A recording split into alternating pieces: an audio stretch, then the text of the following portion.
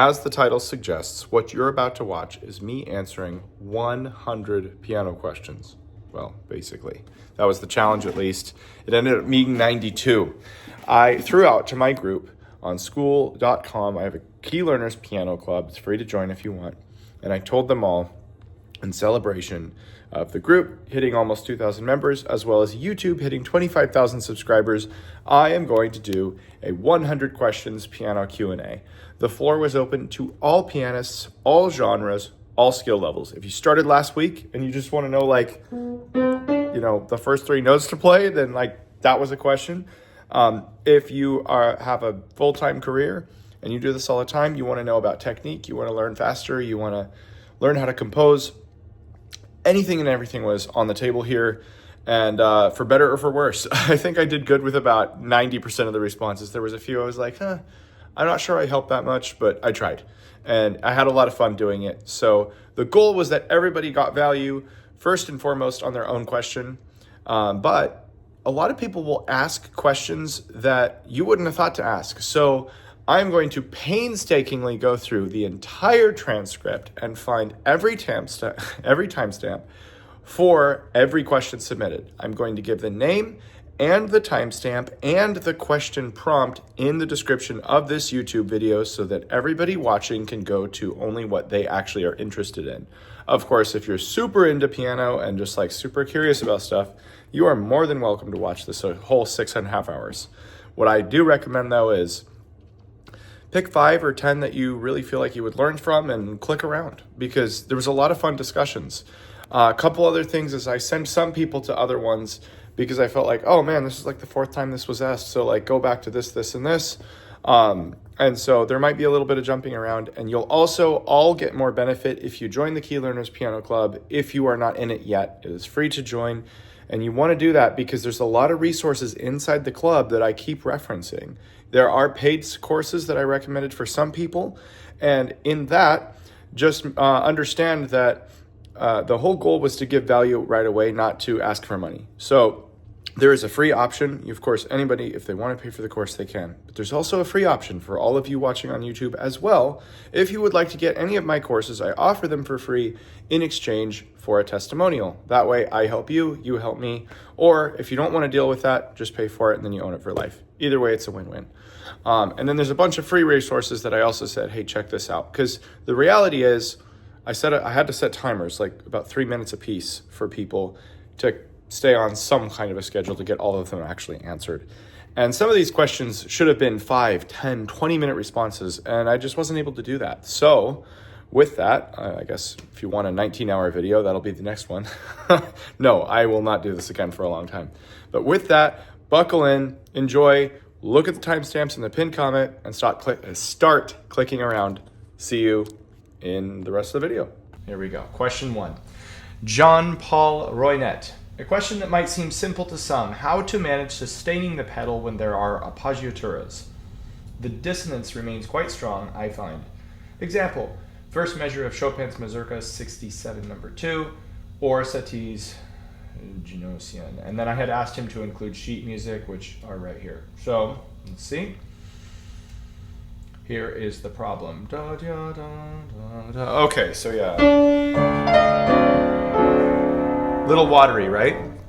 So a couple options here. You could go not super deep. You could put it like a third down or even a quarter down. If I just put it a little bit, here's the test. So you can hear a little ring, but you can also hear the release of the notes.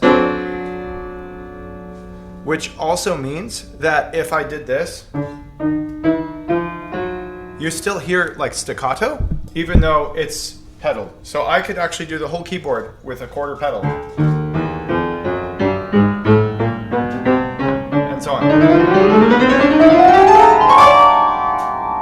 And you get the haze of the sound, but still the clarity.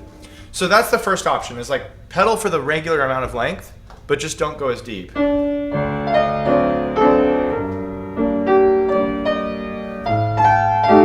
Sorry, I don't play this one. So that's an option. Another option is to nuance it and change multiple times per measure.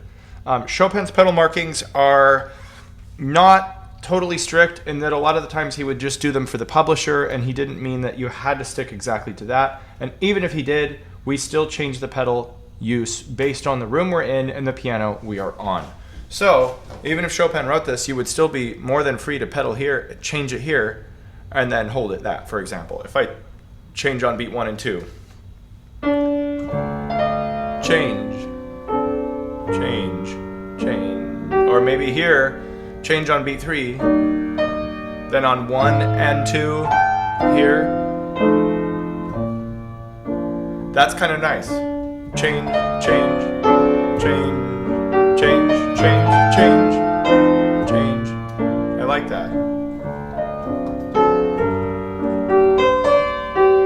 Anyway, you get the idea. I have 11 seconds. So hope that helps. If you have further questions, let me know. I didn't get to the settee, but that's the way it goes. Same principles, just don't go as deep. There's my timer.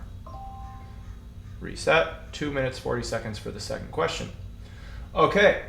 Diana Minto asks, I have difficulty with the smoothness and speed in these 4 measures of Chopin's Béatitudes. I do find with speed and smoothness when I chunk the first shown measure into 4 descending note chunks, but connecting the chunks quickly and smoothly is an issue. Perhaps a short video showing me an angle for the hand crossover might do a trick. I'm unsure which note to begin the trills on. All right, let's take a look. Yes. Okay. For the trills, begin them on the beat. That's what most people do. Again, a piece I don't really play, so it's my best attempt. For this, though, what this reminds me of is the black keys, which is like it triplets, right? 1, 2, 3, 1, 2, 3, 1, 2, 3, 1, 2, 3. Same thing here. But it's written in groups of 2, meaning like the direction is high, low, high, low, high, low, high, low, high, low, high, low, high, low, high, low, high, low, high, low. So it's 3 rhythmically, but 2 in the pattern. That's part of the issue. So before I think about flowing with all of them, I would double check the fingering that it makes sense in terms of like naturally getting from one group of 2 to the other group of 2. I haven't played this, so best guess, and I don't have time for doing all the fingering here, but like 4-2, 5-3, 5-2, 5-1, for example. Because if you think of that as a group, and then the next one, and then the next one, then the next one, so maybe like 5-2, 5-2, 5-1. And then you see all those groups lead into each other. That would be my recommendation. Practice it like I just did, block 2 at a time. So these 2, these 2, these 2, these 2, these 2, these 2, these 2, these 2, these 2. See, and then you see it differently. It's like minor 3rd, perfect 4th, 6th, 5th, 6th, and so on. Octave, 7th. Winter Wind is the same, where it's like written in triplets but felt in second or felt in 2 at a time. If you practice them in short blocks like that, I would do a thing called add a note. So do 1 group of 2 notes, then do 2 groups, then 3, then 4, then 5, 6, 7, until you hit about 12. You have a whole measure that way, and you build your endurance over time. I am at time. Hope that helps. Thank you for the question.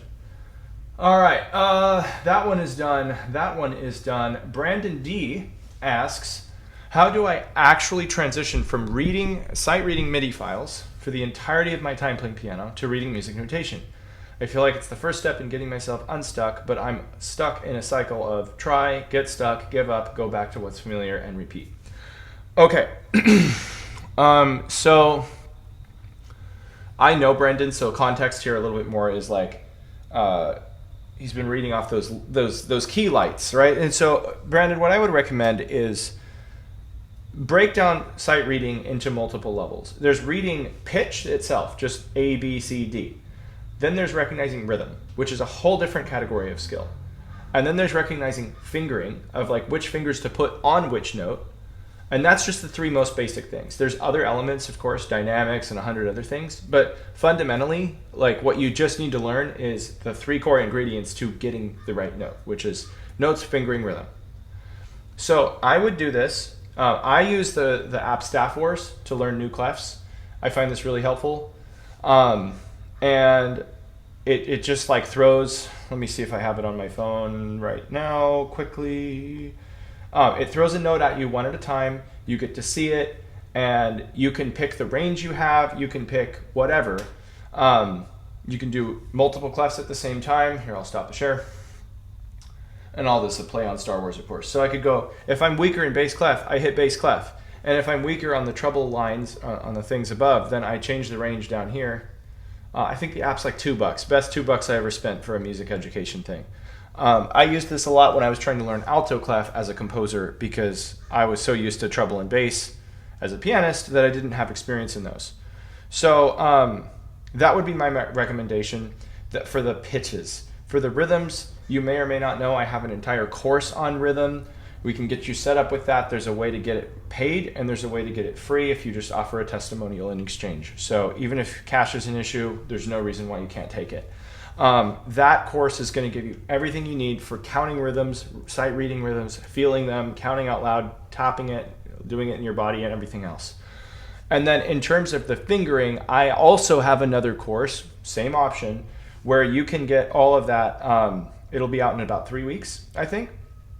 And it's going to be all the principles you would need to decide fingering and find the flow of the fingers. So there's that. Those are the 3 things that I would do. It should take anywhere from 6 to 12 weeks of heavy grinding on that. Let's say 20 minutes a day before you feel like dramatically better. But once you do that, you'll be there. So I'm at time. Whew. Next question. Hope that helps. 2 minutes and 40 seconds on the clock. Mayank asks, in order to really understand a piece, what are the components I should break it down into? Chord progressions, motifs, left-right rhythms, 3/1, etc., melody. Then what's the best way to get the relevant exercises to learn these components in a way that is a graded challenge, yet has wins to keep me motivated? Oh man, okay, this is like a whole course. Let me recommend, especially since you're one of the VIP members here, you have access to all my courses. Let me recommend you go to month 1 course right here. And just at least watch the first 2 weeks.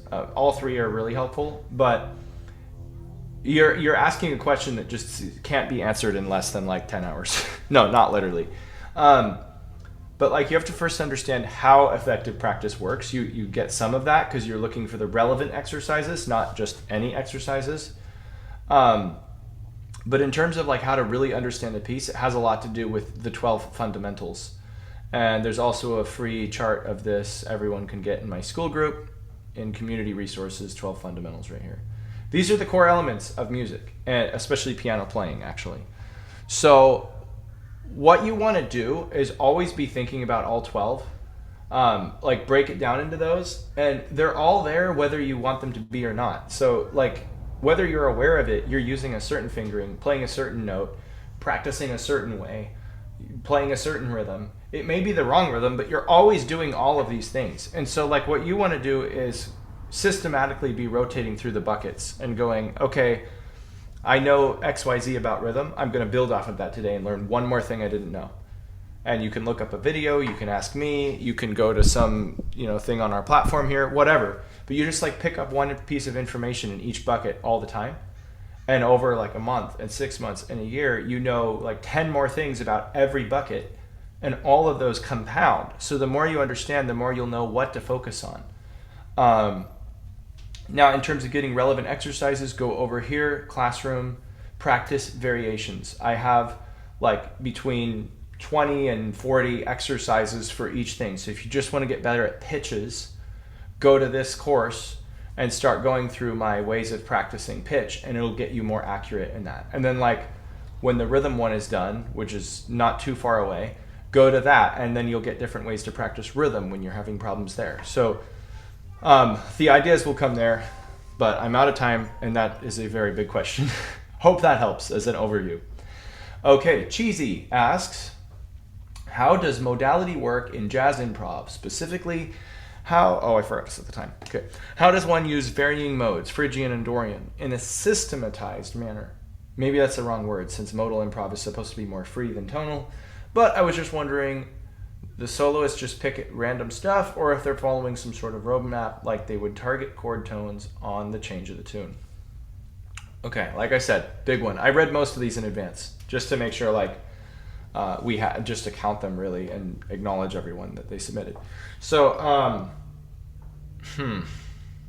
I feel like there's many ways I could go down this path. So I'm going to give you the basics. I don't know how much you know or don't know. You know a little bit since you're talking about targeting chord tones. But let's just say, oh, I'm not even screen sharing this whole time. I thought I was. Crazy.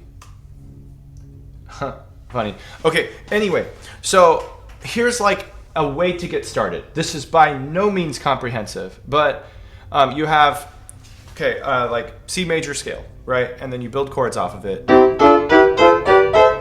1, 2, 3, 4, 5, 6, 7. And then if you did a scale from that chord, it would be Ionian. And then if you go to the 2 chord, it would be Dorian, which is like minor scale with a flat 6. And then if you did the 3 chord, it's the minor 3, you get Phrygian.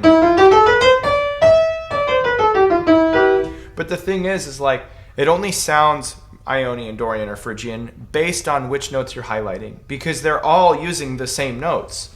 So if you're starting and ending on E a bunch,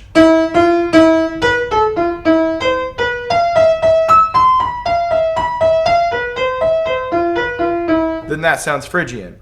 But if you just have a bunch of E's, but you're going back to C all the time,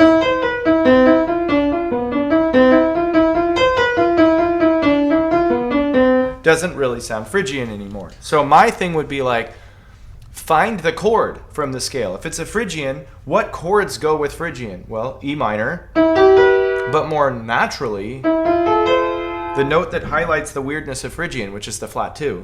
So maybe like an F major 7.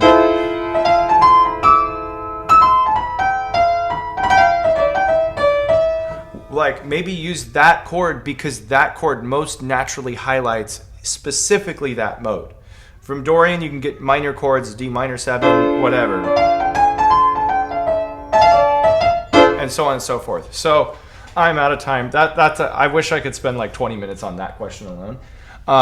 Just think, improvise your notes mostly based on not only the mode, but on chords that highlight the mode. All right, here we go. Starting 240. And next question. Elaine Borchers, I never tried to say that out loud, sorry, asks, how do you transcribe and transpose the music you're learning to the other major and minor keys? Okay, I've done it in many ways. I don't think there's a perfect way. But the earlier you start this, the better. I know you've played just a couple years, so like you're well off in this regard. If you had played like 50 years, then it's kind of hard to go back and relearn this. But I would recommend taking something that's so easy you cannot mess it up. Like you could play it in your sleep, eyes closed by memory. So, you know, a C major scale. Or a Czerny exercise that's a little harder than the scale.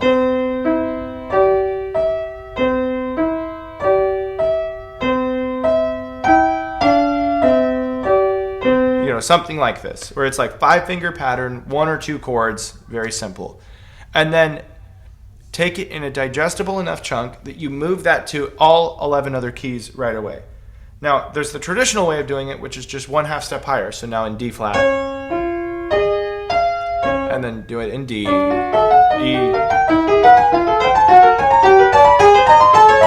and do it through all the keys. I actually like to go out of order. So I have a chart of all the keys, and I just check mark when I've done them, because if you go C to D flat and then D flat to D, you're kind of almost just relating it to what you just did and going, oh, it's 1 key higher, versus truly knowing it for what it is, regardless of context. So if you go like C and then A flat and then down to B, then G, F sharp, D flat, E, E flat, A major, F, you're jumping around all over the place. You'll have a lot less like predictability in it.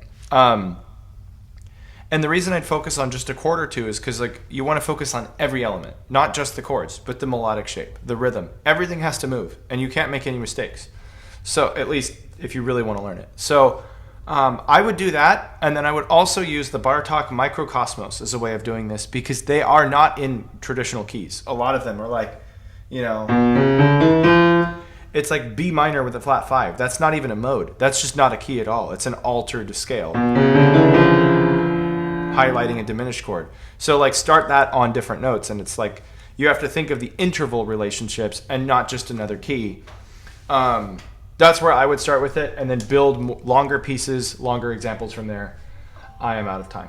So, hope that helps. All right, back to screen share. We have 2:40 on the clock. Taylor Child, just remember, you brought the sun yourself. Indeed I did. I don't know how I'm going to feel in 3 more hours, but how do you slay the white whale, water nymph, the Revel Ondine? Where do you even start? For context, I've played a bunch of really hard stuff, so I should feel like I should be able to do something like that. Yet I look for the score for anything by Ravel, and my brain turns to mush. It's 3 hands, 9 fingers, 2 thumbs, yeah, on a 3-manual piano. I get it. So just making sure there wasn't anything else added to clarify this. He's got huge hands. All right. Oh, whoops. Hang on. Sorry, I clicked on someone's profile. Oh man, I think the thing is like you have to get so good at problem solving that you don't see the piece as hard. It's not one big monster. It's not one big white whale. I mean, how do you eat an elephant, right? Like one bite at a time. I don't know where that even comes from, but it's that idea. It's not one whale you're tackling. It's like 86 different whales. Or actually 86 different bugs that you just have to go squish. And it's not that it's not hard. It's freaking hard. But it's only freaking hard if you see it as I have to solve all these problems. And then you put a timeline on yourself and you go, oh my gosh, I can't learn it in 2 weeks. Yeah, you can't. Nobody can. There's probably like 5 pianists on earth that have ever done that. Martha Argerich being one of them. And she might be the only one. So the point is like, divide it into sections based on the texture and the rhythm changes, and like when it's jumping to different octaves, or it's like clearly a new part. And there's roughly, I'm going to say it's every 2 to 4 lines, sometimes a little bit longer of one thing or whatever. But like even if it's the same right hand texture, maybe the left hand changes to a new melody or something, and like that can still be a section because it's like handled in a different way. And then what I want you to go through is label every single section as what makes it hard. Not just, oh my gosh, this is hard, I hate this, but like why. So the beginning,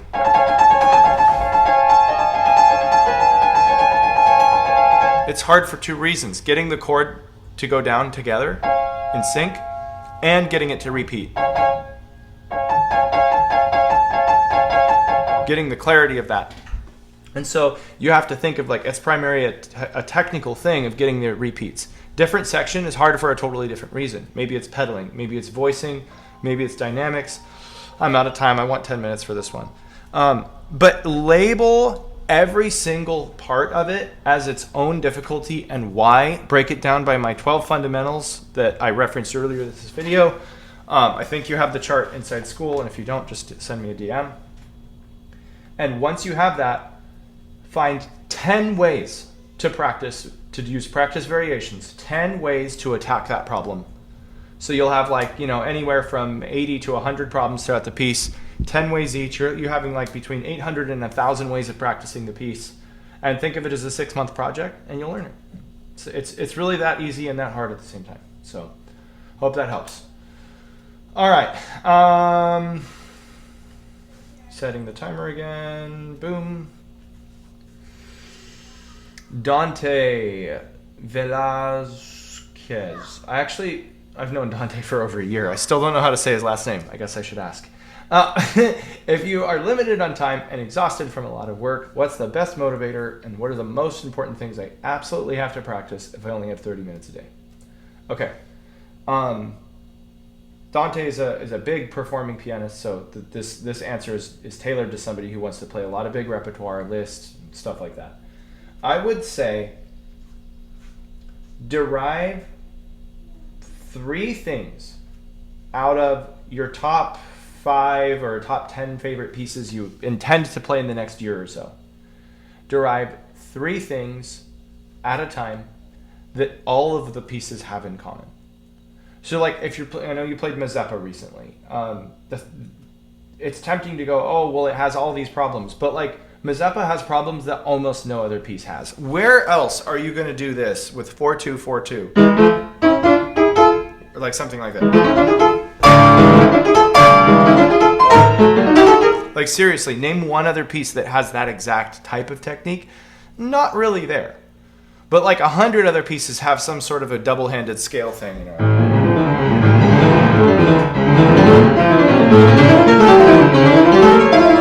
Something like that. So it would be more advantageous, if you're limited on time, to work on the things that are going to give you benefit on other pieces versus the things that are only benefiting that one piece. La Campanella you played recently. Like, how many pieces have a 1-4-5-4?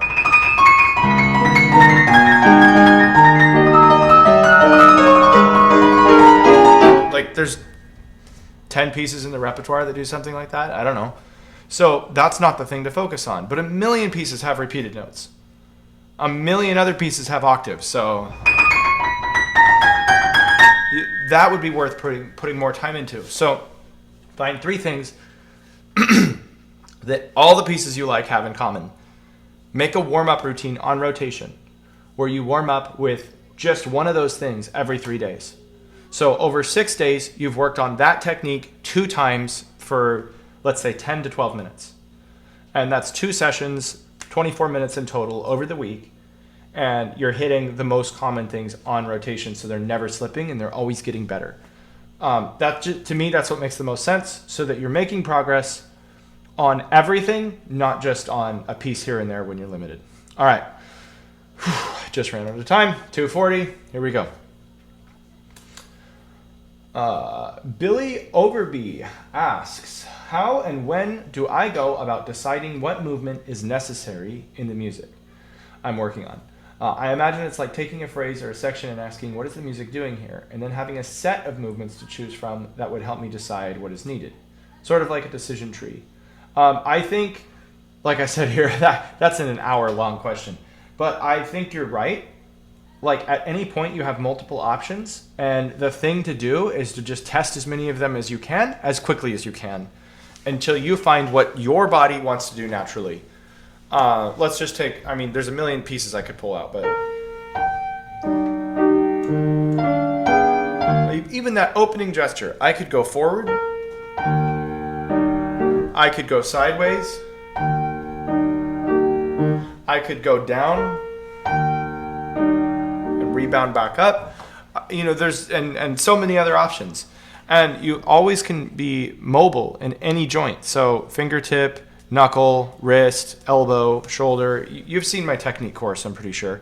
Because you even did it twice, I remember. So it's just knowing like every single joint has the possibility of moving, and it's never one or the other, it's a combination. So what I would first do is isolate them just to see how they might feel.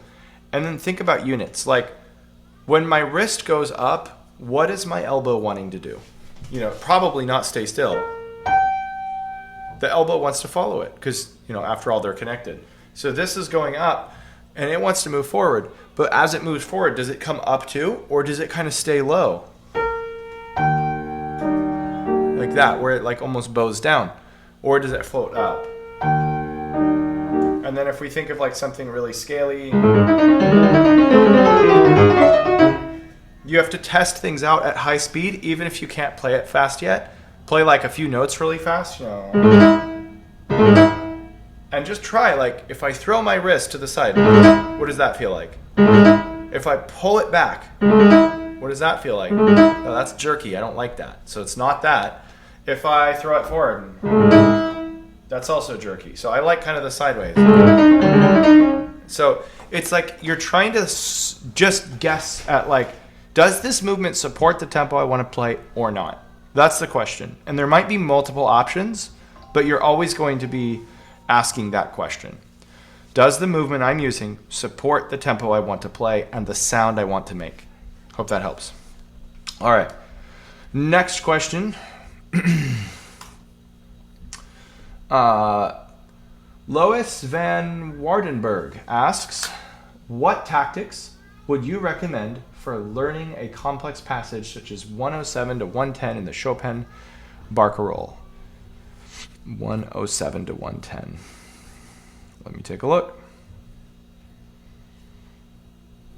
107. Okay, so we've got octaves, single notes, chords, voiced melody on top, rolled note stuff, accents, dotted rhythms, all sorts of craziness here. This is like a general thing I always recommend to everyone. Learn the lines separately. So you got a bass line, which is the octave in the text here. It's all F sharp in this case. And then you've got the quarter note double stemmed out of here. So that's the D sharp, E natural, E natural, D natural, D natural, D natural, D natural. And then you've got the chords. 1, 2, bum, bum, bum, bum, bum, bum, bum, bum, bum, and so on. Sorry if I'm playing some wrong notes or in the wrong key. So that's 3 elements to the left hand. And then you've got, of course, the melody on top. I don't need to play that. And then all the filler chords. So there are literally 5 different parts here. And that's not even accounting for the counter melody, da, da, da, da, at the end of each measure in the right hand. So it's almost like an implied 6th part. So learn them all separate. But as you do that, also like play it slowly all together and don't worry about lines or holding or pedal. Just get the fingering written in right away. That would be first step. Get fingering, because when you play the lines separate, you want to play those separate lines with the fingering you're going to use so that you're actually getting some like practice into the context. And then you layer stuff. So like maybe just the bass with that dotted quarter thing. And then maybe the bass with just the chords. And then the bass with just the melody. And the bass with just the right hand chords. And then maybe the middle line with the accompaniment, no bass line. And like any combination you can think of. Because each time you're getting one step closer to the final product and you stack them until you're playing 2, 3, 4, and 5 lines at a time. And you're no longer thinking of it as a bunch of notes. You're just thinking, it's like I have 5 friends and I brought them all to the same party. But if you're not friends with them first, it's going to be a really boring party because you don't know who any of them are, right? So make sure that you know them all first before trying to combine them. Okay, 2:40 on the clock. Richard's question. Richard Amon Tight. I want to get so good at improvisational on guitar and piano in the realm of Baroque mainly that I'm able to improvise at least a 3-part fugue. We need to bring improvisational playing back to the Baroque classical romantic music spheres. A famous pianist was very famous, knew basically all the piano repertoire, and yet confessed his deepest regret that he couldn't improvise 2 notes. We need to find our own musical voice. Okay, first of all, I have a class I did with Van Cliburn medalist Sean Chen. Go to right here at the bottom of community resources, free paid training samples. These are normally part of the paid program, but I gave 3 of them away for free. Go down to Sean Chen on the need for improvisation and development of artistic freedom. Sean Chen is insane. He's like one of the best pianists alive, can play all the hard stuff. In my opinion, he should have won Cliburn 2013, but that's beside the point. I brought him on as one of our monthly guests inside the Key Learners Club. He talked for 45 minutes to 50 minutes maybe about exactly what you just said. So he can tell you so much more than I can say in 2. But basically, the way I teach everything is like break it down by level and like gradually increase that level until you reach the final product. So think of, can you even improvise 1 line, like a fugue subject that would sound good, right? Like you obviously don't think about 3 parts until you can make an interesting melody that's like complete in and of itself, has a beginning, middle, and an end. And then, are you really confident in every key so that you can harmonize in thirds, in fourths, in fifths, in sixths at will without any hesitation?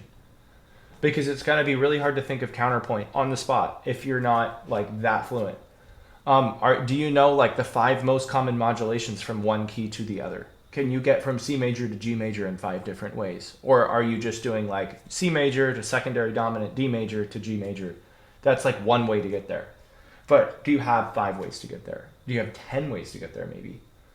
You know, direct modulation, chord in the middle modulation. I have 10 seconds left, so I can't get into all of them. But like, write me a list of as many possible sub-skills as you can think of and submit it to me. And then send it to me in the DMs, and I will put it out there and go, okay, here's the 200 things you missed, and then develop one at a time, and that's where you're at. If you want to actually have this goal, you're looking at like probably a 2-year project of consistently working at it. That doesn't come overnight. But I'm totally with you. Improv is awesome, and that's why I interviewed Sean specifically on this, because he's one of the best improvisers alive. And yeah, learn what he has. All right. Whew. Angelica, I'm not sure. M asks, what do you think of the hairpin theory? The idea that during the Romantic era, hairpins are more to do with, I'm summarizing this because I know this, they more to do with timing versus dynamics. I have not seen the Ben Lottie video or the tone-based video, actually. To be honest, I am always intrigued by this stuff, and I just like often don't write it because... or I don't study it all because I'm making videos myself and I just don't have time to watch everything. However, I've heard of this theory. Mark Salman was awesome on it. He talked about it all the time, and so it's definitely a thing. How much of a thing and like in what way, I don't exactly know. But for example,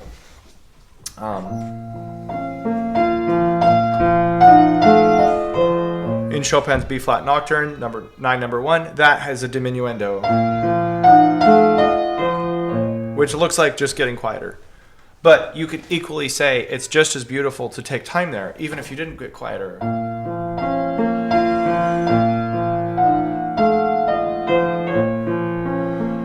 Maybe it's even crescendoing.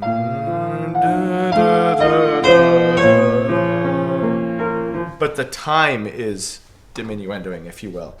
But then even there, sometimes like the crescendo marking, the hairpin, sometimes it's getting faster and sometimes it's getting slower. So even there, like between, Mark Salman would say this, between Chopin and Brahms, some of their writings and students and people that heard them would be like, well, when they wrote that, it was louder. And then others would be like, well, no, it was faster. And then others was like, no, it's slower. And so what it seems to me, I know this isn't very concrete, but I'm not like the scholar on this, so this is just what I know for now. It seems to me that almost any marking can mean almost anything. There are traditions and conventions, but like an accent is the same way, you know.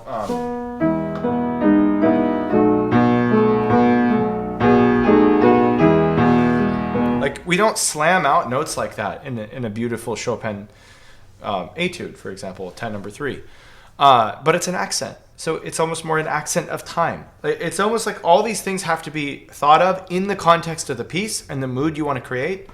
And it's almost the composer just looking for some kind of expression versus like get louder or get quieter or go faster. It's more just like make it beautiful. So that's how I think about that stuff. Of course, as I really deep dive a piece, I try to like be as informed of that piece as I can. But with a short response, that's the best I can say. All right, 2 minutes, 40 seconds on the clock. Stephen DeBeck, hope I said that right, asks, after I've memorized a piece, I can play it well, but after a while, mistakes start creeping in. And if I leave it alone for some time, I forget quite a lot. If I leave it for a few months, it's almost completely gone. It then becomes very frustrating to pick it up again. Do you have any tips and tricks on to retrain a piece in memory for longer? Okay. I think I'm 99% sure you've taken my memory course. So start there if you haven't. It's in the classroom down here on the Holistic Piano Memory Blueprint. It's got all the basic tactics I've used over the years and some advanced strategies as well, and even like some coachings I did with students that you can watch and get some awesome takeaways from. I would start there. But I think the reason you lose a piece is multifaceted, but the main thing is the less elements you used to secure it basically then means that you have less holding you on as you continue. I didn't word that the best way, but okay, you're holding one rope in a windstorm, you're going to fall over. You're holding two, you have a little more leverage. You're holding 3 or 4 going in front of you and behind you, you are secure on all ends. So you're not going to get thrown and tossed by the wind as much. And it's that way with learning. Like the more pathways we cement into our final product, the better we know it. So if you've really thought of the rhythms, really thought of the pedaling, really thought of the inflection and the dynamics and every aspect of it individually, and like done different things to practice all of those, you've like became that piece. It's not just like muscle memory where it's like external. You actually built it so internally that you can't forget it. So there's a lot of pieces I could sit down right now and play, several minutes of. And I haven't practiced many of them in a couple of years. So that's part of it. The other part is there is some review. Like even those pieces I would have to polish if I wanted to like truly perform them. I'm going to forget a few things here and there. We can't actually do everything on everything. You never have enough time. So you have to balance like what are the things that tend to trip you up the most? What do you have the least amount of experience with? If you're playing Schubert and you've played scales all your life, you probably don't have to like practice the scales as much. And you should think more of the left-hand melody and voicing. But if it's your first time playing scales, you should like learn that scale and a few keys, with more and less flats, and do it in thirds, do it in symmetrical inversion, and do all sorts of crazy things to learn that scale so that you have more skill in that, more ability in that skill long road. If it's brand new and you have less experience to draw on, you will forget it faster. And the faster you learn a piece, the faster you forget it. So if you learn a piece, do 1,000 repetitions in 2 days, and you barely get through it, it's not going to stick for very long. So hope that helps. Whew. I'm talking really fast. I normally don't do this. 2 minutes, 40 seconds. Cynthia A. asks, what do you recommend I do to go from grade 7 to diploma in the next 3 to 4 years? Here's what I've done. I'm learning to play Arabesque 1 by Debussy, just finished performing Clair de Lune at a recital, and learning all of Oscar Peterson's exercises. Those are so much fun. I love those. Taught him before. I'm part of several free and paid adult piano learner communities. How do I get to the next level? Okay. Holy cow. I don't know if you have a teacher. If you don't, hit me up. I teach. I have a history of literally getting people 2 years of growth in 3 to 6 months, like 4 to 8 times faster than other teachers give. I'm only saying that because you have a big goal and it's a long goal. This isn't like how do I learn 12 scales or something in 6 weeks, and I could be like, oh, just do this, this, and this. What you're asking cannot be given, even if I responded for, let's say, 45 minutes right now. What you're asking couldn't be like truly given in one response, one answer, because it's going to require a follow-up of like, oh, well, here was the plan, but how's it actually going? What are the roadblocks you're hitting? And so on and so forth. Like all that is going to be part of your struggle here and your dilemma. That said, I've got a lot of things on practice. If you did nothing else, go through my practice month 1 efficient practice blueprint course. It's 21 days. They're mostly short videos, like 3 to 5 minutes. So you can get through it like before you start practicing, watch a video and then just apply that principle into your practice that day. And in a month, you've gone through it all. If nothing else, the biggest leverage you're going to have is how efficiently you spend your time, and not just how efficient, but how you focus on what to learn. You don't go from grade 7 even to grade 8 without lasering in on the things that you're not good at and having a plan to cut them in half, to overcome them. And all the stuff you need is here. The feedback loop, the Harvard stuff, the 20 times 5 strategy, the idea of talking out loud in your practice and what to focus on, how to exaggerate. Like, I can't recap that in 2 minutes. There's just no way to do it. But if you were to change nothing else, I would say like, you're obviously already very advanced because you're playing big repertoire and you're already grade 7. So you don't need to learn the basics. You need to learn how to focus on the gaps you still have and cut them out of the pathway right away. Hope that helps. All right. And by the way, if you're curious about how to get that course, just send me a DM. There's a free version and a paid version. They're the same course, but it's just like you can pay for it and own it, or you can get it free by giving a testimonial after you take the course. So no excuse not to get it there. All right. So Natasha, you set the timer.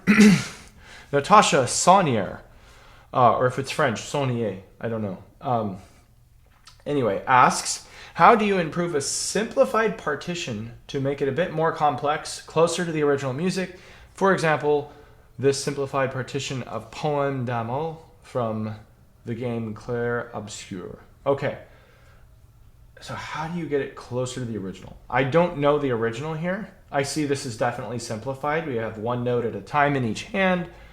Not a lot of jumping around, so clearly like it's not too hard, and probably you're wanting to play it like more beefy and more filled out. So my recommendation is this. There's two approaches I would take. If this was from a game I played and I wanted to do the original, I would see if there's a harder sheet music first of all, like, because there probably is somewhere on the internet. But if there's not, then I would start filling things out creatively based on like the chords and texture. So for example, if you can play all of this, I've never heard this, so I don't know what tempo or anything. Oh, wait. 1, 2, 3, 4. Yeah. 2, 2,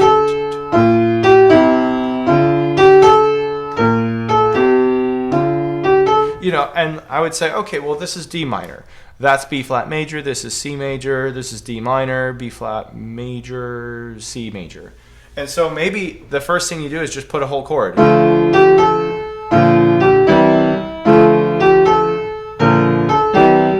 And then maybe you fill that out with like an octave and a jump.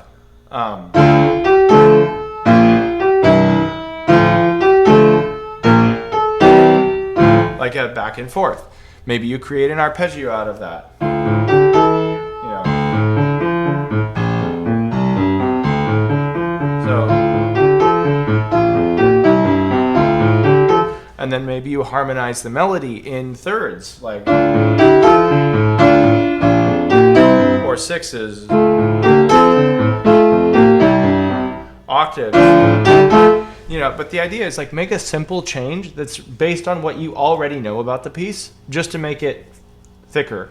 Go up an octave, cross the hands, add something fun, and like just think of it as a way of being creative. I'm almost out of time, but I reference you also. I mentioned this earlier. The Sean Chen class. Go to free tutorials. Go down to free paid training samples. And go to the third one, Sean Chen on improvisation and development of artistic freedom. That is an amazing class. It's going to teach you a lot of the things you would know for this type of skill of being creative. Have fun and good luck. All right. John Fisher asks, hi, Aaron. Thanks for this opportunity. I am struggling with hand independence. I am new to piano. Are there any specific exercises I should be doing? Hands separate first does not seem to make any difference. Okay, as I wrote here, I made a post on this the other day, and I have a YouTube video coming out on this in roughly a week that's going to really break down hand coordination like nobody's ever heard it. It's going to be super fun. But for now, let me give you like the one thing that you're going to get the most leverage from is just getting the rhythmic independence. Most people can do notes all day and they don't have rhythm, or they struggle with rhythm even in a subtle way. When you rely on rhythm and you feel the pulse moving you forward, it almost forces the notes to get right. So what that looks like, let me make sure. Okay, that didn't unplug. Good. It would be like learning all your proportions of 2 to 1. You know, 2 in this hand as you do 1 in the other. 3 to 1 and 4 to 1. And the thing is, that sounds overly simple, but actually there's permutations of all of those that get quite complex, because you could have rests thrown in there and it's like over a grid of 4 events, but you're not actually playing 4 times. So in my month 3 rhythmic mastery course, there is the 3 to 1. Let me just show you like one of the charts, for example. with choreography. There. Okay. So we have one note held while the other three are played. But then you have play, play, rest, play, rest, play, rest, play, play, play, rest, rest, rest, play, rest, rest, rest, play. Those are all 3-to-1 ratios. And so you could, at any point, you could have this is the right hand and that is the left hand, or this is the left hand and that is the right hand, and then all 7 of these possibilities. So the most basic thing ever, like 3-to-1 ratio, actually has all 7 rhythms and then either hand permutation. So 14 possibilities of how you would feel 3-to-1 ratios. So given that, I think your goal should be to master all of these. And it'll be under day 6, day 7, and day 8 of this course. It's also in my free piano guide if you don't want to do the course. Though the course is like 10 out of 10. Highly, highly, highly recommend it because it's everything I wanted to have 10 years ago and didn't have. And I would have knocked off years of study had I gotten this myself. So anyway, if you want to get it from my guide, it's in the rhythm section. The charts are all there too. It just doesn't have the video of me demonstrating it and explaining it quite as much. But in any case, that's what I would get. If you get the rhythm part down, you'll save tens, if not hundreds of hours in the long run. Okay, so here we go. And here we are, like not even close to it. I am already getting tired. That's fine. Hang on.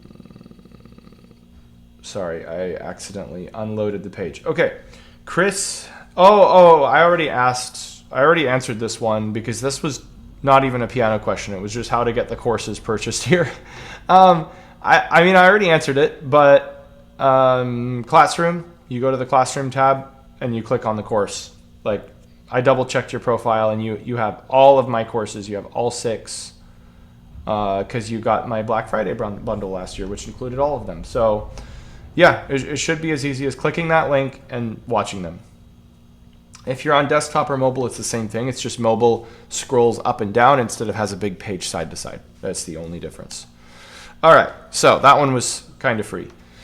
Preslava T asks, all right, if you were a late beginner and wanted to make the most of your practice time and advance in your piano skills and education the furthest within 8 months, that's very specific, and had 1 hour a day, 5 times a week, how would you go about improving the overall control and skill level the most? Would you isolate and target different techniques and work on them based on short examples and various pieces? And allocate a part of the daily practice time for scales, arpeggios, breaking chords, and music theory, and a small portion of the time sight reading new pieces as well. What skills would you prioritize, and what would you work on specifically first? Oh, man. Oh, that's how I reacted here.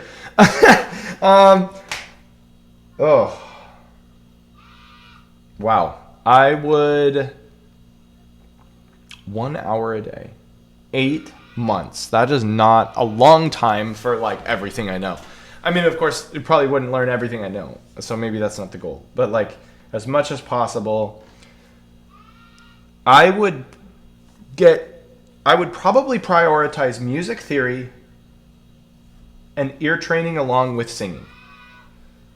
And then the reason for that is because it's like the building blocks of understanding. So I would learn not just like what is a D major scale or something, but I would like get fluent in all aspects of theory. Just learn everything about everything. So like, don't master any one scale. Learn all of them as fast as possible so I know how they all work. Every major, every minor, all the modes. I would then, in that key, learn all my chord progressions, all my arpeggios, and all crazy stuff like within that, so that I just feel like I know the whole layout of the piano and all the basics. And I would not try and get any of them that good or that fast. I would just want to say, like, if you asked me, I wake up, the drop of the hat, what's the D major scale? I'd go D, E, F sharp, G, A, B, C sharp, D. Like, I could just do that. And then I could show you, here's the chords. And then I could show you, here's the arpeggios. And here's a common progression in D major. And I'd play like maybe 5 to 10 progressions. Like, I would get so good at all of that, everything else is easier from there. Because then learning accompaniment, memorizing, internalizing, recognizing patterns, all that is easier when you have that knowledge. So I would do that. I'm already out of time. I'm going to speed through this. Then I would also move next to like quick decision making on fingering, because that will give me the most leverage for technical security, for memory, and for sight reading. So it's like 3 benefits in one. Learning to the difference between a good and a bad fingering, how to decide it and how to stick to it, is a game changer. So I would do that, and then I would probably at that point focus on my practice habits like alongside that. Like if again, it's like restarting, knowing what I know now. I'd be like, okay, I'm going to take my own course. I'm going to take the Aaron Petit practice course alongside everything I'm doing, so I'm optimizing my workflow. And maybe I would just spend like 5 to 10 minutes a day thinking of a new practice principle and then implementing it. So it's not taking away from my practice time, but I'm not also assuming I'm doing everything right. Because you need to put in the time yourself. You can't just learn from videos. But if you learn from videos of 60 minutes a day, you won't actually practice. So it's like it's the right balance. So music theory, fingering, which naturally helps your sight reading. Then I would go to rhythmic control. Master all elements of rhythmic coordination. And when you have those 3 things, I think everything else after that would be easier. So hope that helps. All right. Ariel Dorsey asks, how do you know when you're good enough?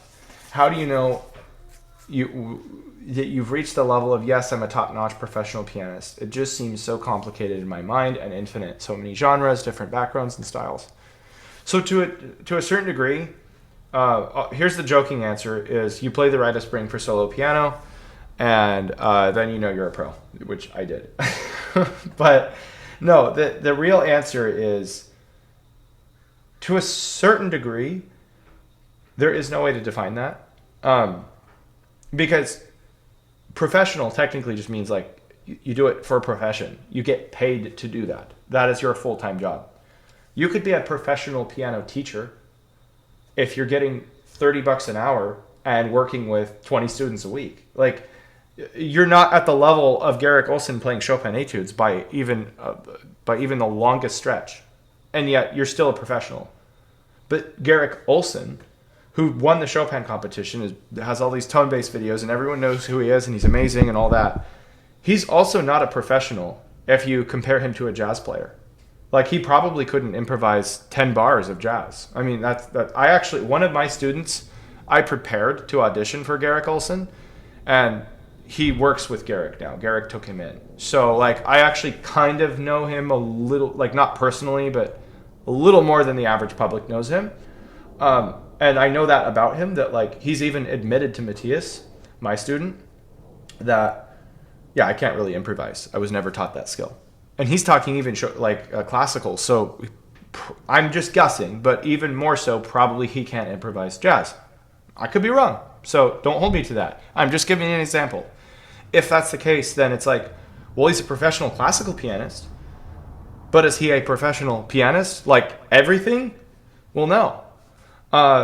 And then what about like composers? Like back in the day, Rachmaninoff, Chopin, Liszt, Brahms, they also wrote music. And almost no pianists today do that. So it's like the definition of professional would have to be more clear for me to say, here's when you've reached that level. I personally don't think you should even think of that title. Like, what does it matter? Everyone should be an amateur. Everyone should do it for the love of it. And then some of us just happen to get paid, and some of us happen to do it more than others. That's how it is. So be an amateur, improve your skill every day, learn as much as you can, be super creative, and that's what makes you a pro in my mind. It's like the mindset of that is what gets you there. It's not the skill. Because I guarantee you there's skills I don't have, and I don't know anyone who wouldn't consider me a professional. So it can't be a certain skill set, because Miles Davis probably couldn't play Chopin half as well as I can, and I can't play jazz half as well as Miles Davis can. So it's not an example that you can't relate it to a set of skills, is what I'm trying to say. All right, here we go. 240. How to increase the speed of Chopin, Opus 25, number 12. Thank you. Jonah G asks this. I'm saying that for the AI recap at the end so I can find timestamps easier. Anyway, Opus 25, 12. Okay, this is the one. There's two really important technical keys here. The repeated note, the C, E flat, playing a second time. What I would do is learn how to play legato repeated notes without pedal. That is one of the hardest things to do. But you lift halfway where you can still hear the keys, and that gives you enough momentum to get the key down again. So listen to that. I can do this. Just type in Aaron Petit legato repeated notes. You'll see I have a short on this, like 90-second video from, I don't know, 2 years ago or something, where I explain this. And the reason that's important is because if you pop out of the key, it takes you time to get back and it causes more tension. You need the ability to just literally take over the note and feel like you drop into it, like sideways and not up and down.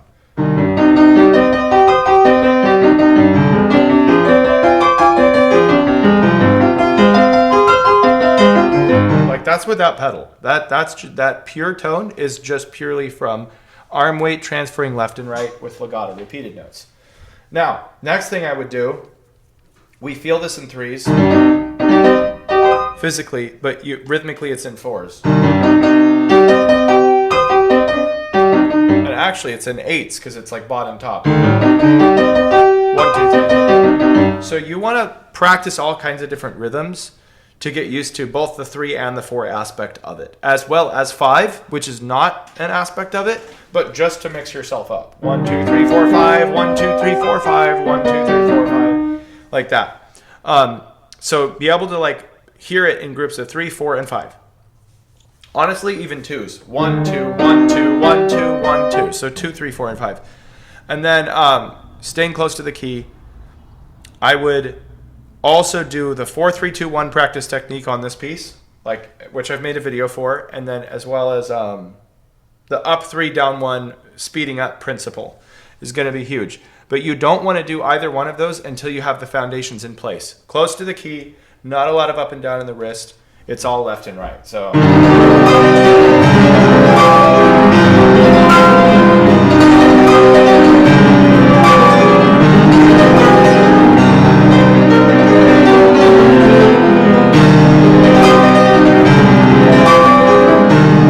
this kind of thing. It cannot have too much of that, or you will literally never get that tempo. No matter how much you practice it. There's a certain speed limit we all hit if we're not moving the right way. Hope that helps. Okay, 2:40 on the clock. Carol Poulain asks, I don't know how to improvise. How can I learn Baroque improvisation? Give me the first 3 exercises to do. Okay. Again, I referenced the Sean Chen class. That is now the 3rd time I've referenced that. I guess this is just a popular one. But go to the free resources here inside the club. Go down to free paid training samples and number 3 here, Sean Chen. Watch that. It's a great class. And that'll teach you a lot of improvisation in general, just like how to be creative. Now, specifically 3 things for Baroque is... there's so many types of Baroque. Like there's ornamented stuff, there's single melodies like the sarabande that's slower and has pauses. There's ties, and then there's counterpoint stuff. So what I would say is I'll just give you some basics that you probably see anywhere. But one of the ways you can improvise is like not actually thinking of the notes, but thinking of the way you're going to manipulate the notes. So if you just play, for example, a melody you already know, let's say Chopin.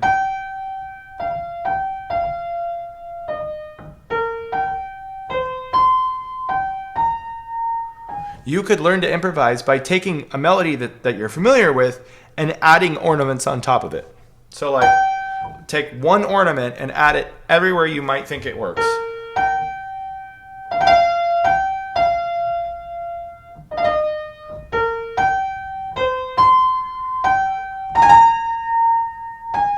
and you just fill it in. And then the next one's like a 4-note ornament.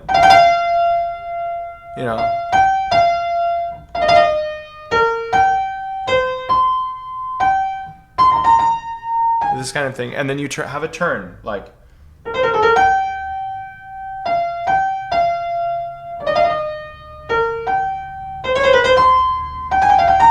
I'd say like you take one thing and you just get used to using that tactic on as many familiar situations as possible, even if it sounds bad. After a while, you'll start improvising melodies that use that tool.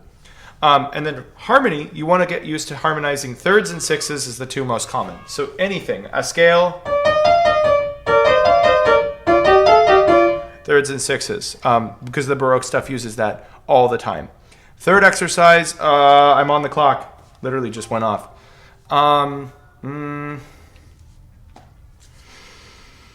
Adding ornaments, adding harmonizations. I would say getting good with like rhythmic ties, because like it's starting after the beat. So maybe I would take a pattern that starts on the second 16th out of 4, or the second 8th out of 4 eighth notes in a row. Like.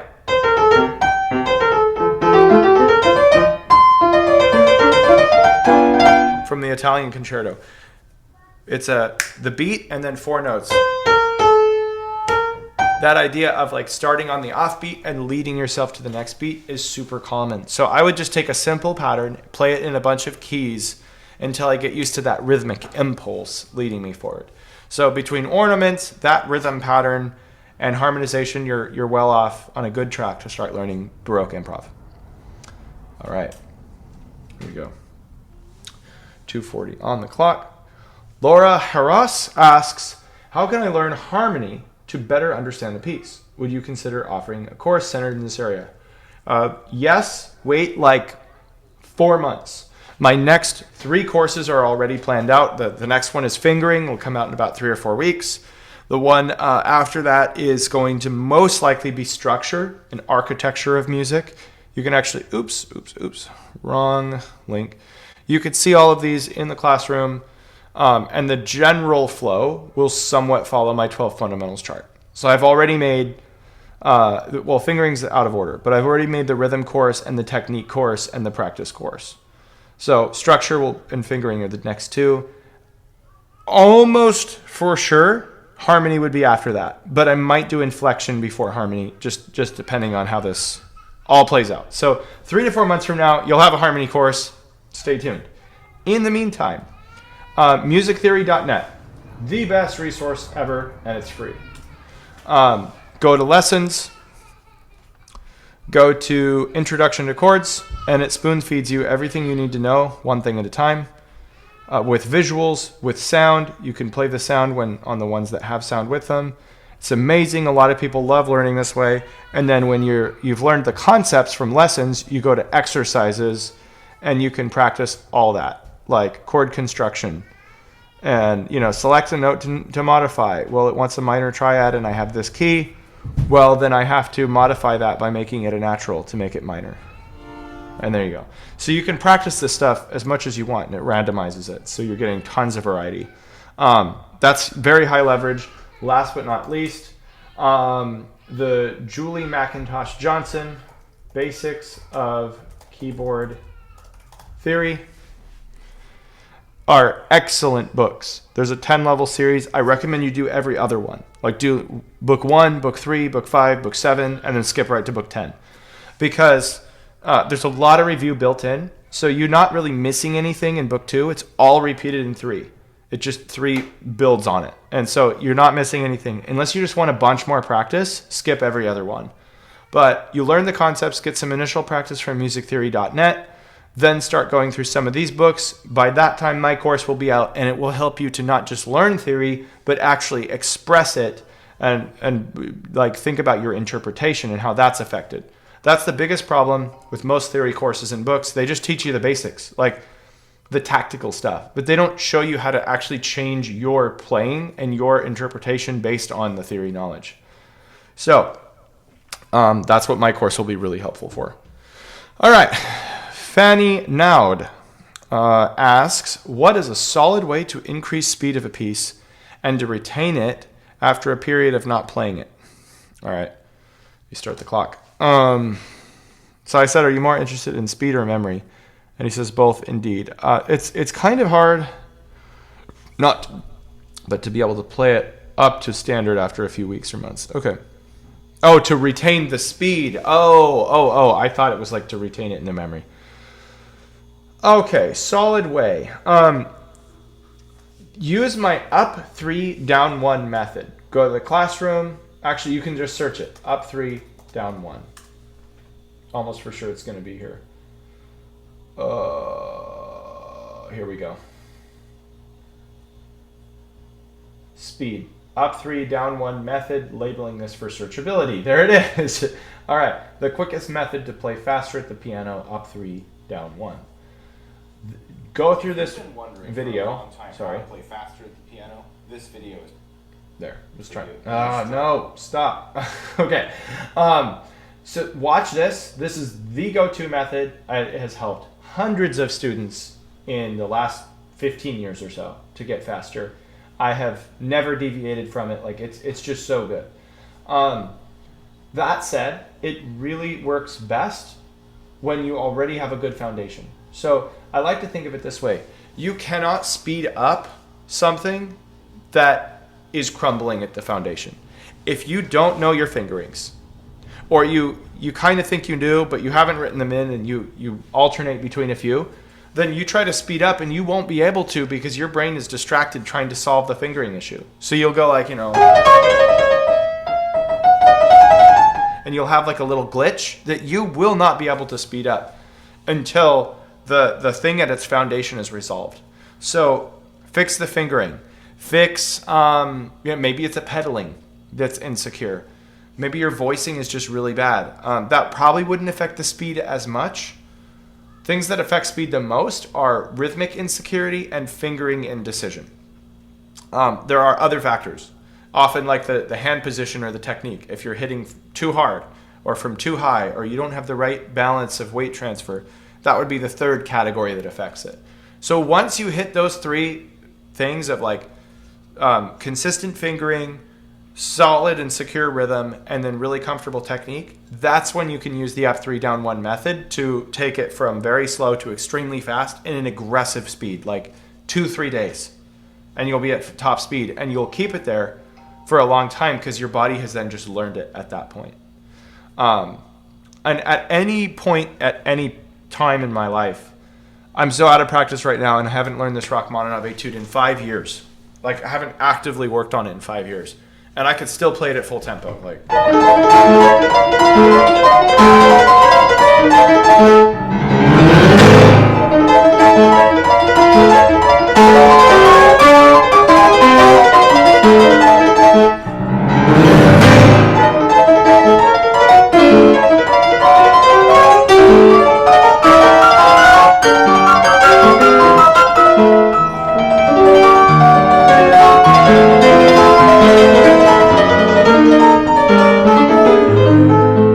It's a little longer than most replies, but I'm not trying to show off. I just felt the need to do that so that you can trust me that works.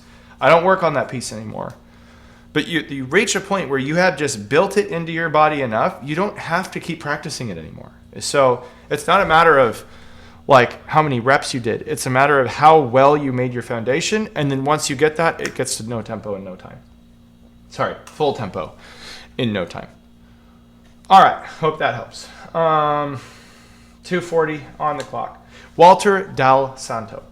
What advice would you give to a 70-year-old starting to learn the piano who has limiting factors such as arthritis in the fingers, some fingers worse than others, if he wants to learn to play to his full potential? Okay, so full potential for everyone is totally different. And I can't really tell you what your full potential is, and honestly, nobody can, including yourself, because it's all based on how you solve problems. So like, let's say you have difficulty playing scales and you just go in and do something and, you you have a sticky thing and you move the wrong way or something, and you've worked at it for, let's say, just like 6 months, some crazy thing. And you're like, oh, I guess that's just my limit. Like, I can't fix it any more than that, so therefore that's my potential.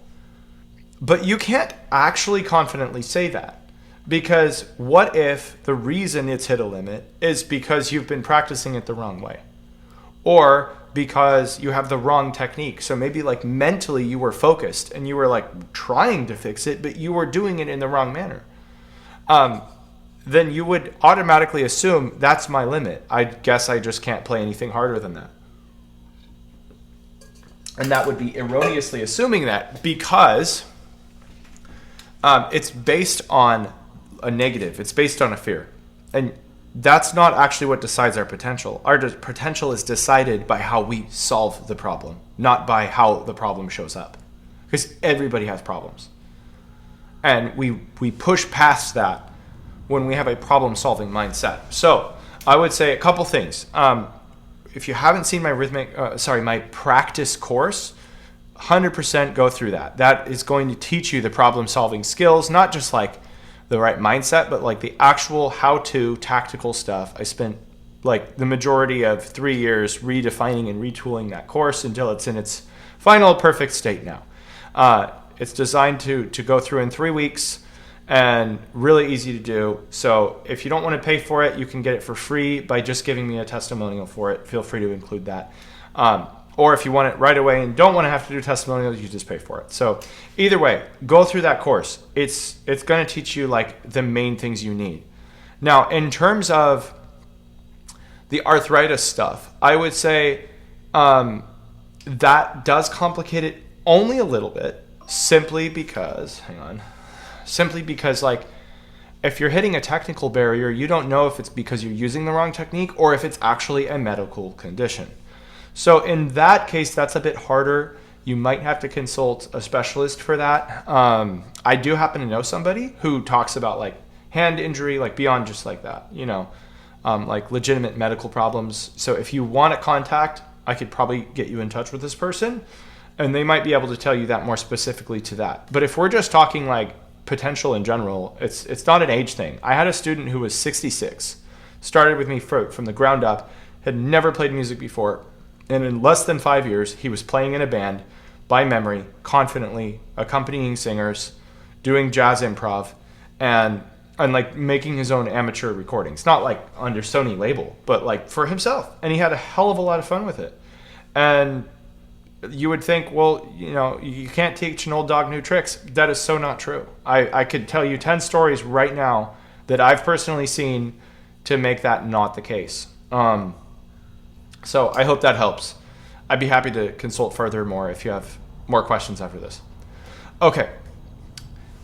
New timer. Kirsten Laufer asks, struggling with Chopin Polonaise Fantasy 242 to 248. How can I practice it to get it in the right tempo and all chords correct? Yeah, like I said in the comments, one of the hardest parts. So think of every technical challenge first and foremost as a musical challenge. So it's not just,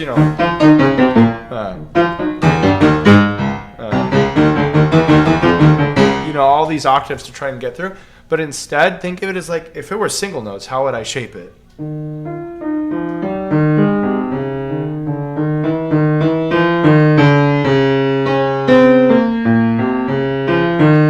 There's a shape to that. There's a beauty to that. And then now keep it in time.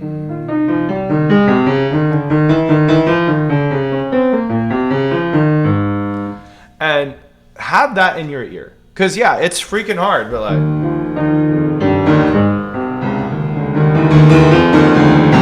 when you have like that roundness and that beauty in your ear, it does make a lot of this much, much, much, much easier. So that's one of the big things. And then, other than that, the right tempo. Okay. When something's repeated, hold it. So,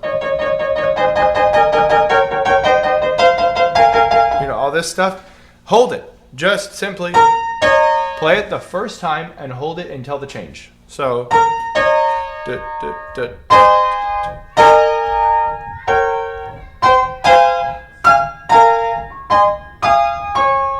Like there, you change the bottom note, but not the A flat. So you could hold the A flat while you play F, D flat, E flat.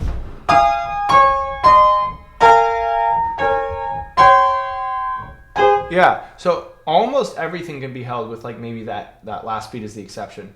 But that will teach you accuracy of chords simply because you're not bouncing in and out of the key so much.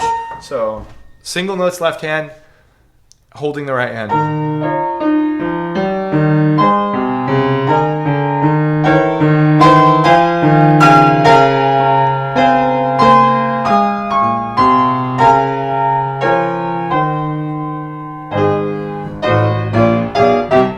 And then for this, I would use the 4-3-2-1 technique. I made a video about this, but play each chord 4 times all the way through, and then play them 3 times, and then 2 times, and then 1. That'll just build quicker speed, but give you more processing time to make the chord change. And then eventually you wean back off to just playing them once, and you're playing them as written. Because that's a different kind of texture that's changing every 8th triplet. So you need quicker changes. That's what I would do. 100% what I would do. And then, crazy advice, I would change the pedal on every single note of the left hand. So, I guess you can't see that.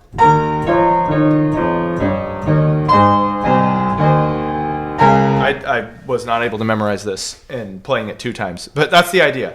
If you can change the pedal, you'll never play it like that, but it's practice variation to get your foot really active and get control, so that your temptation is not to just hold it for like 2 and 3 and 4 beats at a time and then it sounds too thick. That'll blur your ears and cause it to be harder to digest. Okay. Clock. Here we go. Sylvester Pina asks how to plan memorization process of a piece. I'm working on 3.5 page piece.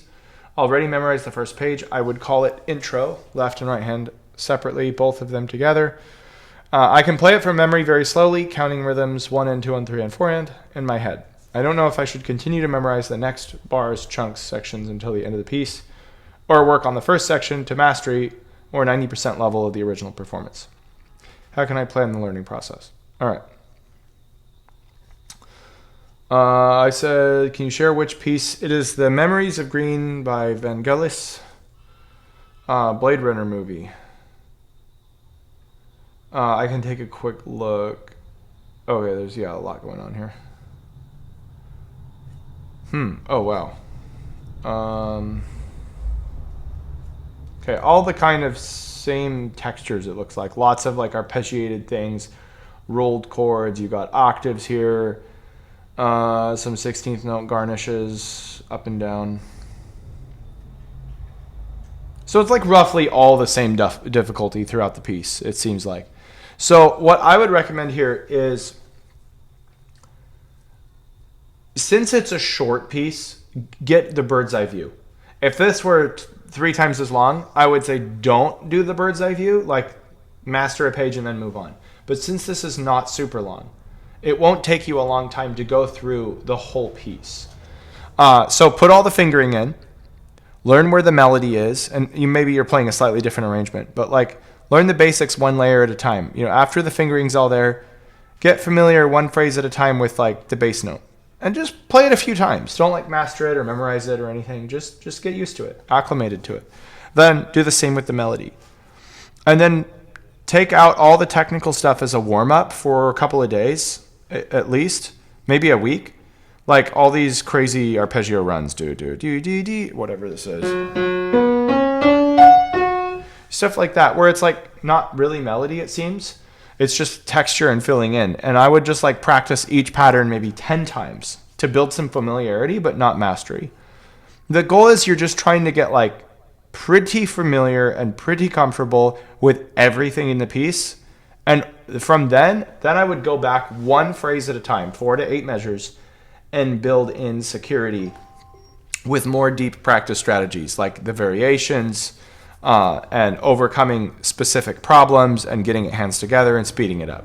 But at first I would just play around with it and just get familiar, maybe end each session for fun just by listening to it once through while watching the score. So you're getting more and more familiar with what you just did and what it actually looks like on the page. All right, so hope that helps. Let me know. how that goes. All right, 2:40 on the clock. When practicing, Claudia Goodall asks, when practicing a short section, how, like just one bar, how many times should I repeat it? 3, 5, 7, or till it feels solid? All right. I don't think there's any other context here. So there's not a number. There is no one number that is perfect for repeating anything. I do have a 5-rep rule, which basically says it shouldn't take more than 5 reps to get something somewhat comfortable if you chose the appropriate difficulty. So if, let's say like, and I don't mean difficulty of piece, I mean the way in which you practiced it. Like if you're familiar with my practice ladder concept. Like Chopin Etude, for example, is really hard. That would be like, no matter what you do, that's hard.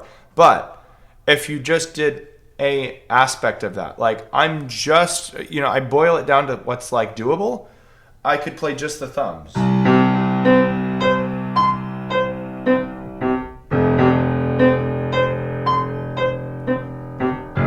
This kind of thing. That's much easier. And the goal of just doing that is like 10% of the goal of playing the whole thing at a faster speed with all the notes. So whatever sub goal you make that you're doing right now that will get you there in the long run, it should be just above you enough that it's hard the first time and easy after the 5th time. Think of that as your range. So like first time, like maybe playing 2 notes.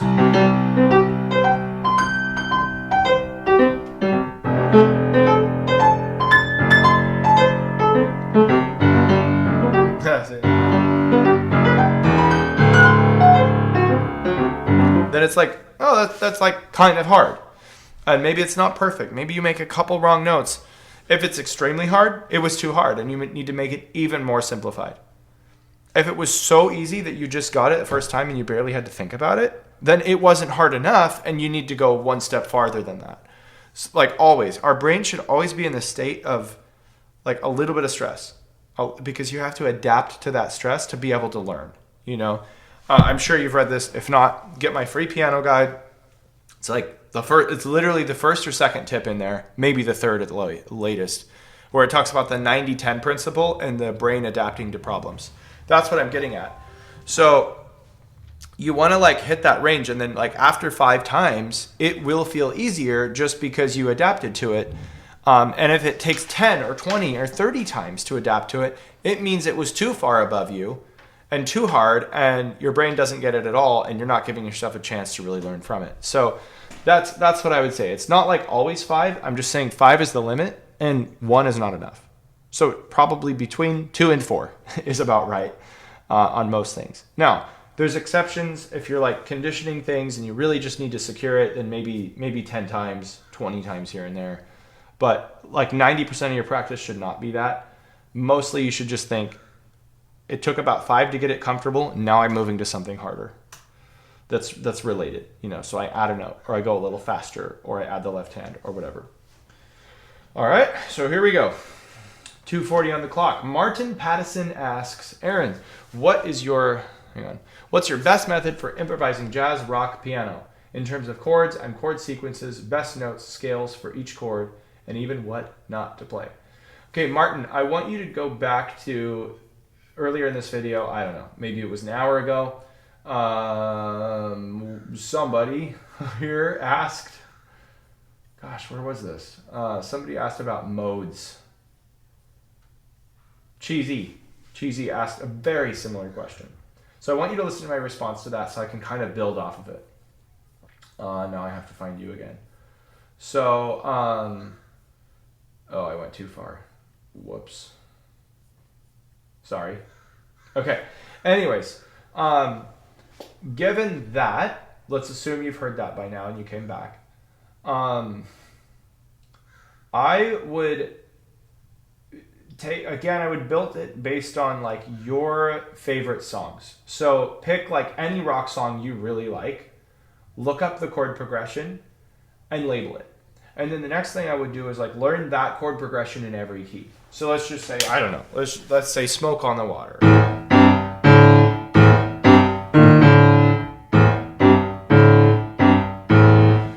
something like this. Then, it's like in rock, you have a lot of bar chords or power chords or things that aren't like real chord progressions. They're just kind of like a sound, and then they move it around. So that's like, what do you even call that? Like, it's not really a typical progression, but you could take that. It's fourths that are moving in thirds and fourths, so, and then sliding down a half step. So then what I would do is, like, if I want to learn an aspect of that deeper, I would play it in other keys, and then I would play it with different rhythms, and then maybe see if I could make my own riff that's like related to the idea, but not exactly that. So, now I have, it's outlining a diminished chord.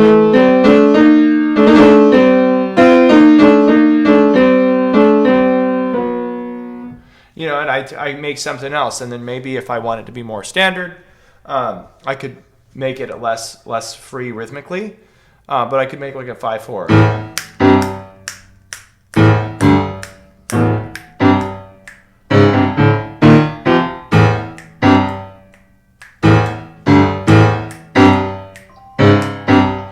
And so the idea here is that you take what you like, you learn an aspect of it, and you explore that aspect as far as humanly possible to all the knowledge you already have. So other keys you play, other rhythms maybe you combine something you already know with the thing you're learning, like Mission Impossible theme or Incredibles theme.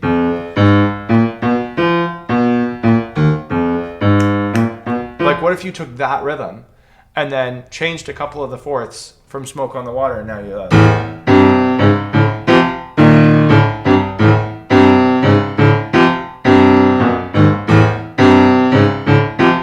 and then you borrow one other aspect of somebody else's song, and then all of a sudden you have a riff. Maybe you take from the Donkey Kong theme or something.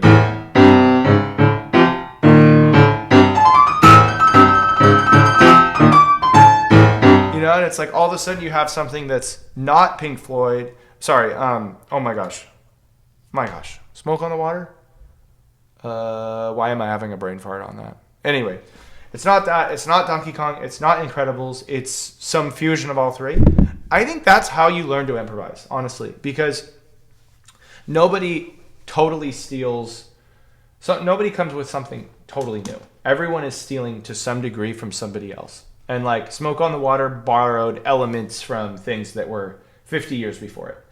And WC borrowed from, Satie.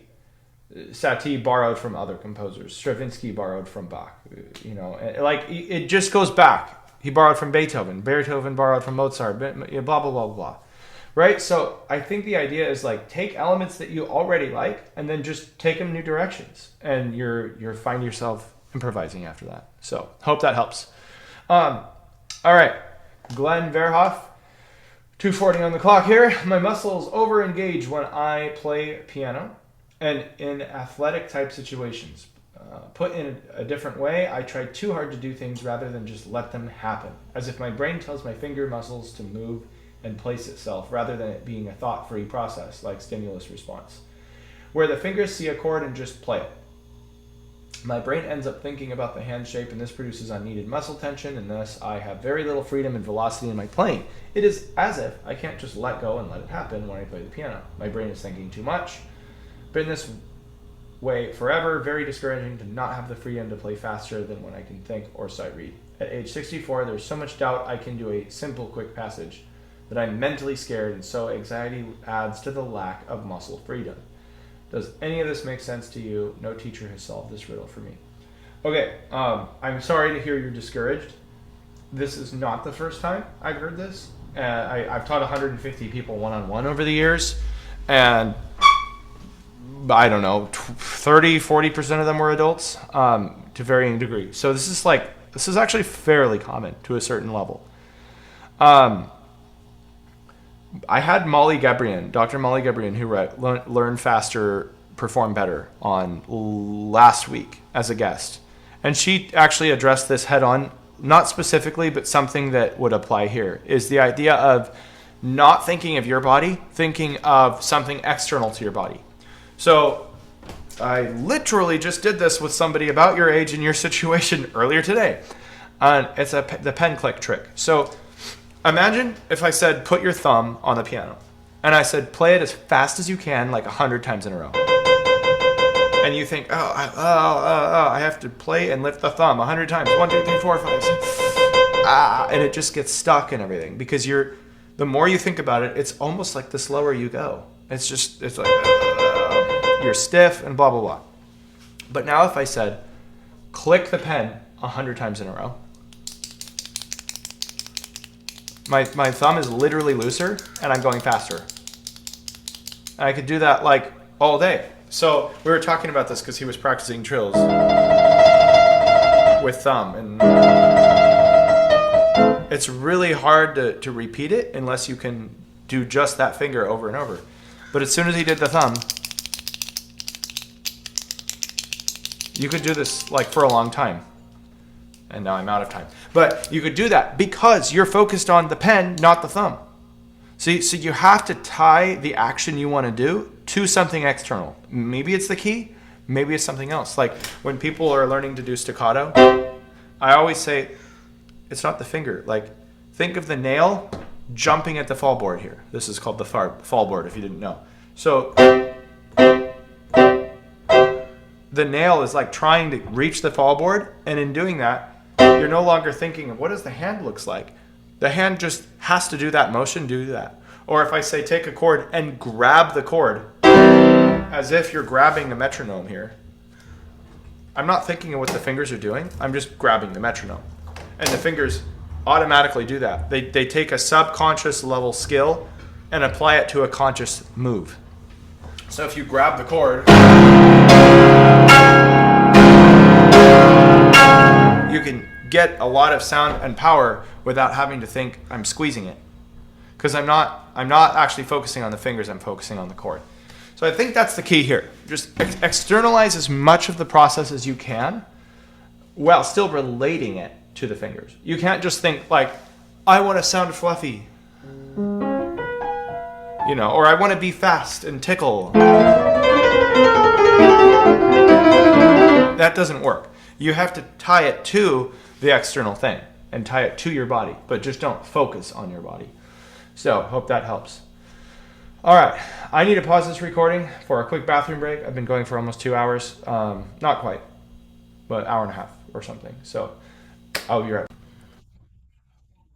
Okay, I am back. Here we go. Screen share. Start the recording. All right.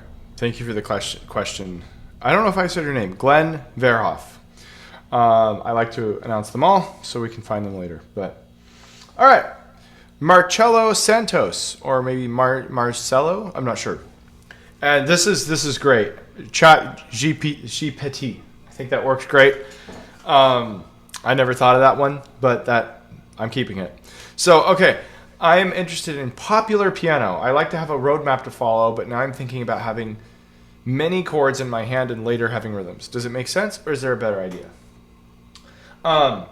Yeah, I think. I mean, you can't play pop if you don't know the basic chords. For sure, that has to be part of it. Let me close some of these windows.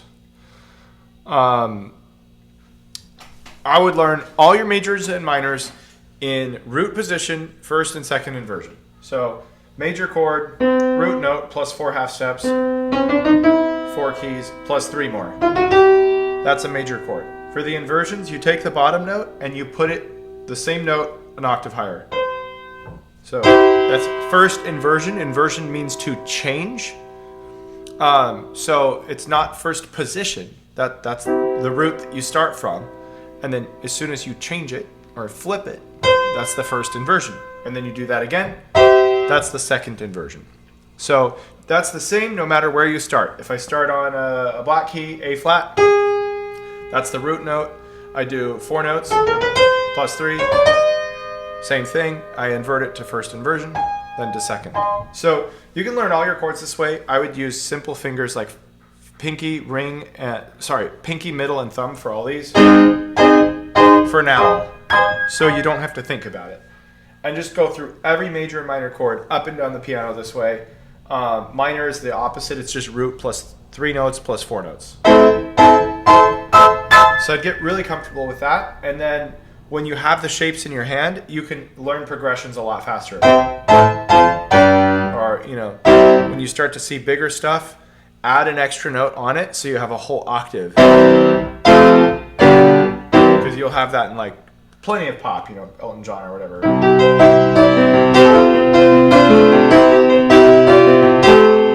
Do this kind of stuff. It's over a whole octave. So it's like the first inversion chord shape, but then you add the bottom note on top as well, and you get the same chord with an extra note doubled. So you want to learn all that. Rhythms are huge. I have a whole course on rhythm. If you want to get that, there's a way to get it paid and a way to get it free if you offer a testimonial in exchange. So it's a win-win either way. The reason I recommend that is those rhythms are, especially like the first 12 days of the course or the first 12 videos, are all designed to give you all the sort of coordination that you would need for any genre. So it doesn't matter whether it's classical, jazz, rock, pop. Every musician has to learn those patterns, especially as a pianist. And so if you learn them all, and then you get all your chords, I think you're well on your way to learning pop. The third step after all that would be to learn lead sheets so that you're really comfortable like reading a melody and seeing a chord and then improvising on top of it. But that can't happen until you're good at your chord progressions and shapes as well as your rhythms. So you're totally right. That is the right track, and hopefully that clarifies it a little bit more. All right, 2:40 on the clock. Edward Lyrene asks, what is your honest opinion about the use of etudes and exercises to help develop technique versus just using repertoire itself for this purpose? All right, pros and cons of each. Exercises can be helpful in developing a wide range of skill if you have the time. There's a lot of exercises. Just to name like 5, there's Hannon, of course, everyone has done that. There's Czerny, there's Pishna.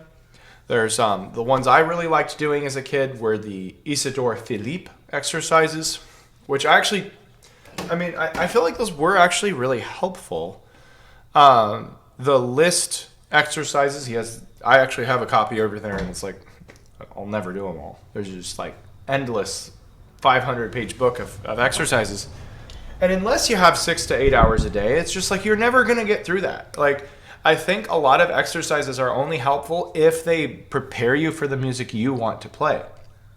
So if you're doing a bunch of stuff that's like gearing you to play Bartok and you have no interest in playing Bartok and you just want to go play Brahms, then probably half your time is being wasted. And so like, I guess the question has to be this: what do you want to play? Ideally, what does that look like for you down the road?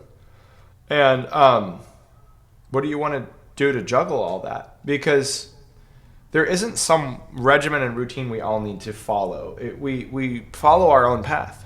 And even the best of best pros choose certain repertoire. You'll often find like the really good pianists have like 5 composers they really like. They play a lot of that and they don't play much of anything else, usually.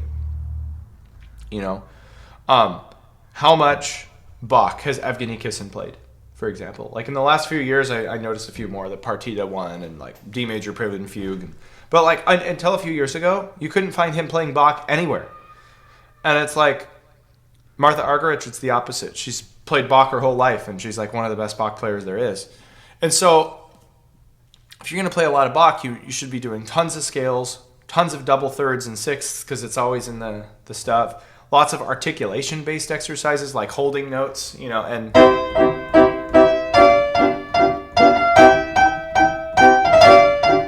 stuff like that, so you have that really bouncy.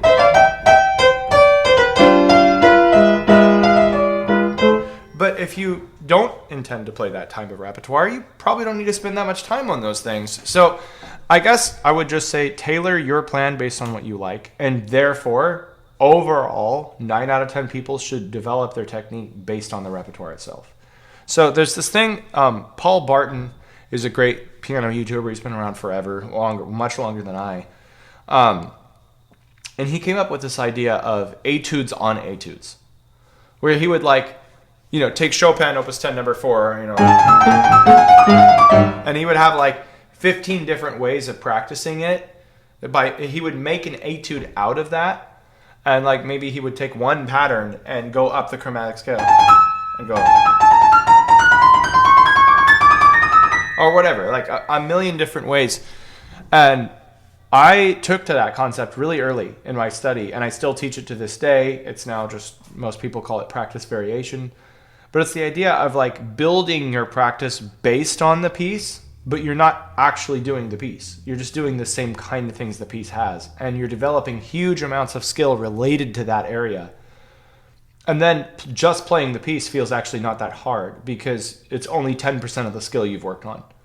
So that's how I have taught myself. That's how my technique has been like that for more than 10 years now. That's how I learned the Rite of Spring for solo piano. So I think that's the best approach. Hope that helps. All right, M. Hendricks says, how would you start as a beginner to have the most value in learning piano the first week and month? Good question.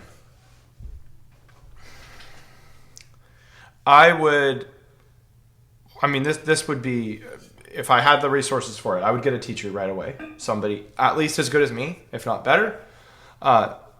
So that, and I don't mean me if I was a beginner, but I mean me as in Aaron Petit. Somebody who knows what they're doing, has a track record, has students that have proven, testimonials, 5-star reviews, all this stuff. I would want to make sure that I had the right advice. Because I am the kind of person that doesn't want to waste time doing things that have no proven path or that will maybe work. I want to do things that will definitely work. So I would get that, which is kind of like what you're doing right now. So you got that step. Then I would dedicate at least 30 minutes a day and have a very clean routine on how I juggled it. So that teacher would I would say, hey, I want to have, the basic repertoire skill set for being able to play any song, any chords, all that understood within a month. Okay, great. Then you need to know at least 5 scales, some chord progressions, how to play a melody. I'd want to know some basics of improvisation. I'd want to be confident in how to choose fingering on basic patterns. And so I have this post from, 6 months ago. This one, November, the 3-4-2-1 practice strategy on how to divide your time according to the challenge of each thing. And I would just fit into a 30-minute routine here, 6 minutes of warming up, 17 minutes of working hard, 4 minutes of cooling down, 3 minutes of having fun. And you can read the post for more details on all that. But I would do that every day for the first month and balance all the core skills that I would be needed. So as a beginner, you don't know anything. So you need to learn everything from the ground up, the note names on the piano, the note names on the sheet music, the basics of rhythm, how finger numbers work and how they flow from one note to the next. You're going to want to know, I would say, 5 scales within the first month, even just slowly 9 notes up and down. That's enough to start on.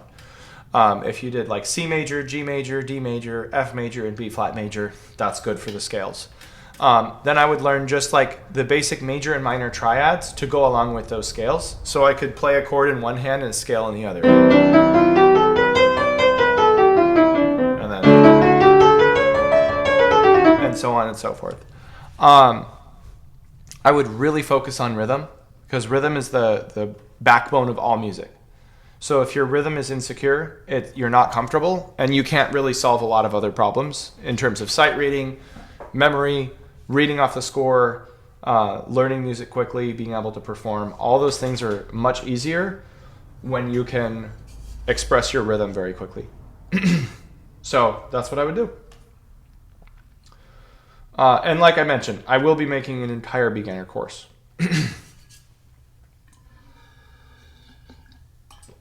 All right. George Vidal. With 60-year-olds, how feasible is it to learn piano? I know some intermediate guitar. All right, George.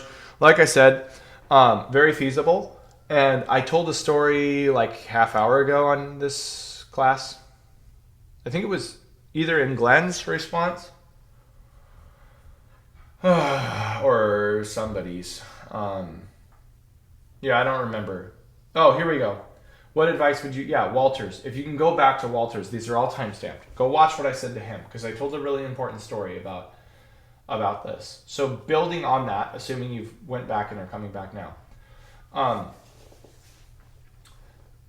I would say definitely pursue it. I'm assuming you haven't yet. If you're asking this question, that tells me you haven't tried piano at all. But yet you're in my group. So you must have maybe you have a keyboard in your house. You must have tried for at least 12 seconds to play. And maybe you're starting to question, as you've explored a few things, dang, this is hard. And yeah, it can be. I'm assuming a lot here because I don't know you at all yet. But with guitar, did you have a teacher at some point? Obviously, you're going to learn way faster with a teacher and even faster with a really good teacher, because that person can save years of time of trial and error on what to do and what not to do. As a beginner, you have a million things that theoretically you could learn. So throwing on 10 YouTube videos will teach you so much your brain can't handle it.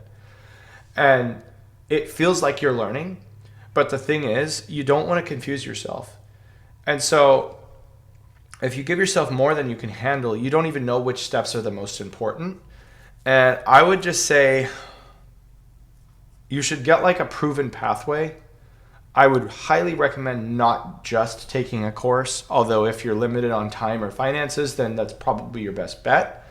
One-on-one lessons are the best way to go, because somebody's going to meet you with the actual trouble you're having, and the problem with a pre-made, piano method book or something is there's a lot of good stuff in there, but half the stuff in there you won't really need to practice, and the other half you might have trouble with, and then you don't know how to get further help with it. And so I would just really recommend that. It's very feasible, but the later in life you start, probably in general, it's slight, but it will go slower than it will for a 10-year-old, right? So you really need to leverage the right steps to take. And I would just say that. So if you want help with that, let me know. I mean, we could even meet for a month, for example, of 4 or 5 lessons and get really far. And then from there go, okay, now that we've taken that much step, now go to some courses, because you have the foundations in place and you're very aware of the things that you have struggles with or whatever. Just throwing that out there. If you don't want to do that, that's fine. But that's what I would do if I were starting fresh, knowing what I know.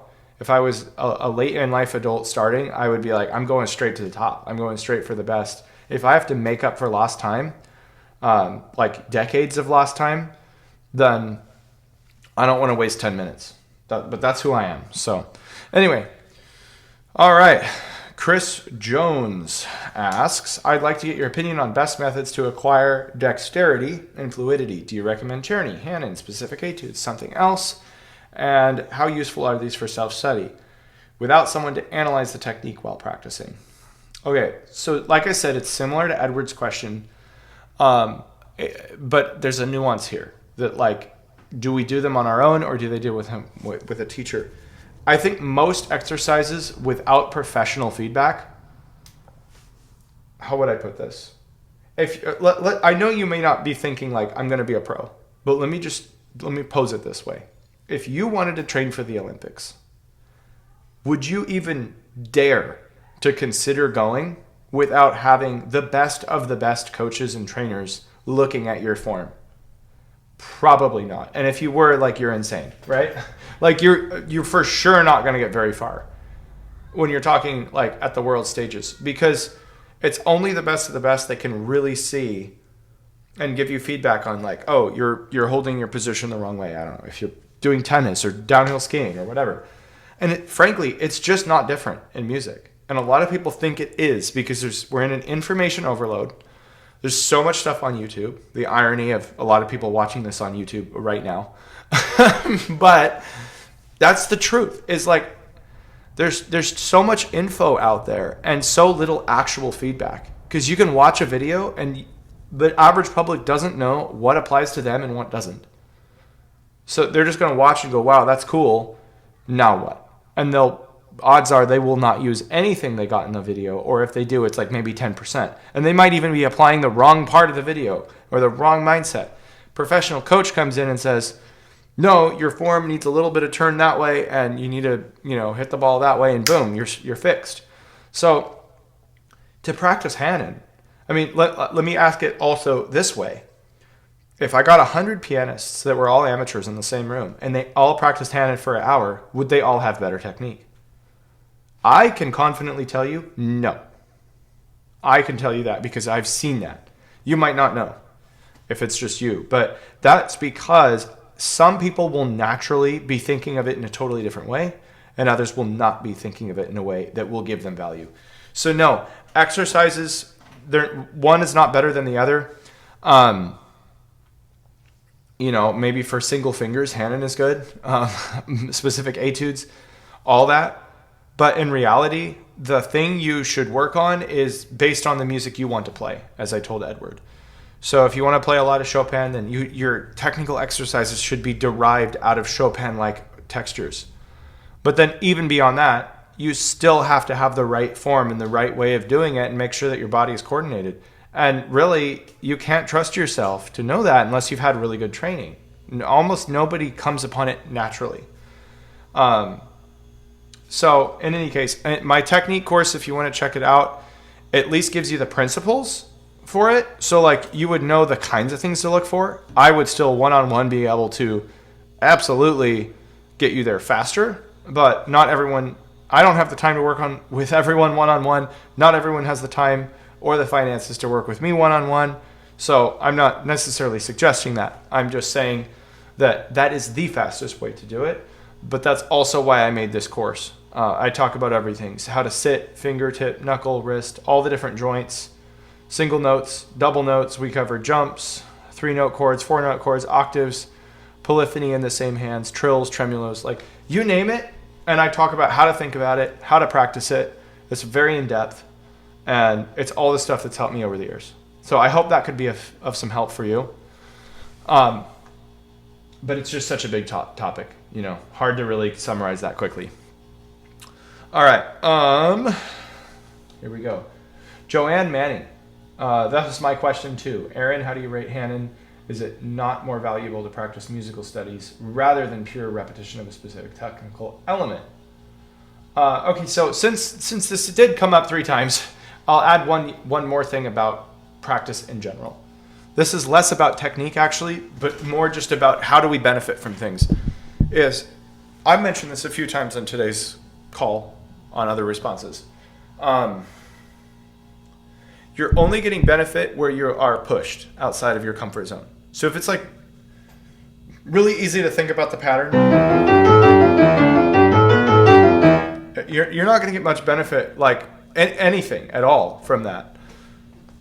Even if it's like at a high speed.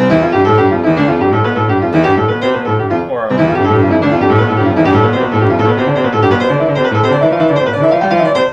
it's just not like that hard because it's not enough out of your realm. I could make that extremely beneficial by making it extremely difficult. So what if I used the exercise and tweaked it in 3 or 4 ways to confuse myself? So for one, I'm going to put it in D flat major instead of C. Now I have to think about blacks and white keys. That's one change. Now if you're familiar with symmetrical inversion, what if instead of matching the hands, I instead do symmetrical inversion? So thumb C sharp is left hand thumb on D sharp, right hand on F is left hand on B, and so on. Oh. See, I have to think about this.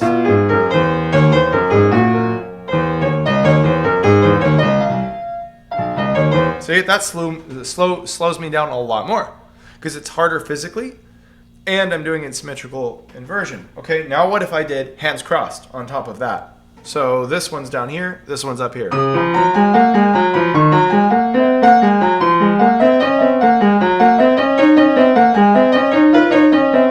Okay, now what if I did dotted rhythms in the left hand and even rhythms in the right hand.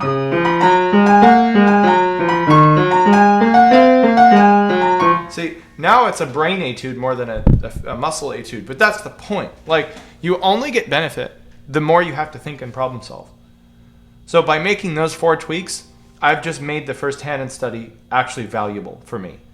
Now the question is, do I want to do that, or should I just like go to a Chopin passage, like third scherzo, and then just do that kind of stuff on that passage? Okay, well that makes more sense to me.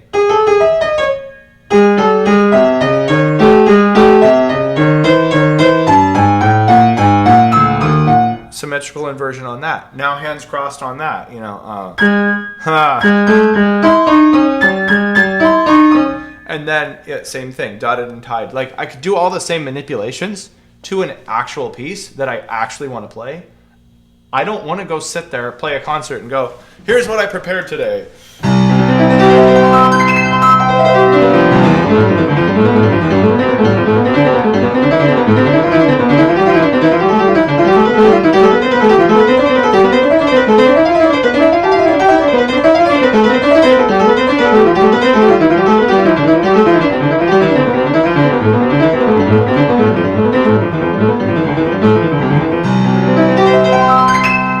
That's not particularly what I'm excited about playing.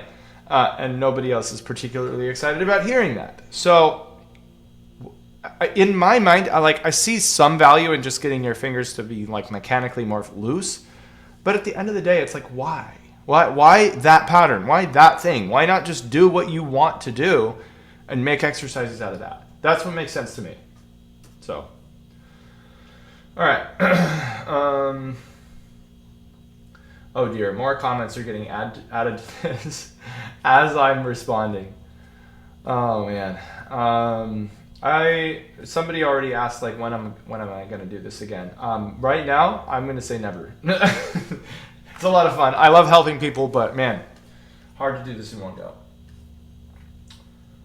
Okay, show more comments. We did those. No clue how many I've done so far. Petit lies question. Piano playing involves a lot of repetitions with a defined space and structure, most notably defined by our own hands, regardless of how well one relaxes in the gaps. I massage on several acupuncture points of the forearms, wrists, and hands. What do you do to undo or reduce the impact, reduce training and injuries from overuse over time? A couple things. Petty, you've taken my sprint courses, and I'm 90% sure you've taken the month 2 sprint on the technique, and movement that I've referenced before. So that has a lot of the principles of like how to relax at each joint, how to move so that you're in relaxation and all that. But I think you're more asking for are there physical exercises outside of playing that you can do? And there actually are a few things I've done over the years. So I'll show you a couple of them. You got to be careful with all these. The hard part about teaching some of these is that you can learn the motion, but if you do it too hard, you can hurt yourself or something, and you can't really feel what I'm feeling. But I like to make very, very gentle fist, not squeezing, just make the shape of a fist. Take your palm and press in to the bridge here. Take the fingers as leverage. And just do don't move this at all. Keep this loose always.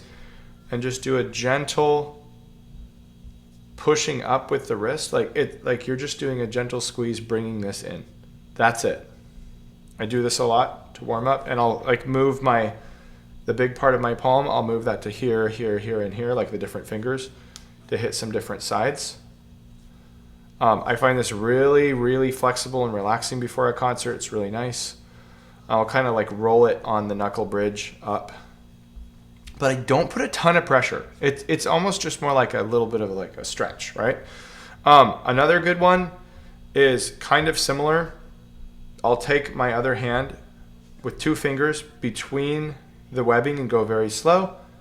And then when I hit the bottom, the very bottom, I go outward very slowly just until it gets slightly discomfort. A little bit uncomfortable, not till it hurts. and hold it there for a second and then come back. Now do the same thing. Like that. And like this. And so you get like these stretches more open. And then another one is just to take the thumb and just roll it across the wrist in various spots. Just like that.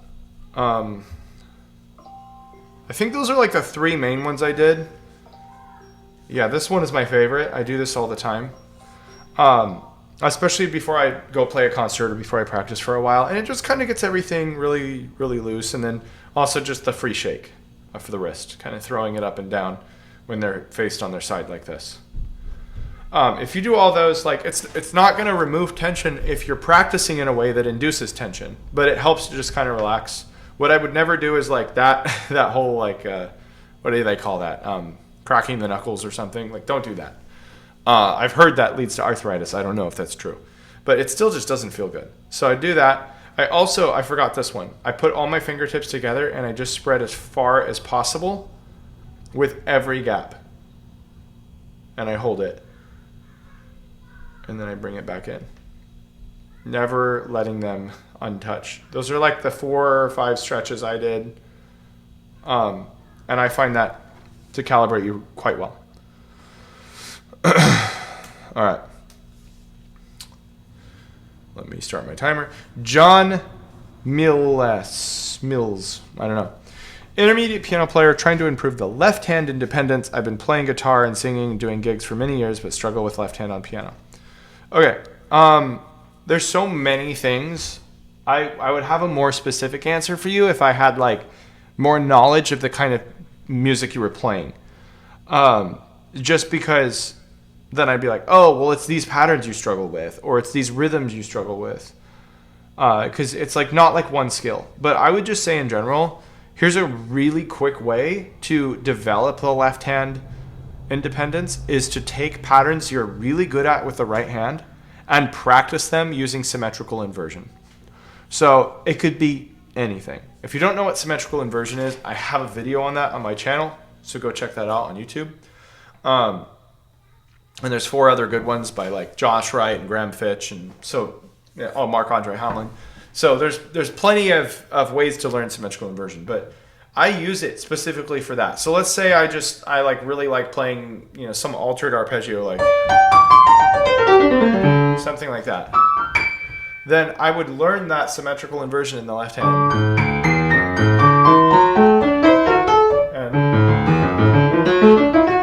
Because like it'll take a little bit to learn, but I've already solved the problem. I already have the fingering from the right hand. And I already know like technically what I'm doing in the right hand to make it work. Like how much turning I'm doing, how I move the elbow. Like anything that you're genuinely really good at, put it in the other hand. And then, like I've never done that exact pattern really in the left hand, but I'm like already picking it up because my right hand is naturally good at it. So I would do that. I would start there. And if you just did like 1 pattern a day for a year, you have 365 patterns that you can't do right now. And you'll build fluency on that faster because you're borrowing on the skill you already put in the right hand. So same for anything. Maybe it's chords, Just something super simple. And then you do the same thing in reverse in the other hand. And then like another way to build independence is simply to get really good at rhythmic coordination. Like let's say you tend to do a 2-to-1 thing, like or 3-to-1. Where this is like the quarter notes. Flip it. Make this the quarter notes and not the triplet.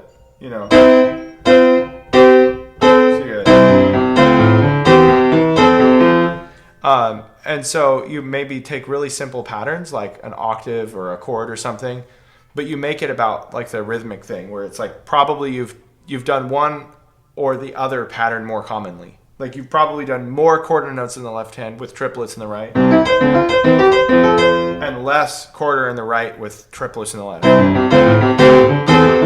So as soon as you do that, it's like rhythmically it's the same, but you flipped the hands, so you're putting the harder thing into the left hand now, and just getting fluency there. So I would like start with those 2 things.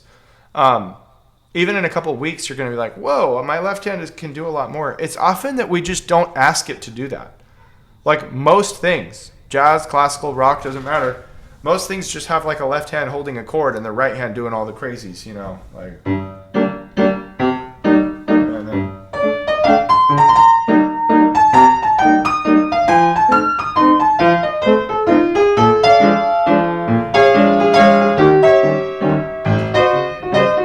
Like the left hand's never that octave. It's just kind of chunking along. So just give it a roll other than accompaniment and you're going to improve it. I hope that helps. All right. Gregory Berger. As a beginner, just learning the basics, is there a specific path I can follow, specific items to focus on, to eventually learn to play pieces from Studio Ghibli movies? Joe Hisashi pieces, is there an easy one that can be my first goal? Okay. I covered already 2 good questions on beginner playing, so I recommend like looking through the timestamps and seeing my responses. Like the questions are included, so you'll be able to see which ones were kind of based on the beginners. It's a little different in your case because you actually have a goal of like not just like general piano skill, but playing Studio Ghibli stuff. So of course, I'm assuming one of them would be you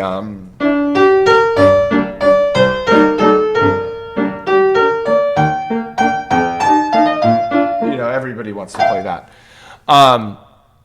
And you know, a million others, of course, but it's not like that stuff has like tons of skills that others don't have, but like if you have specific arrangements of those that you really like, that you want to work towards, then it would be helpful to be like, as a beginner, you might not even know like what stuff is in it. You might just look at it and be like, holy cow, that's a lot of notes. But somebody like me, for example, could look at that score and go, oh, well, this has arpeggios, and this has 5/4 crossovers, and this has, you know, trills or whatever. And so therefore, you should do this, this, this, and this as early as possible. At the end of the day, if you just want to be like an intermediate, competent pianist who can enjoy most like average level music, then you kind of need to know a little bit of everything. So it's not like doing one thing now means you can't learn that stuff later. You'll get to certain pieces a little bit faster, but at the end of the day, like the more music you want to play, you're going to have to know all of it. And so you're basically just going to have to learn a little bit of everything. Harmony, scales, trills, all the techniques, arpeggios, chord progressions, just to like categorically name some stuff. I don't think there's like an exact path that will only get you there.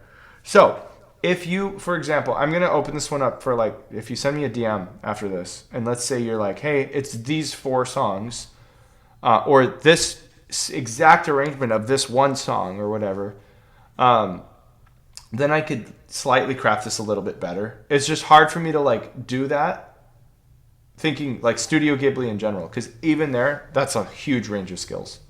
So I hope that helps. Yeah, I wish I could have done better on that one, but I feel like that's where I would start. And then again, what I said to the other beginners like would apply to you as well. It's just maybe there's like a couple things I would prioritize earlier in the process based on exactly what you wanted to do. So hope that helps. All right, Juan Pedro. How can I play without nerves, or what are the best tools in order to eliminate my scenic freak? That might be a translation issue. I'm not really sure what the question is. I guess it's just maybe scenic freak is like the scene, like being on stage and freaking out, maybe. I'm just guessing. In terms of eliminating nerves, I have this theory that I've talked about on a lot of videos, which is like you lose a lot of quality on stage under pressure that you had in the practice room. So let's say you got the piece to like this level, and then you go to perform it, and you're going to actually perform it at this level. So most people practice it to here, and then they go here on stage and they go, well, it sounded better at home. Or like, why did I have a memory slip? Or why was this like really bad? And it's just because they were expecting to have no quality loss under pressure. And they only trained right to the level they actually wanted to play. But this happens to everyone every time. So the best professionals that don't seem to have nerves on stage, they actually do get nerves, but it doesn't faze them because their level of preparation is leagues above where they want to play. So even with quality loss, they're still better than they need to be on stage. So imagine here, like, here was your goal. Here's where you want to sound like. That's your skill level. You should train up to here. Off screen on purpose. Like way above. Insurmountably above your actual skill so that by the time you have quality loss, you're still here. And then you're always having a good day performing. Now, easier said than done. Like, what does above mean? You can overtrain every single category of skill. So let me pull up my 12 fundamentals chart.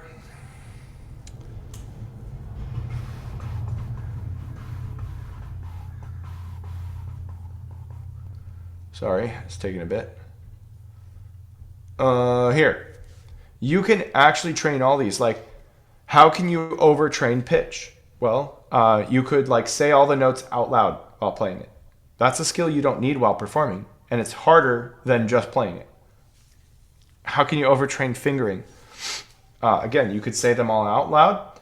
You could play every note twice so that you're like doubling down on being sure that that's the right finger movement. How can you overtrain rhythm? Well, you could always go a faster tempo, right? So if you want to end at 120, train it to 132 or train it to 144 even, so that when you play 122 you feel comfortable. If you want to overtrain technical movement, find how you move your wrist and do more of that or less of that. So like, let's say you create a circle in the movement, then make a bigger circle when practicing and make a smaller circle. So you're developing a wide range of skill around that skill. See, so like every single thing. Oh, well, touch is another one, like articulation. If you want to play with like kind of a nice, smooth, detached sound, then train it sharper, as sharp as possible.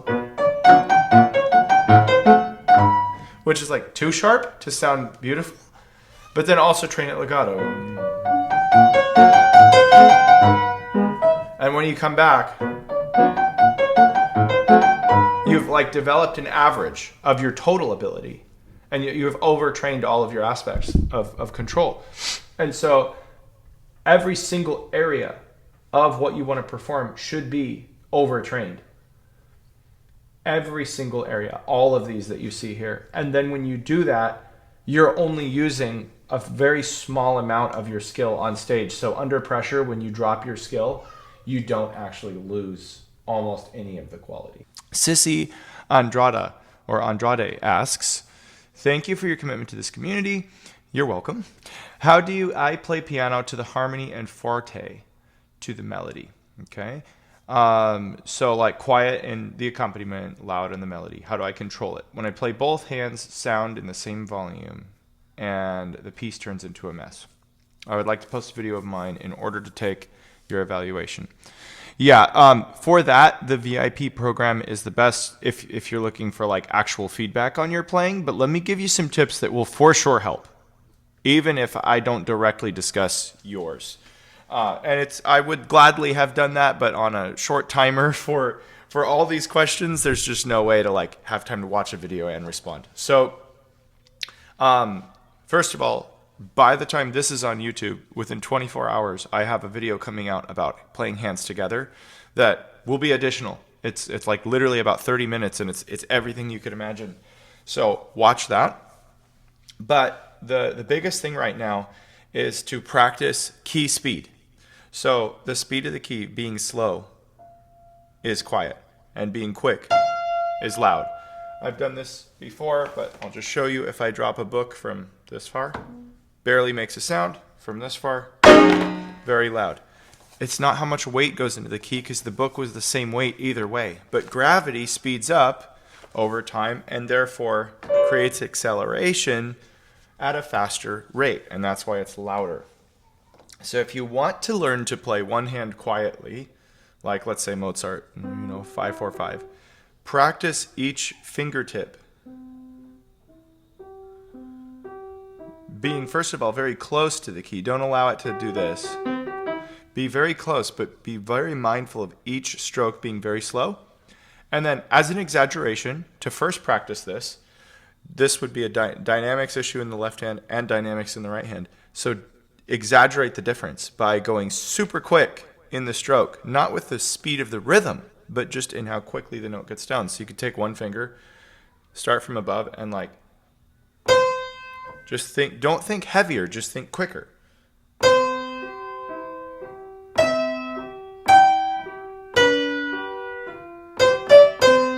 And I know that's really aggressive. That's the point. Exaggerate and then wean yourself off and eventually do it in one.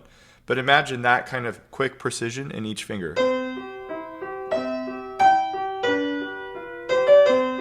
Being louder than I need. And then you work your way back.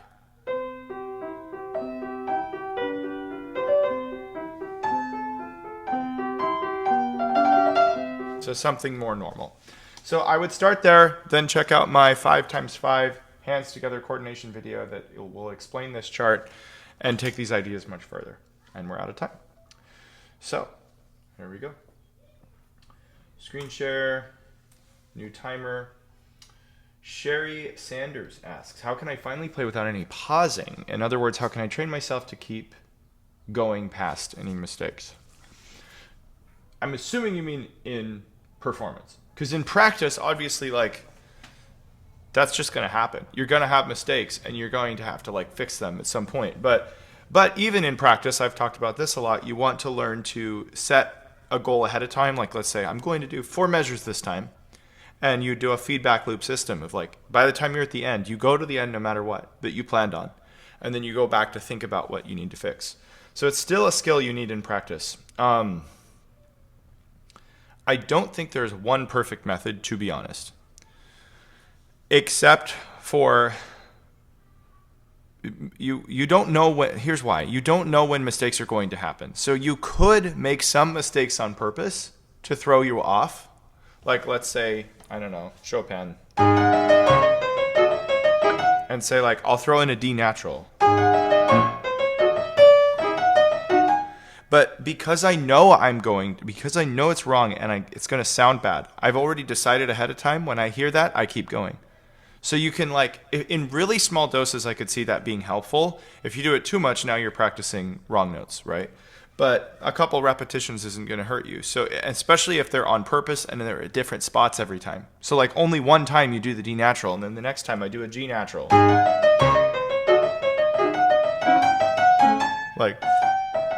Whoa, that's wrong. And so, again, because I'm prepared for it, I've already told myself, keep going. And so you can use that to practice the performing instinct of just moving past mistakes. In terms of if the question is, how do I prevent mistakes from happening? Which that isn't actually what you asked. How can I finally play without pausing? Yeah, that's not what you asked. I don't think that's possible. To be honest, unless you're practicing 13 hours a day or something. The difference between getting 95% prepared and 100% is 8 hours. You can get tons done in 2 to 3 hours a day.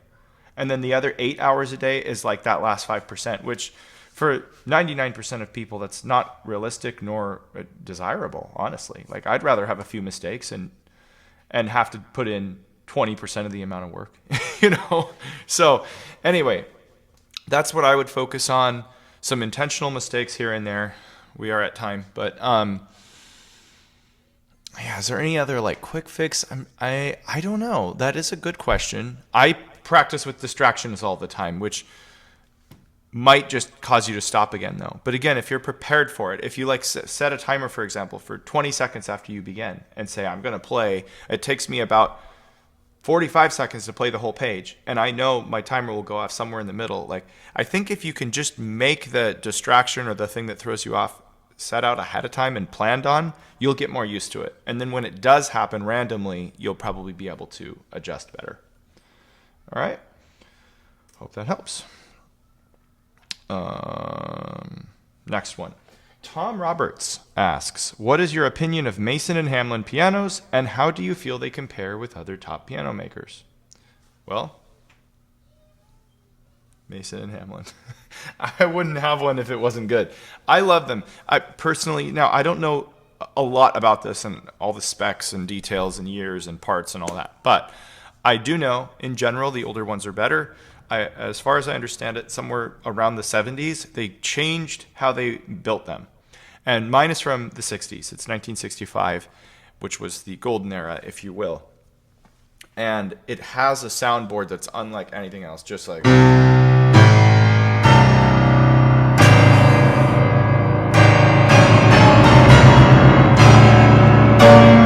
mean, do I beat it that hard most of the time? No, but it can do that, and it's incredible.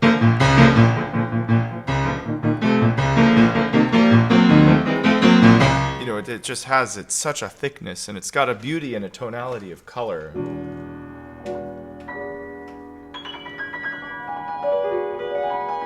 You can get all the puffy clouds.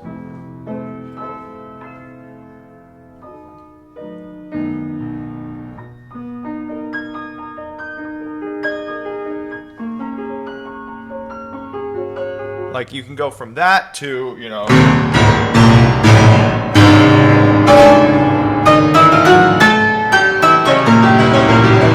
So, you get the idea.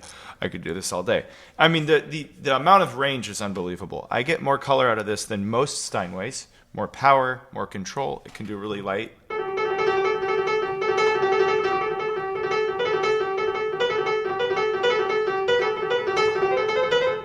The Ligeti Etude number 10, anything. And so what do I think of them? I mean, I love mine. It is a 9 foot, so that makes a difference. I probably wouldn't love it as much if it were a 5 foot. And then on top of that, the newer ones tend to sound kind of like tinny and brassy to me, but I don't know. I have a friend named Charles who has his own YouTube, Pianist Academy. I highly recommend you go check that out. I've had him on as a guest for Key Learners Piano Club before also. But he is, I believe, a Mason and Hamlin artist, like an official sponsor of them. He doesn't sell them necessarily, but he represents them. And he is all about them. He loves them and feels like if you just make a few tweaks, they're really quite good. So I don't really like the modern ones, but he does. And I certainly love the old ones. So I don't know. That's just like a nerding out question. I hope that was somehow helpful, but there it is. All right. Next question. Kate Hutchison asks, I am playing Grieg Arietta, which has 3-4 time parts, I guess, or maybe 3 against 4 parts. I'm struggling to bring out the melodic top voice in the right hand when playing a chord where the bottom notes of that same chord are meant to be played more softly. Hope you have understood. Have any tips for playing a chord in the same hand? Okay, this is like almost exactly the question I just answered like 3 questions ago with Sissy here. So go check out that one for the dynamics and then build off that. Like go watch that and then continue here. It's a little different here because it's within the same hand, not one hand in the other hand. So when it's the same hand, practice other elements than the dynamics for difference. Like practice articulation, for example. So I requested you put the sheet music here and it's not here, and that's because I'm on a 3-minute timer for everyone. I just don't have time to go look this up or we would already be out of time. And I don't play this piece, so I'm just going to kind of make something up. I've heard it before. I just don't know the chords. But, you know, you're holding a melody in the pinky.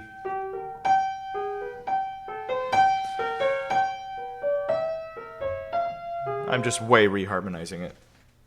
What I would do is first, like, just don't worry about dynamics. Just get the feeling of the hand different. So, like, hold one, staccato the other. And let it all be loud, right? Don't worry about it. Then let it maybe do the same thing. Let it all be quiet. Because you're developing restraint, control of the fingers. Even if it's not dynamic control, you're developing differentiation between them.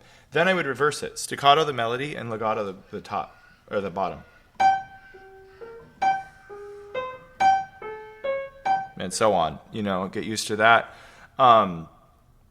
Play one hand in 2 hands, because it's easier to get 2-hand coordination.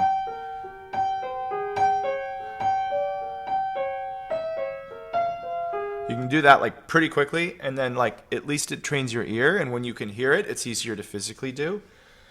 Reverse that. Play the melody in the right. And so on. While the accompaniment is in... Sorry, melody in the left while the accompaniment is in the right with the hands crossed, And then in terms of playing soft, I already mentioned the loud and the quick strokes and the slow strokes. Oh, sing one and play the accompaniment. Like if we think of... Hang on, let me turn the timer off. If we think of the Schubert Impromptu in G flat, the same thing. Melody on top with accompaniment. You could sing the melody.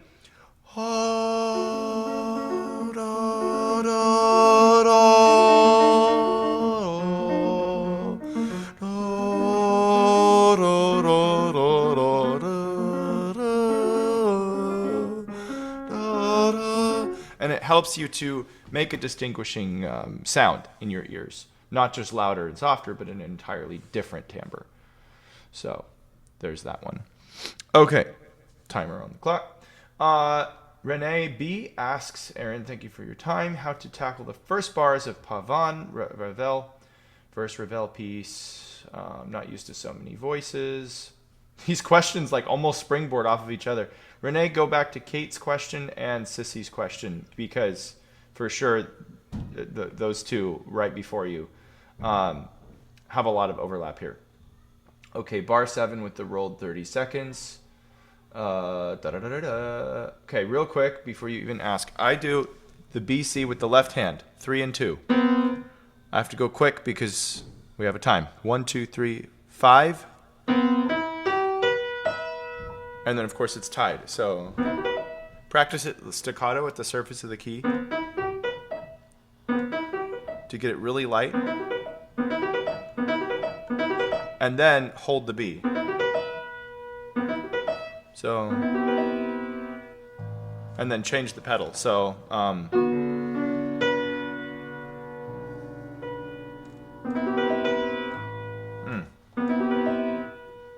change the pedal after the B on the tie with the A.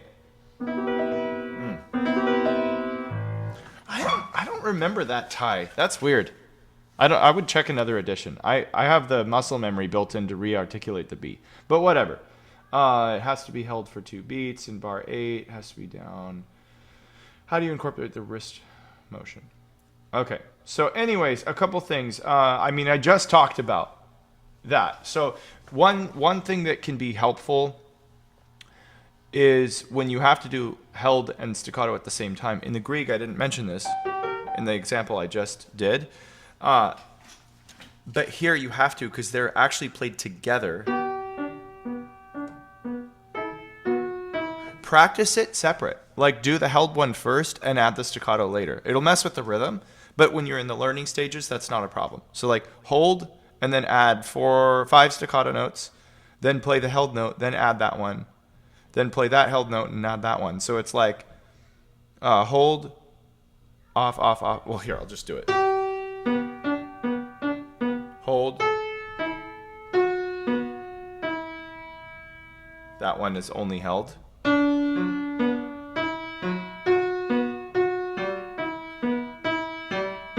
So see how like any time it's together, I do the held one first.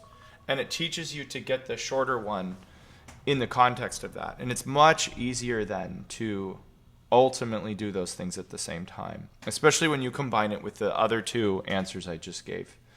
If you need a fingering for this, by the way, just let me know. I've played this piece and I could just send you a message with a screenshot of my sheet music. So let me know. All right. Oh, funny. Kirsten here offered her fingering, so maybe that one's already good. Cool. All right. I'm very sorry. I will almost for sure mess up your name. Abhirap Bardan asks, as a working professional in my late 30s who wants to take piano seriously, how should I approach this journey? I was drawn to your channel because of the structured systems you recommend. Do you have anything more tailored to someone at my stage? Cool. All right, so you remind me of a couple of my private students who literally are in their 30s, work, as tax professionals, as doctors, as whatever. and don't have a whole lot of time, but really want to be able to play quite well. And so, yes, I can help. I have plenty of strategies. Really, I mean, I would want a little more context before personalizing this too much. Like, I don't know, is it 20 minutes a day you have, or is it 2 hours a day? You know, are you married? Do you have kids? Like that all changes it, because like how much you might be able to change schedule. Like I'm married and I have 3 kids. I can literally only practice 30 minutes a day. So I have to be so incredibly tight with my time. I can't just like go wing it. So a lot of my systems have been created because every minute counts. And more so now than it ever did when I was doing 6 hours a day as a kid. And so what I would say is just go to my practice course, which is month 1. And for the most part, I've tried to avoid like sending people to paid things in this, because I want to get, the whole point was to give free answers. But I do have a free option. You can get my courses by either paying for it $100 up front, or by offering a testimonial after you watch it. And in this case, it really is just like, this is your only answer, because it really breaks down how to use your time better, what to focus on, and specifically for you, the 3-4-2-1 formula. I do actually have a post on this that shows you this, but like it helps to have the video and break it down, and then a couple other examples of the other topics. It's all going to help you to focus on what's actually important for you. And then from there, we could have a little bit more of a discussion around like, where are you going? What kind of repertoire do you want to play? Do you want to, play a Beethoven sonata in 6 months, or are you just trying to play a Grieg lyric piece by 2 weeks from now? So it's hard to say like, how do you approach your entire journey when I just know so little about you? So I don't know. Hopefully that helps. Now I have to find the post I was on. Let me see if I can re-scroll down. But yeah, again, let me know. That's I would like to say more. I just don't feel like I can be that specific given the circumstance. Okay, bear with me a second. It's got to reload all these comments that I have not gotten to yet.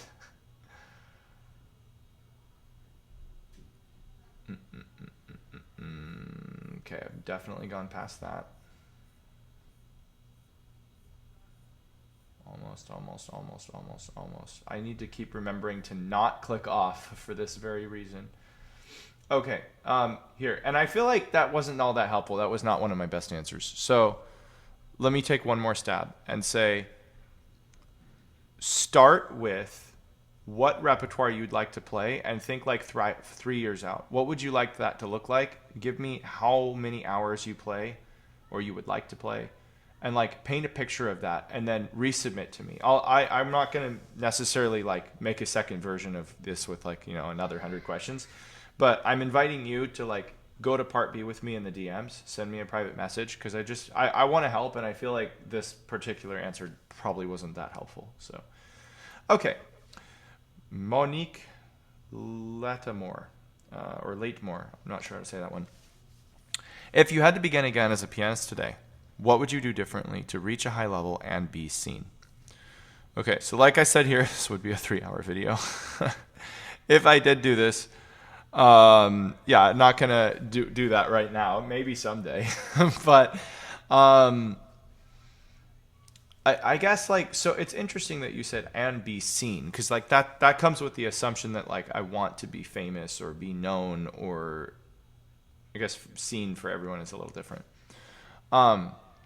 Which is far less important to me now than it was when I started, which is kind of funny. Like, because now I know how to do that, and how to get acknowledged and seen and get concerts and get videos out online and all that. And I just don't really care about that anymore. Whereas like as a kid, that's all I wanted, and I didn't know how to do it, which is just funny. But like, okay, what would I do to reach a high level? I think it was Preslava, who asked this. So look in the timestamps, because I already kind of talked about like reaching my peak ability in 8 or 10 months. I can't remember. There was a question on this. And I would say, for the most part, it would just be that sort of thing. Is like focus on the high leverage skills. Get as wide of a foundation as possible. I, for the most part, think my journey was good. The part that didn't work is like I was very curious and was good. Curiosity led me to explore a lot, but I didn't know how to structure that. Because it was just like there's so much repertoire, there's so many pieces. I did a lot of sight reading and improvisation, which I would not change. But in that, it led to a lot of tangents and never really learning how to actually polish and fix stuff. That only came like 6 years in. And at that point, I had already invested, I think, over 10,000 hours by 6 years of playing. Because I was doing like around 6 hours or more a day as a kid, within the first year even. So, and when I say kid, I started at age 12, so really as a teen, same thing. I feel like I would have been more disciplined about allowing myself to be creatively explorative or exploratory, but still had a plan of like every 6 weeks I'm going to cover this much repertoire and like whether it's finished or not or something. Like I don't know exactly how that would have played out. I just know that I wouldn't have let it be as random. And that seems like not super clear, but because you don't even really know what my journey was. So, I'm not joking. It would be like a 3-hour video if I broke this all down, because I would want to go into detail and say like, here's how I improved. Here's what I learned. Here are the lessons I learned. Here's the teachers I had, competitions I did. Here are the performances I did. And like looking back, this is always in retrospect. You can't change the past, but it's like if I could recommend somebody starting to take certain steps I did or remove certain steps I did, we could certainly have leveraged it faster. But I mean, like I played Rite of Spring by memory at age 19, which is 7 years after I started piano. And that recording, the live one online that most of you have all seen, is like peak level piano playing. And so redo it or not, like I still reached fully a professional level by 7 years in, which is extremely rare for somebody who starts before age, or starts after age 10. It's not to say I couldn't have gotten better, and I still got better after that. Like that's how it goes. You don't ever stop improving. But I look back on it and I'm like, well, in a way, like I'm super happy with how everything went. It didn't need to like go faster necessarily. So anyway, I hope something in there was helpful. All right, next question. When playing the C sharp major scale in contrary motion, what's the correct position of my body, arms, and fingers to comfortably play the position between A sharp 3, so, and B sharp 3?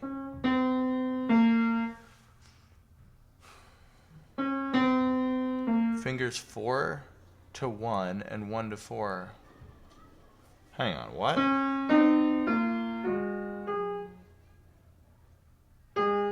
Oh. With both hands from the middle, C sharp or one line C sharp. You can go as far as 3 octaves with either hand in the left hand, and C sharp 4 in the right hand. In this case, the reach from A sharp 3 and B sharp 3 in the right hand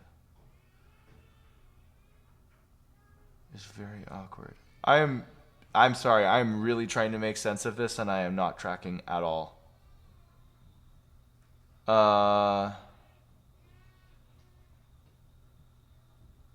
Wow, okay. I have no clue what you're saying, and I blame myself. Like I'm sure, like it's not like you didn't use clear words. It just seems like a very like niched situation. So what I'd like you to do, David, is record a video of yourself like doing whatever this dilemma is. I've reread it like 3 times in my head, and it's just not making sense to me. I think if I can visualize it, feel free to even explain it.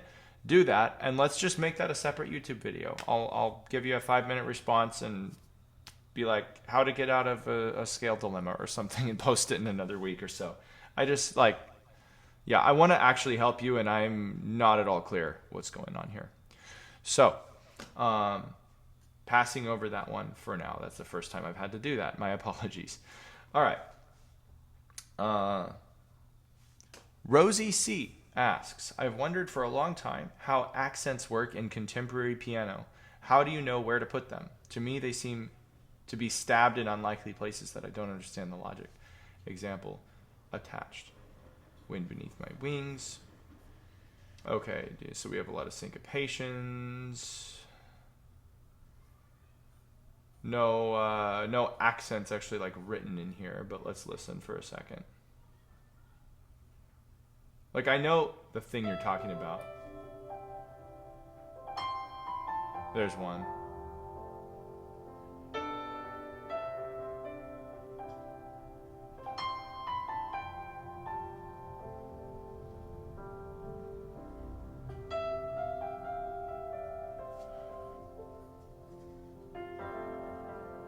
Yeah, I know exactly what you're talking about. I mean, this is in like Elton John and stuff. I mean, it's everything, right?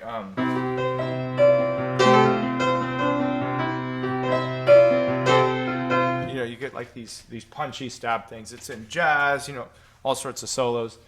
Like I said in the initial response, like this is actually a huge topic. So what I will say in this exact excerpt, at least, is like from that recording, that there's a pause here, right? Rhythmically. Like that's the longest note so far.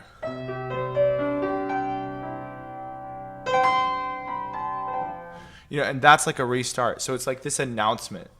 Contemporary piano has this focus more on just like kind of, what's the word? Not like droning off, but just sort of like being more in the moment and less long line. It's like the, Chopin style would be like trying to sell one mood for like 30 seconds straight. And this is like, the mood is like for these 3 seconds. That's one mood. New thing.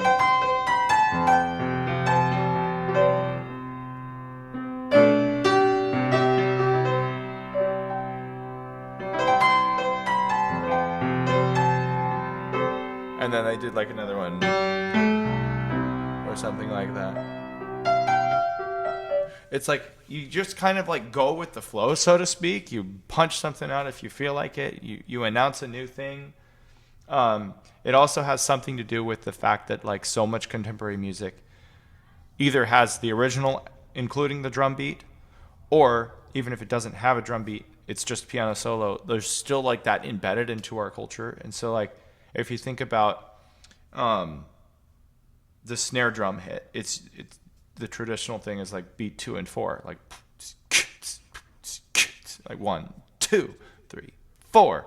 So the accents and the punches are on beats 2 or 4. And so like that's exactly what we get here.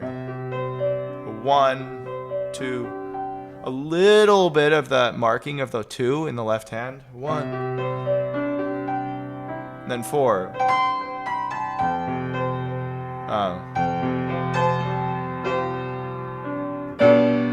That note right there. Notice even if it's not played accented, it's 6 notes, whereas a lot of the other ones have like 1 in one hand and 2 in the other. This has 3 and 3. So automatically that's louder, just through the texture. So it's almost like that desire to like bring out the backbeat, the drum beat, like punchy pulse within the piano playing. I hope that helps like understand a little bit of it. It just like that wasn't really in people's thinking 200 years ago. So like playing Chopin like that would be absurd.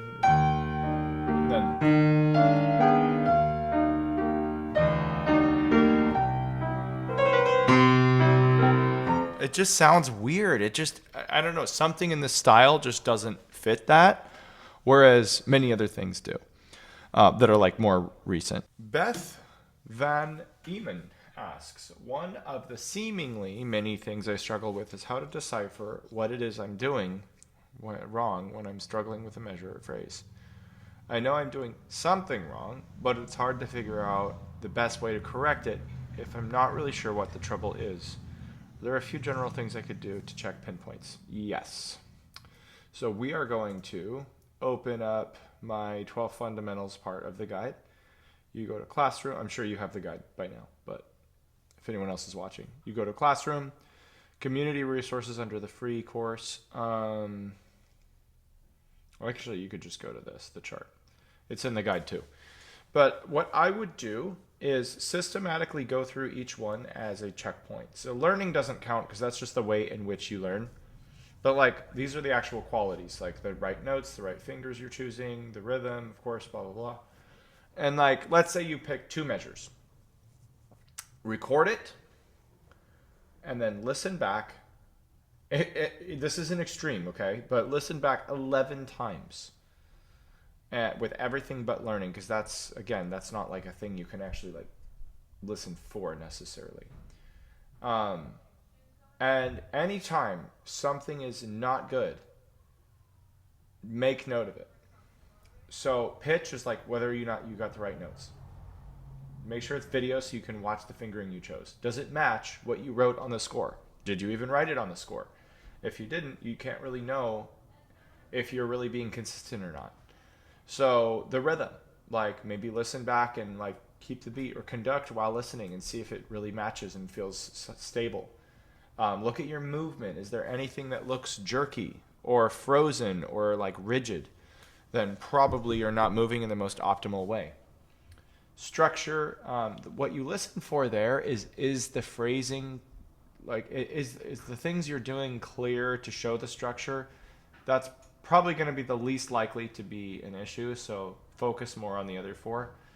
Harmony has to do with like how you respond to the chord changes, what you bring out, how one chord moves into another chord. That's more advanced and nuanced, so probably also not something to pay as much attention to.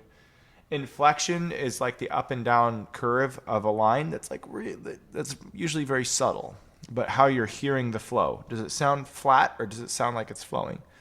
Touch is, here we are at time, but touch is, of course, legato, staccato, and everything in between. So did you mess up something there that you didn't mean to do? Texture is how, like the balance of everything. You know, is the accompaniment really in the background or not?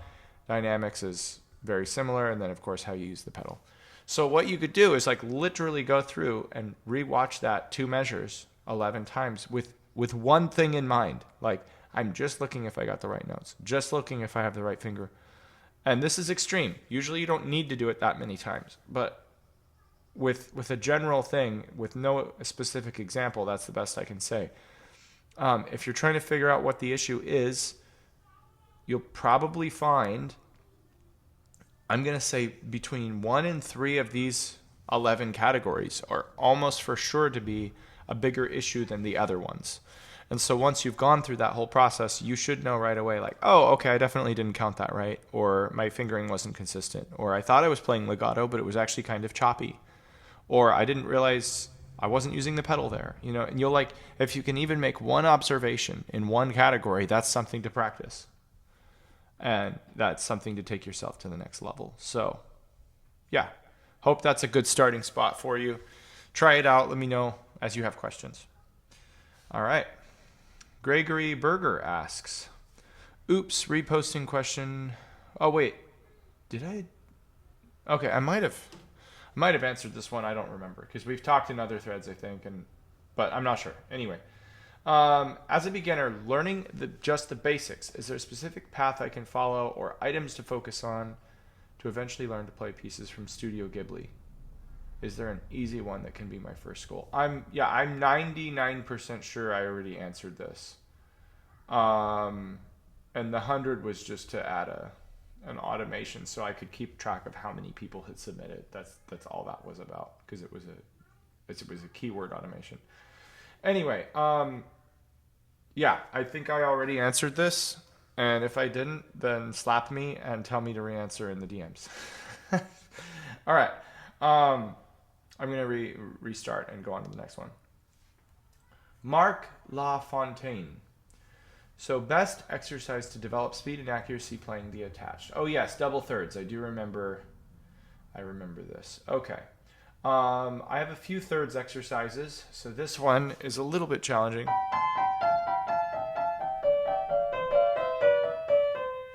Simply because if you look at the amount of fingers you have, 3, 5, 2, 4, 1, 3, you have to then move, reset, because it's 3 groups down. So then you'd have to restart this with 3, 5, but you just used 1, 3. So that's the primary challenge right there, is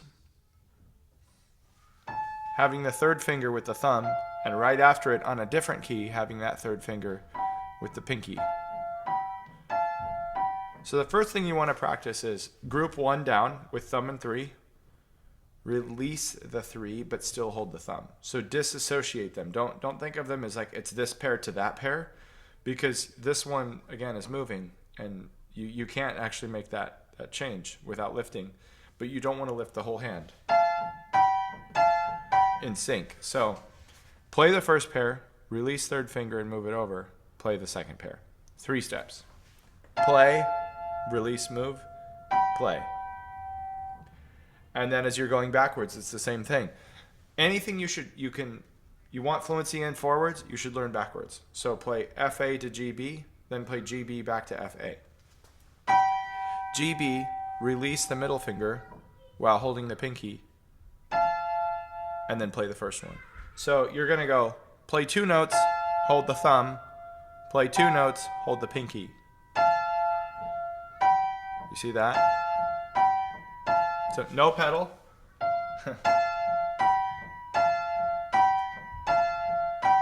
I should make this the thumbnail and add some crazy text. That would be horrible. There we go. I would practice that move like crazy, because until you can do that, the whole thing's going to be hard, because every 3 notes you're going to be getting stuck. But when you know that move, and you could just switch quickly. I don't remember where it ended. That would be the first thing. Second thing is a way Courteau recommended to one of his students who was friends with and taught Mark Westcott, my teacher. So this comes directly from Courteau. You start flat, like parallel to the key, and right after playing, you use the finger as if you're making a fist, which then pulls the hand in. So you don't think of moving your hand forward, you just pull your finger into the key. Or think of pulling the keys into your palm, actually. And it gives you this rocking, relaxed feeling.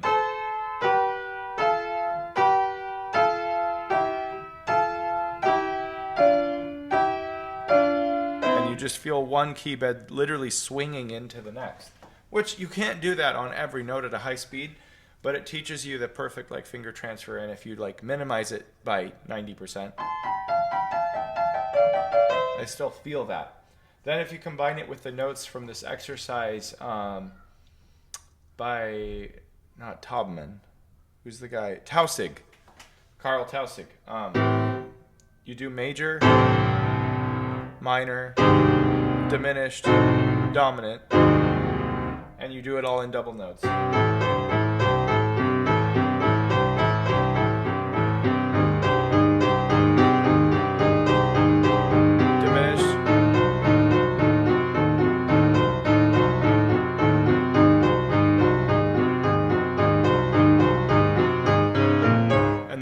That dominant to go up a half step and repeat it all over again. Major, minor, diminished, dominant, major, minor, diminished, dominant, major, and you keep going up and up. I'll send you that exercise, but learn the technique first. Learn the feeling and then use that, because it's fifths, fourths, and fourths again. And you're going through all keys, and it helps different shapes of black and white and comfortability. When you can get through that, everything else is easier. So good luck. Actually, you know what? I don't want to have to remember to send that. Look up Bach Scholar. I haven't seen this in 10 years. I don't know if this is actually still live. Bach Scholar, Tausig technique. Let's just see. Look at that. There it is. That's the video. Supercharge your piano technique with the Tausig level 8+. That's not that hard, but anyway, check that out. That's where I learned it, and I've done that over the years, and it's really helpful. All right. back to questions. We have... Hey, we made it halfway. That was 50, and I had 92, actually. So, okay. Bill Lingon asks, or William, I know, I've called him Bill before. Allegro di Concert, Opus 16. There's an exquisitely beautiful section that is introduced by a raucous octave chorus. That makes no sense to me. How do I make this into a musically interesting to me? Can I take liberties with timing tone? Oh, Scriabin. Okay. Still don't have sheet music, and I don't know this piece at all. So I'm just going to have to take some of your time to look this up. Since there's no score here. The whole thing? There is this section. Okay. I have no idea which part you're talking about. I'm going to guess here, just based on the little sheet music preview of the octaves. How do I make it, this intro, musically interesting? Oh, maybe you were talking about the beginning.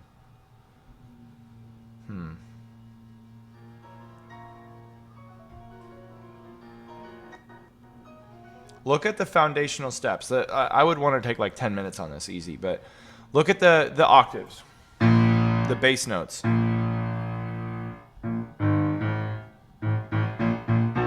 Look at, like, kind of ignore like every note and look at like where are the staples. So B flat, A flat, B flat, C, D, E flat. It's kind of growing. And make a line out of that. Dun, dun, dun. I like to look at like foundational pillars of the piece, and then I detail it more and more. Now with these, you have harmony, B flat minor.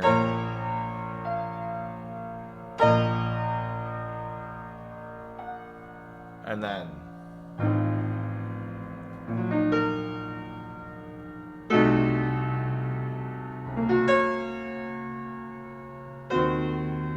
so that colors it. Okay, now I start to fill in more detail. And then gesture. Right?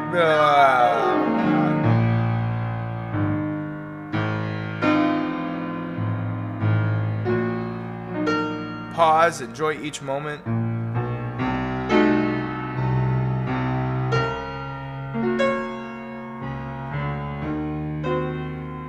Think of the shape. You know, I mean, again, these are short answers.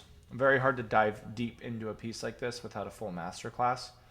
But I would just look for like the skeletal structure of it. First, think, how do I shape that? What makes each one interesting? Where do I want to take rubato? Like, definitely take liberties. Definitely enjoy the moments that are interesting, that challenge the ear, that surprise you.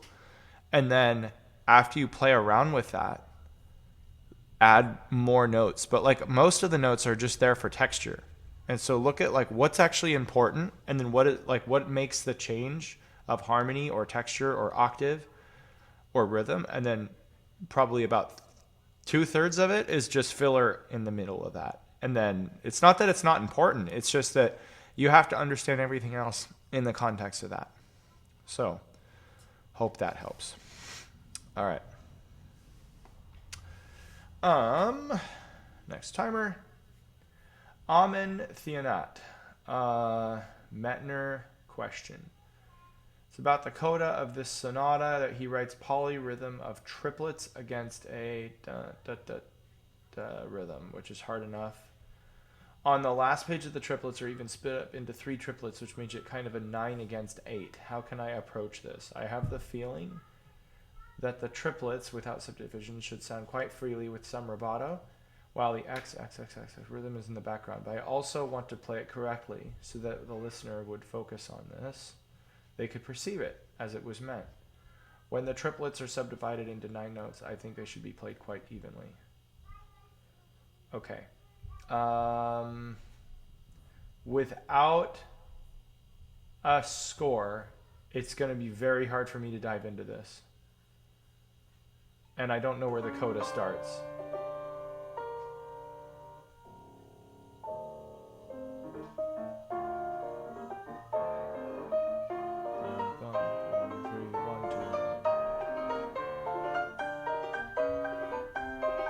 Two, three, 1, 2, 3, 1, 2, 3, 1, 2, 3, 1,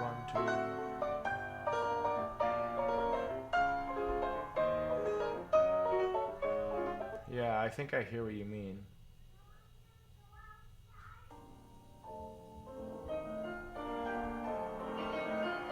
All right, well, thank you for linking it.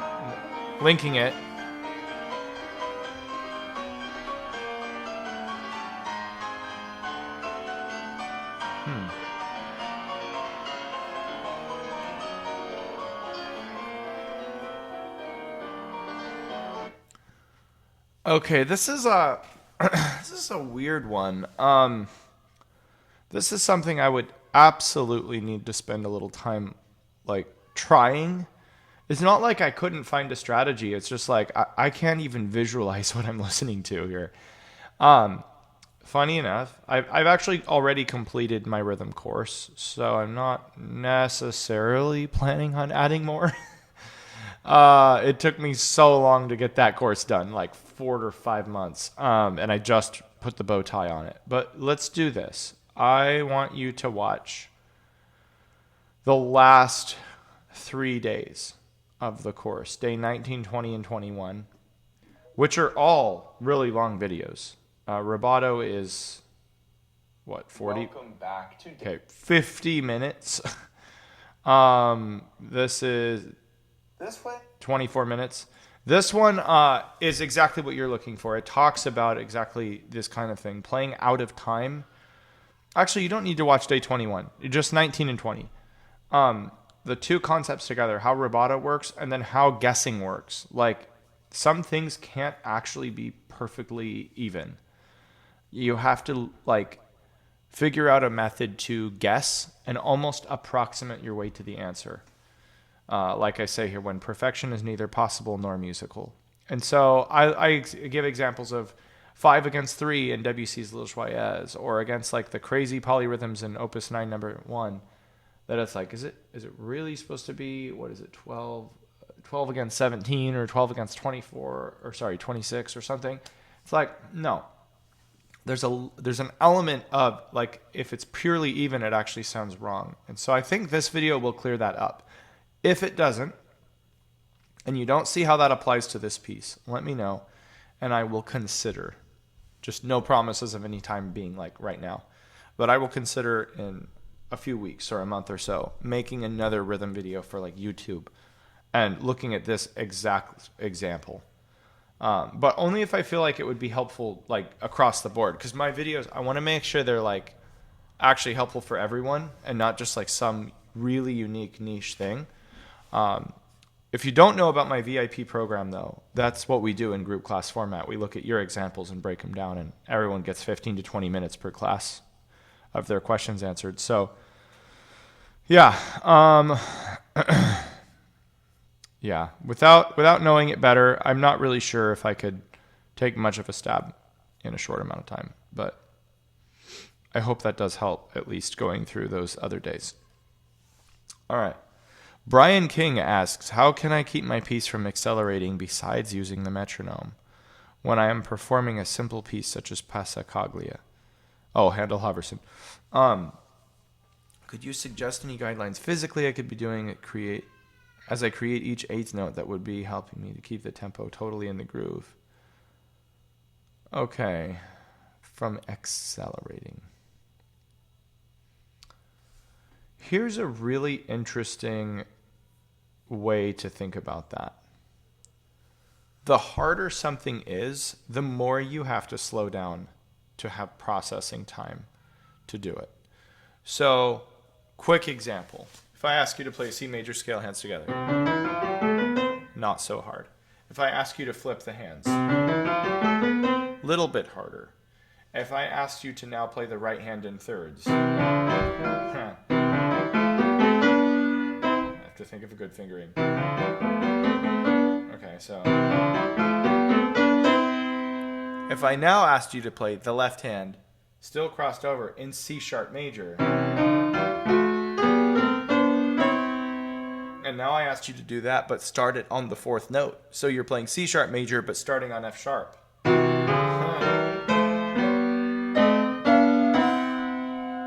And now I said, add a dotted rhythm in the right hand. And the left hand keep even.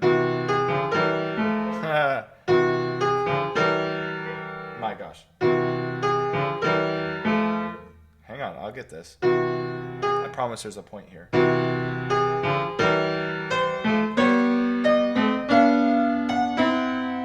Okay, now if I wanted to play this one fortissimo and this one pianissimo.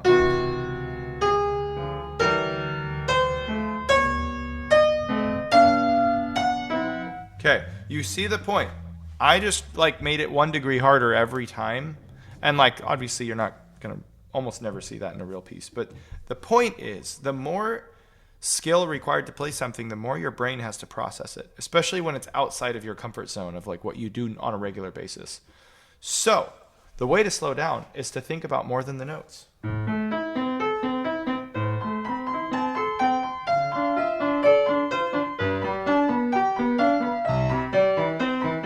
I don't even know if that's right.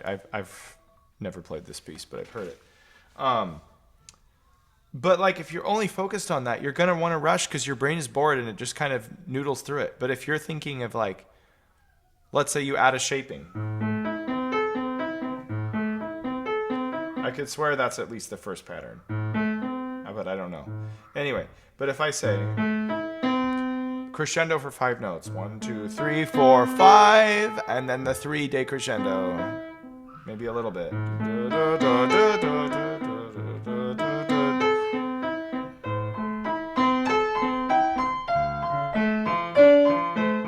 Something like that. It's another agenda, and now I have to listen for whether I'm getting that, and so it forces me to slow down.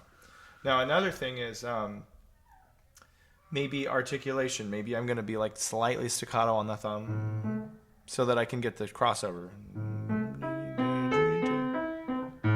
But I don't want to sound like I'm accenting it. So that's yet another thing to think about.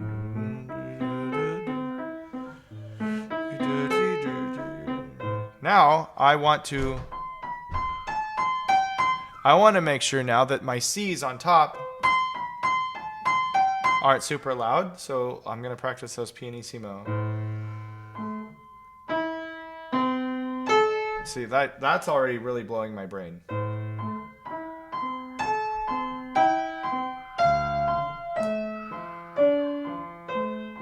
See how much harder that is? So the more skill you layer, the more refined you ask yourself to play, you will naturally start to play more even, or at least slower, and not rush, because your brain isn't sitting there like on autopilot. It's sitting there in actual analytical mode trying to solve a real problem. So that goes along with my 90-10 method that I've taught a million times. Like as soon as you get comfortable, make it harder. Otherwise, you go on autopilot, and rushing is a huge part of that. Okay? Hope that helps. Next one.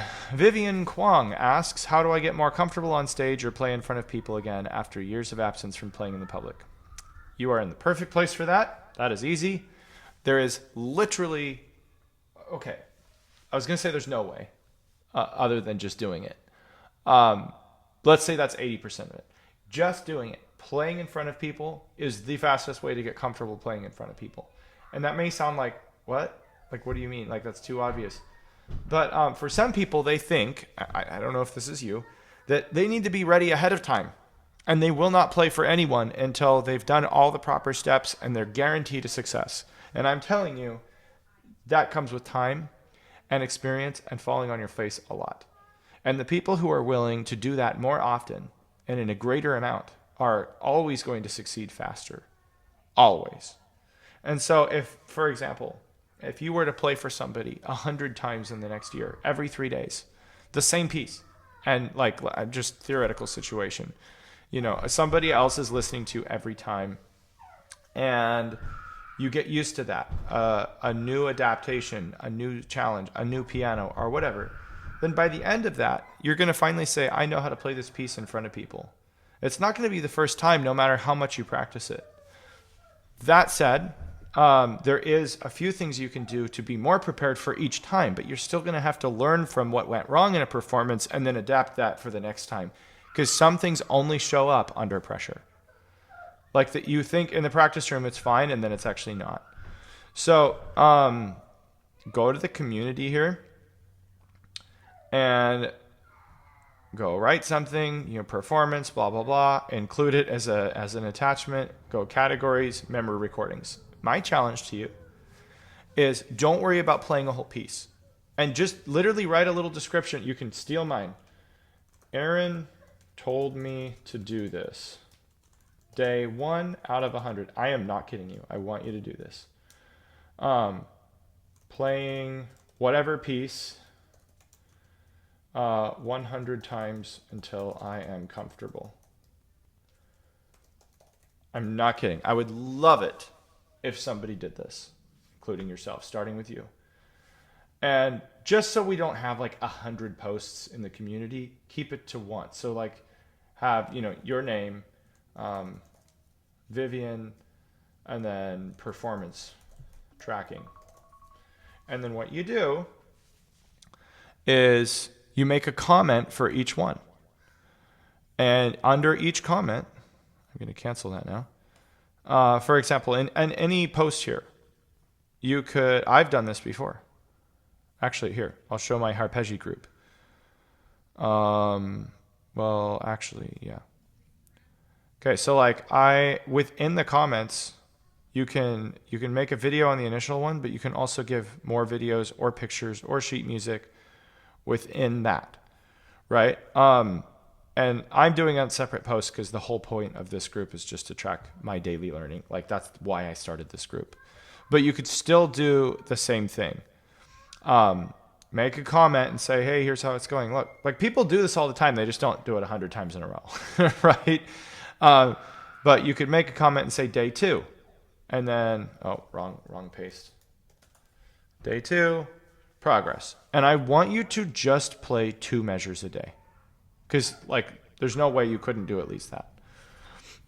If you're practicing more than 20 minutes, you could submit two measures of something in any level of fluency, and you're progressing.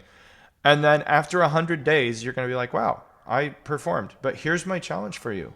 Do it in one take no matter what. Do not re-record for that day. Because I want, like, it's not a performance if you get to redo it. So, I mean, it still sort of is, but you know what I mean. Like in real life, when you actually play on stage, you don't get to restart. So it's something that you're going to have to get used to, and it's just sheer repetition. In terms of just simply getting ready, my practice variations course, if you want to look at that, is going to be the best way. It teaches you all the tactics to over-prepare so that when you do have nerves, you have more skill than you need. You're still going to, again, need to do that on a feedback loop system. And the rule of 100 states that anything you do 100 times fundamentally makes it easier. I've talked about that in the past. That is literally why I'm doing 100 questions. I'm trying to get better at answering questions quicker. So this was purely for a selfish cause. I mean, I wanted to help you guys, obviously, or I wouldn't have invested hours. But I'm also trying to like respond quick and not go on 20-minute responses, because I'm good at 20-minute responses, and the thing I'm not good at is 3 to 5 minute responses. So I was like, if I do this, I will have that much more practice at responding quickly. So you can apply that to anything. If you're scared of something, do it 100 times. Then tell me it's hard. Before then, don't tell me it's hard. All right, here we go. Eric Marsh asks, when I move from one piece to another that is written in another key, I have to do a mental reset to remember which are the sharps and flats in the new key to another. Okay. This leads me to a bigger question. What are tricks to transposing on the fly? Just practice, exercises, something else. Okay, so you're talking about different pieces, not necessarily transcribing one piece into another key. It sounds like to me.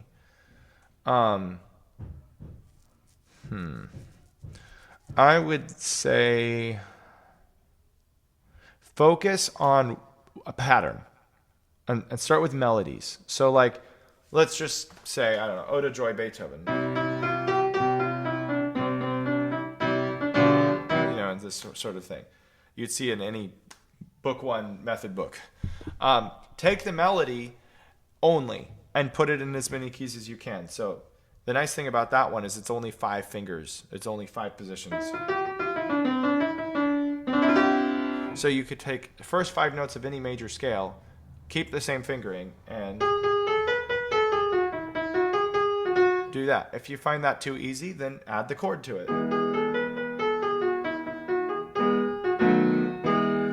Add a 5 somewhere where it fits or something.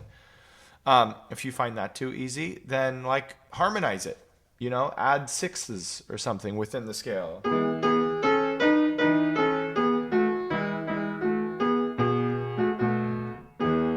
If that's too easy, then you see what I mean. You just keep stacking one degree harder. You add octaves. You add a more complicated accompaniment.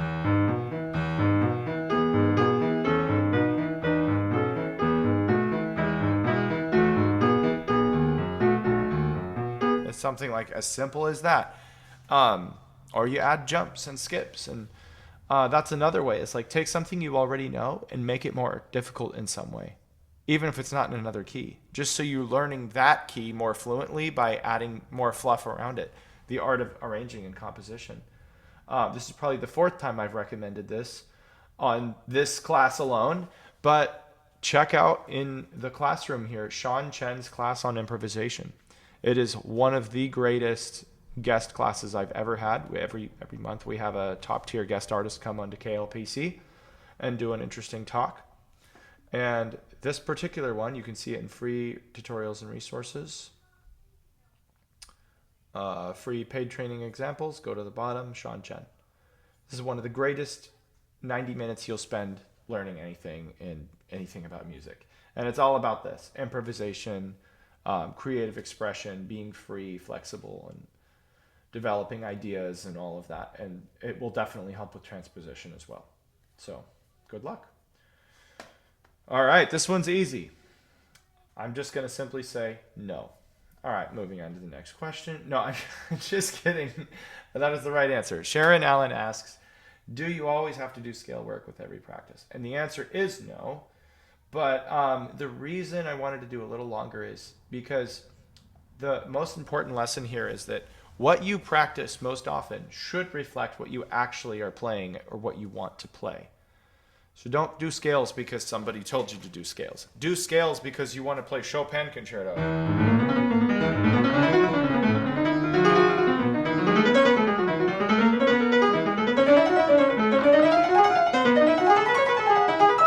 Which is out of my fingers somewhat.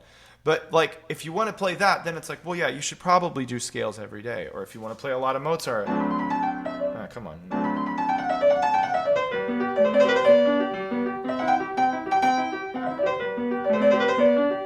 But in Mozart, there's just as many, rotating arpeggios, or chromatic scales, or trills, So if there's, let's say, just those 4 things, which there's more than that, then you should put, if you're going to do a warm-up routine or something, then you should do a little bit of all of that. You shouldn't just do scales, because you need scales, but you also need fluent arpeggios, and you need Alberti bass. Without annoyingly loud thumbs and stuff like that, right? So develop your warm-up routine or your technical regimen based on what you're actually playing. If you're doing a lot of Scriabin, you should have octave warm-ups. You should do chord warm-ups. You should be playing chords in ninths all the time.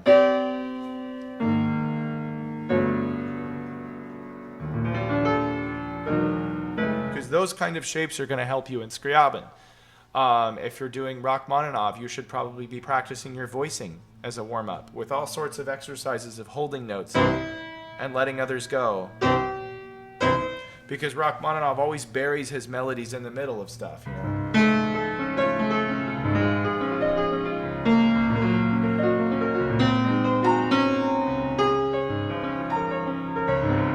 And does all sorts of crazy stuff. I just made that up. That wasn't a real piece. But it's that kind of thing. And so point is, find the style you like most, find the pieces you want to play, make a list of like maybe 5 techniques in those pieces and say, okay, these are the 5 things that I need often to play these pieces well. And maybe 3 of them out of the 5 I'm not good at. Then warm up with those 3 for the next 6 weeks. And you'll fundamentally get better at them, and you target that. And if scales aren't really part of your pieces, you really don't need to practice them. Bach doesn't have that many scales. He has a lot more arpeggios, and just like, if he uses scales, they're melodic, like, you know, like a little 3 to 5 note scale pattern as a tune, but you don't see Bach just...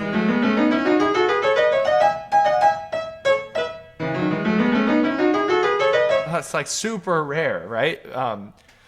But if you're playing a bunch of Liszt and Romantic repertoire, they do that stuff all the time. You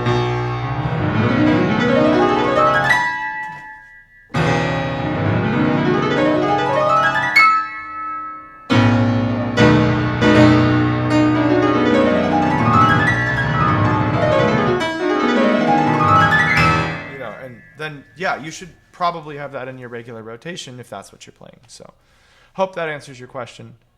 Practice what you actually care about, not what somebody told you to do. All right. CJ Johnson says, I won't have access to my piano or keyboard for more than 1 or 2 days a week due to moving and building on to a home. This could last for 2 to 6 months. What can I do to keep from being too rusty from lack of practice time? Okay. For more than 1 or 2 days. Okay, let's just say, I always say, take the worst case scenario. So say you have 1 day a week to practice. That is pretty rough, to be honest. Look at my answer to Dante, which was, I want to say near the beginning of this class. I have no idea. It was a ways back. But these are all timestamps. So look for Dante's question about like which pieces you have to maintain or something, because there's a lot of similar thinking there. It's just that this is even more limited than what he asks, but it's the same idea. After you watch that, find as many things as you can possibly do that don't require a piano physically. Mental exercises, sight singing. I have a sight singing course, for example, that has a textbook. And the course is paid, but the textbook you can get free online. Just search for it.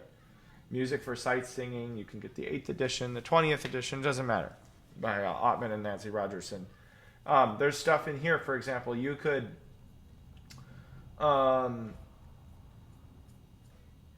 learn to sing through these, tap these things. If you have a phone app, you can find a reference pitch. So say like you're looking for, you know, the note G sharp and you don't have a piano on hand, but you could pull your phone out and you could do that. And then you can tap these. The first chapter is just rhythm. Then chapter 2 is like actual tunes, right? So you could find B flat on your app. Da da da da da da da da da, rest. Da da da da da da da da. And then, oh, there it is. You can play like the last note to see if you ended on the right spot. If you get lost, pick out a few notes here and there. So like, I would double down on the things that don't actually require a physical instrument. Singing, learning rhythms, learning inflection. You can learn so much music theory away from the piano. Musictheory.net. Theory.net has all the topics. Go through their lessons. Learn some stuff that you don't know. Exercises, and start like, you know, there's interval dictation. They'll play stuff for you and you have to figure out what it is. There's no construction. You can just look around on here. There's my timer. You know, G sharp, you can practice your sight reading. A sharp, E sharp. If you want something harder, then find something harder, you know? But that's the idea, is like you can still learn a lot even if you're not physically playing a lot. You can listen to music. You can broaden your knowledge of the repertoire, you know, and like not just passively on YouTube or something, but sit down as if you're practicing on a park bench, pull out a recording, grab the score, And as you're listening in the background, like on Spotify or something, like follow along with the score and stop every 60 seconds and make an observation. Like, the pianist did this kind of rubato in this phrase, or I noticed at the change of tempo section, he went way faster, but the composer didn't say to do that, or just whatever. Like, there's 1,000 things. And just treat it like you would have to explain it to somebody else what you just heard. And you're going to learn new things all the time. So you won't be like practicing a lot of muscle memory movements, but that's only a very small part of playing the piano anyway.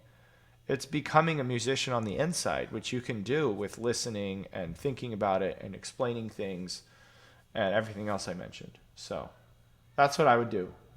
I would also probably go insane, to be honest. If I couldn't like play at all, like not even touch the piano more than like once a week. But I don't know. Give that a shot. I just know that's the kind of stuff I've done when I'm like on vacation, if I'm traveling or something, which is like maybe once every 18 months. I just don't do it very often. But when I do that, I take scores on the plane. I'll watch them or whatever. All right. Mark Lafontaine. We just had... Oh, yeah. Wait a minute. I'm pretty sure I just answered one from him. Or maybe I'm just going crazy. That's weird. Yeah. Best exercise. Okay, so this is your second question, which is fine. I did open up the floor to second questions.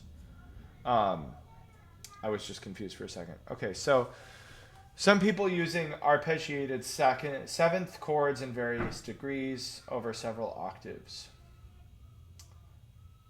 can be a good exercise. I mean, like, yes, but like you're not limited to that. So you can. One of my favorite things to do is take all forms of a seventh chord. The traditional one is the dominant seventh, like C, E, G, B flat. Or the major seventh, which is with the B natural. But there's also then minor seventh with an E flat. There's half diminished seventh with the G flat. Fully diminished seventh with the A. And then there's a couple that most people never practice, which is the augmented flat 7, or dominant 7th sharp 5, depending on if you have to ask a jazzer, which is C, E, G sharp, B flat. And then there's the augmented major 7th, which is C, E, G sharp, B natural.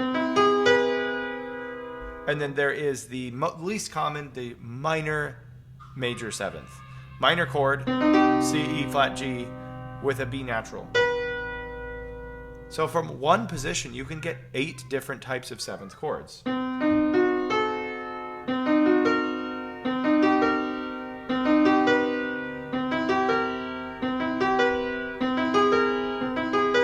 And what you could do is actually go up and down the piano one time each, like say 2 or 3 octaves on each one.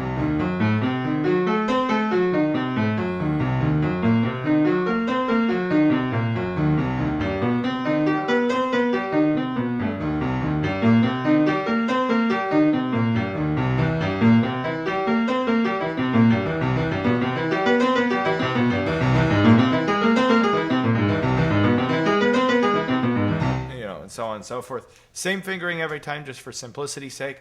And what that does is it gives you all sorts of different shapes. So I wouldn't like just try to learn my dominants or something, because 3 of those 8 are less common. But you will, if you play like high level stuff, you will see all of those at some point. You know, if you like jazz, you're going to see the minor major a lot, or the augmented 7th.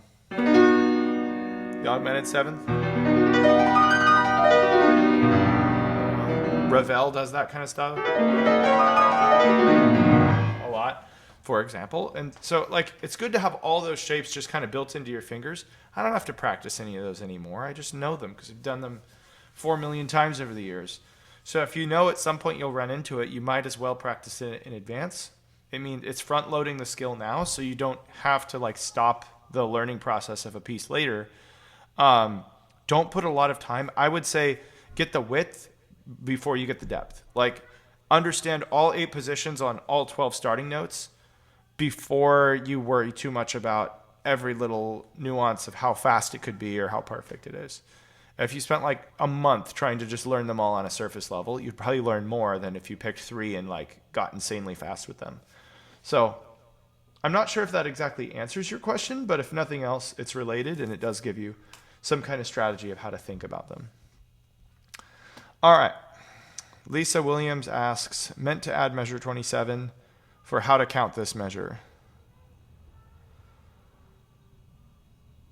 What is this? I don't know.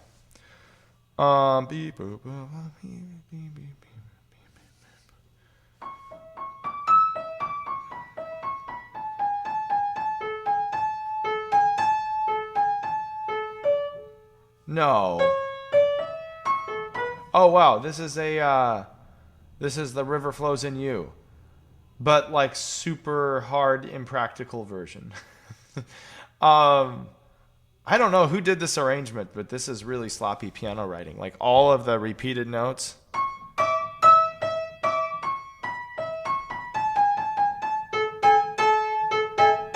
Have me to play all those over and over, and then like here, that's really difficult. And then these arpeggios, they're possible for sure. It's just really crazy. That rhythm is needlessly complicated, for example. So this is not the original. I don't know if you know that or not. But this is like a really, I think, needlessly difficult measure, or sorry, example and version of this piece. But whatever. I will still tell you how to count it for measure 27. So 26 and 7 here. All right, let's break it down by quarter note. So 1, 2, 3, 4. Yep, 2, 4, 4 time. So look, the beats are marked in the left hand. So beat 1, quarter note, beat 2, 2/8, beat 3, 2/8, beat 4 is 16th plus dotted quarter. Those are easy to see. So beat 1, 1, 2, 3, what should be 4 16th notes, but it's a 32nd note, which is twice the speed. And then we have a 16th note, which is actually tied over it. So it's like 1 E and that's in between and beat 2. This note comes exactly half after this first 16th note. So like the math is there. It's just weird. So if you think of this as, here's how, okay, I figured it out. Think of this 16th note as 2 32nd notes tied. So we get, yeah. So this would be 32nd note, 32nd note, both of those in replacement of the 16th that should be here. That's 4 16th notes. And the last one is replaced by 2 32nds. But because that's actually a 16th note, it's worth 2 32nds in and of itself. So you have first 32nd note, second 32nd note, tied to the first one of beat 2, going to the second 32nd note. So just play this twice as all 30 seconds. If that makes sense. Now 16th. Again, replace this 16th with 2 32nds. And you'll see all 4 of those fit into 1/8. And then, so yeah, 2 32nds, 1 32nd, 2 32nds, 1 32nd, 2 32nds. Like that. So 1, 2, 1, 1, 2, 1, 1, 2. And then 1, 1, 2, 1, 1, 2, 1, 1. That's the solution. Think of it as replace everything with 32nd notes as just being twice as long, and then you'll start to figure it out. So, dun, dun.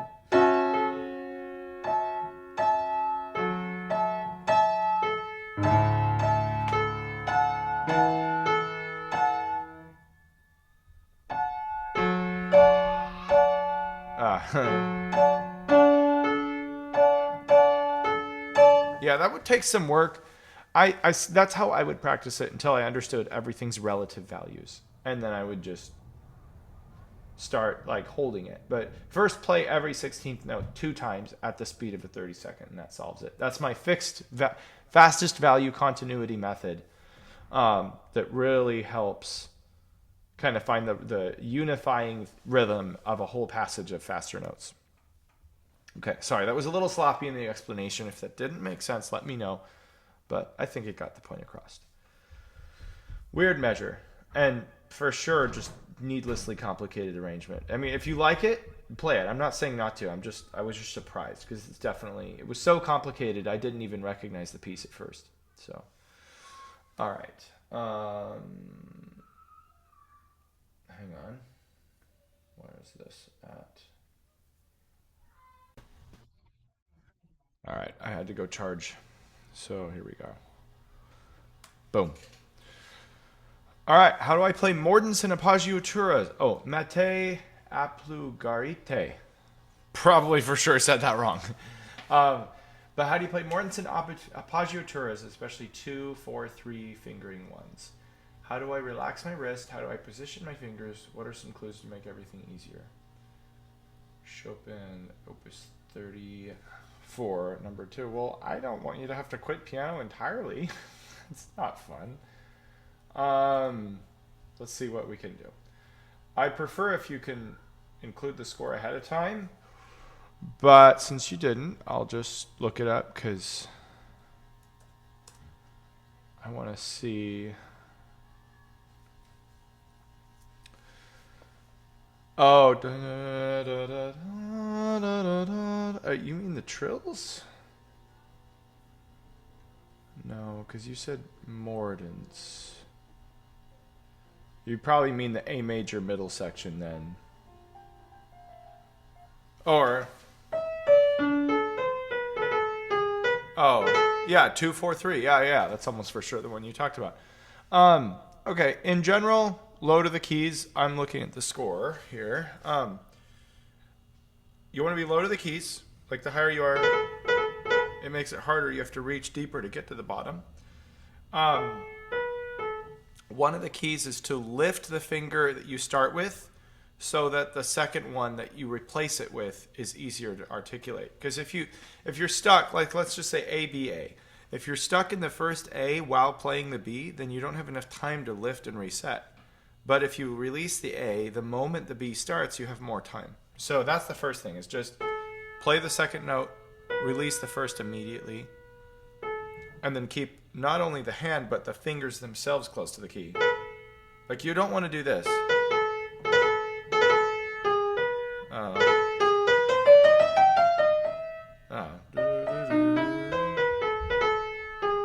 You don't want to, like, be high-fingered and articulate and stuff when it's really fast like that. Helps to have a little rotation, too. Like, just triple-check you can actually see me well. Yeah, okay. So imagine you're tipping slightly to the right. Tip, like whatever direction you're about to go, do the opposite first. So you're tipped right. You tip left to play the first note. Tip right to play the next note. And then left again for the other note. Like that.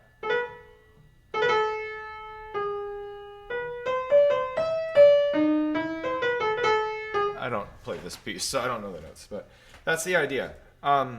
So close to the key, lift the repeated note the first time, use a little bit of rotation, or a forward moving thing. Whatever keeps your hand in motion. If you stay tense, or like in one place, you'll tense up. So in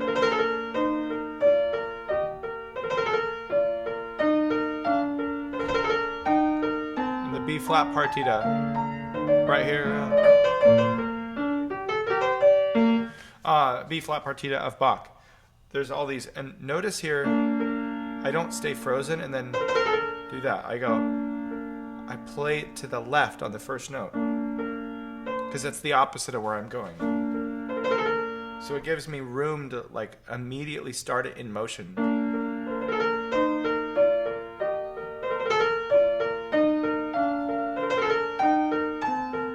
And same thing in the left hand.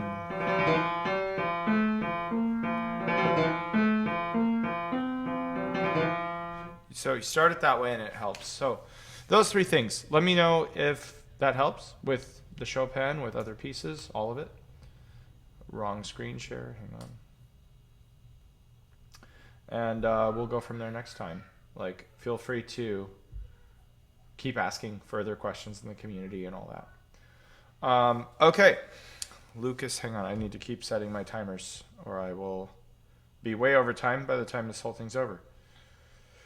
Here we go. Lucas Perron asks, how and when do you actually play individual notes using arm weight? I've tried to apply a lot of advice and tests to see if I'm doing it right. Tried to ask my teacher as well, but it still feels like I'm pressing hard with my fingers and the keys don't sync unless the effort is mostly from the finger. Okay. Yeah, like I said, I used to struggle with the same thing. Arm weight is kind of a big topic. So what I would say, here's a good test. Make your fingers totally soft and straight like this as an extension of the arm. And first learn this. Sitting with the rest of the hand under the white keys, just simply swing your elbow left and right as far as you can without ever letting the finger come off. So we don't want to do that. Keep it in contact with the bottom of the key at all times. Don't feel like you're pressing here. Just make sure it's loose. It's very, very, very loose. But it's just there. And you're just learning to kind of take something and swing. Now learn to do that while holding a bigger shape like a fifth, or even better, an octave. I have G, E, G, octave with the chords, whatever, something like this. And do the same thing.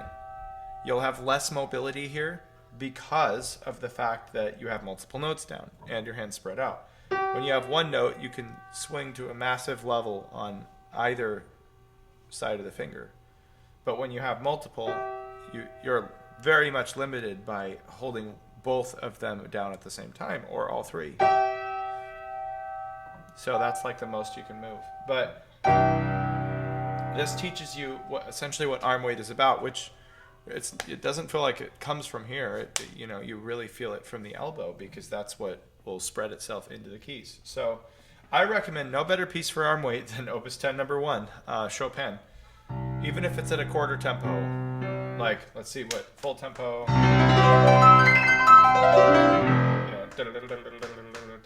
So quarter tempo.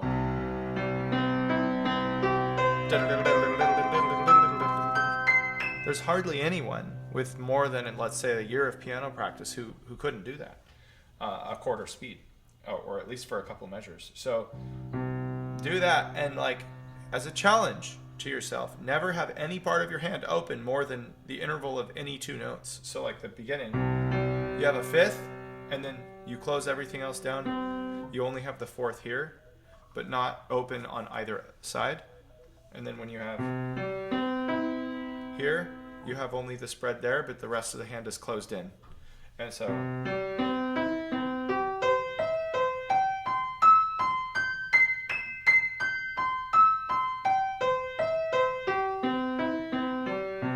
by keeping the hand very closed, it teaches you to do almost all this with the elbow and the curve of it.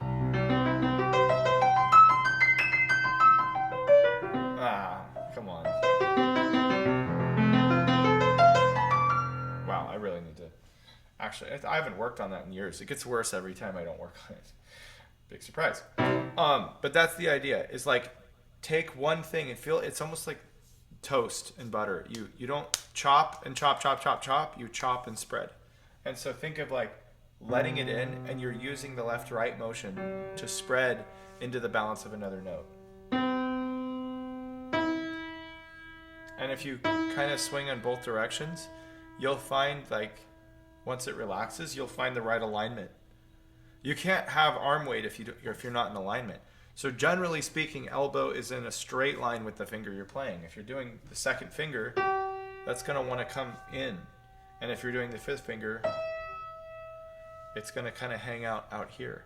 So there's an adjustment. Even in Hanon,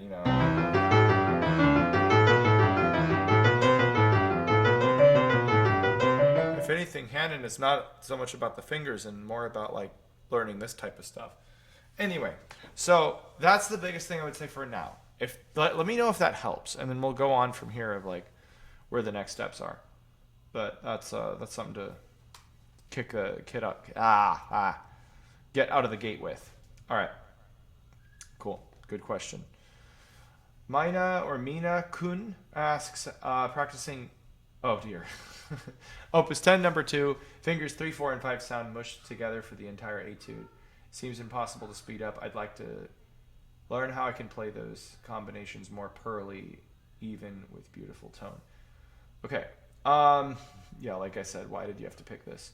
So actually, I am going to send you something.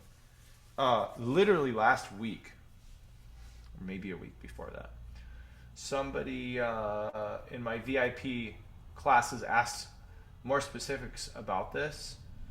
And let me just double check. No, it wasn't the master class. It would have been Monday. Yes. Yeah, this was the one or the week before. Might have talked about it in both.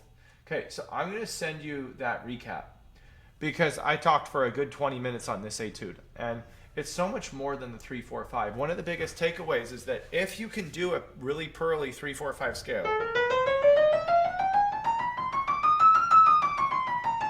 even fast and light and all the things,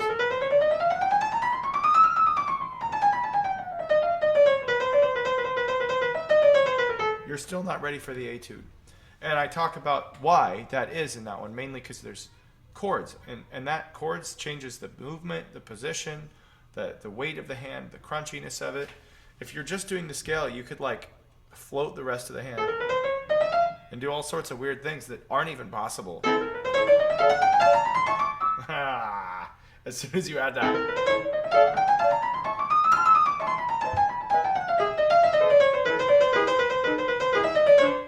That is so hard.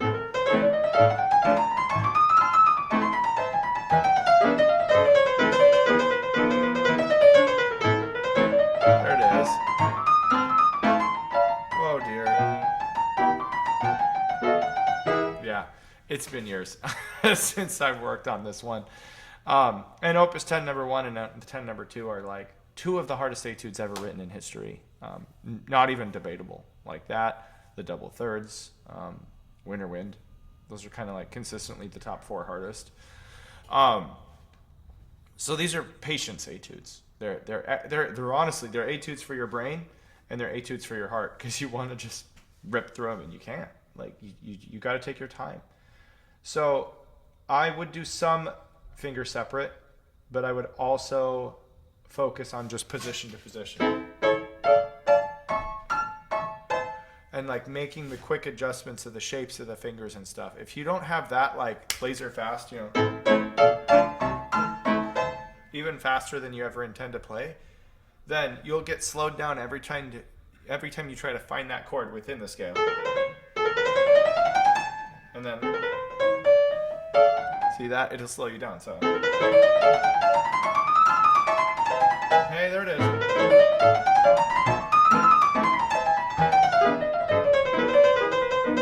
Still not insane speed, but you get the point. Okay, so try that. Keep the wrist as low as possible, and then I'll send you the video for the bigger breakdown. I will almost for sure forget. So actually, you know what? I'm going to DM you right now. Before I forget, because I know there's no way. I will send a 10-2 recording tomorrow. Remind me. I'm just messaging you right now so that you can get on me for that. All right. Back to screen share. Kevin Aiken says, you mentioned ways to improve practice by adding difficulty. Do you have a cheat sheet that summarizes that? I'm a beginner panic player at 70 and need all the help I can get. I kind of do and I kind of don't. Let me show you the chart that I have. It's not a cheat sheet, but it's a visual chart to help stimulate the right type of thinking. So in my practice course, it's called the 90-10 ladder. in combination with the 5 categories of harder. So 5 categories of harder are this. So because this is exactly what you're talking about. Like adding difficulty is a way to improve, ability. Now, most people hear that and go, okay, I'm going to play faster, which is speed, going from like 104 to 120 or whatever. That's only one of the 5 categories of difficulty. You could make it more difficult by going from 1 move to 2 moves, from 2 measures to 4 measures, right? That's longer endurance. So that builds focus. You could make it harder by playing more complex, right? Complex would be 1 hand to 2 hands, like you don't use the pedal and all of a sudden you are using the pedal. Excuse me. Or if it's a 4-voice fugue by Bach, you do 1 voice and then 2 and then 3 and then 4, stuff like that. You could increase the difficulty of the depth of your interpretation, which is like if you're playing really flat, all of a sudden you're playing with shaping and not just with dynamics, but dynamics that are under control. That's much harder. And then no balance at all, like both hands, same volume. Versus really good balance with voicing even. Where not only is the right hand louder than the left, but the left hand bass note is a little bit louder than the rest of the left hand,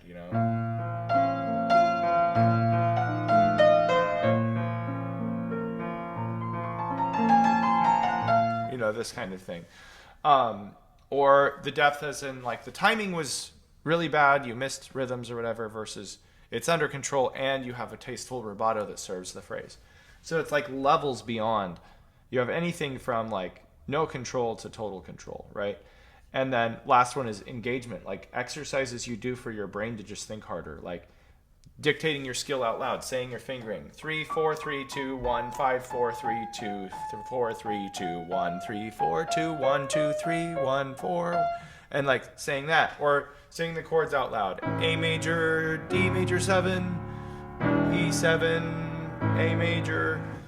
Anything you could dictate out loud. You could dictate the pedal changes as you're doing them.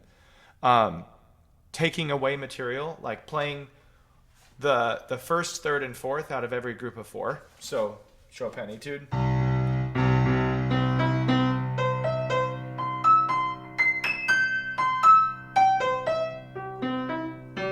Where you skip a note on purpose, for example. That's called taking away. Reversing the order, like playing a passage backwards, or playing measure 12 and then measure 11 and then measure 10. So you're like interrupting the flow, right? And I'm just giving a few examples here. There are hundreds more in every category of like what you could do to change the length, complexity, depth, speed, or engagement of the brain. But those are the 5 categories. So I guess that's a cheat sheet. But just think about that. Pick one category at a time. Don't make all 5 harder by any means. Then we're not 10% harder anymore. We're 100% harder. Pick one category and then study this. You can screenshot this if you don't have my month 1 course, or you could take the whole course that talks about this in greater detail. But like here's like 5 steps of getting harder, for example. So, let's just say, I'll go through this really quick. Melody, you're working on melodies. And the first thing you do is just play and say letter names. That's really easy to do. B, B, C sharp, D sharp, E. And it could be really bad. Then you sing it without playing. And then you do it by exaggerating the shaping. You're increasing the control.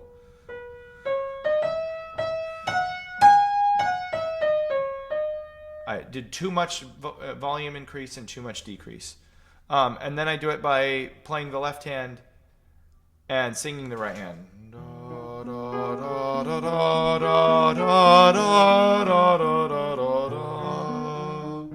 And then I do hands together with no exaggeration, so it's much more subtle.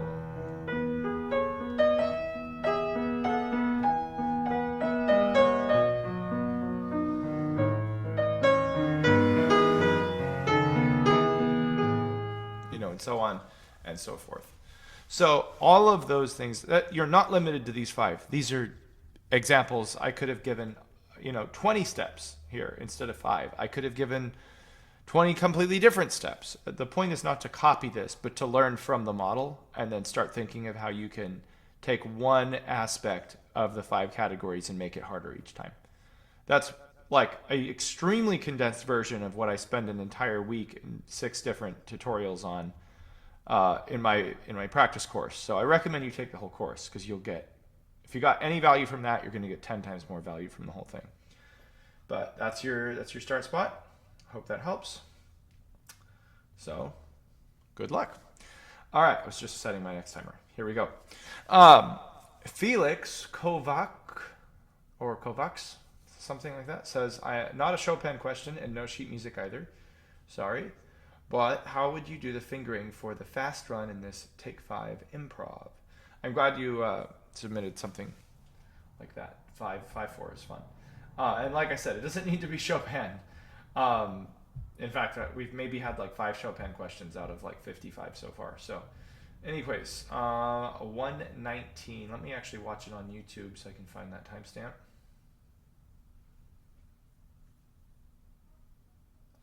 Browser can't play this video? That's weird. What? I watch YouTube all the time. Okay, there we go.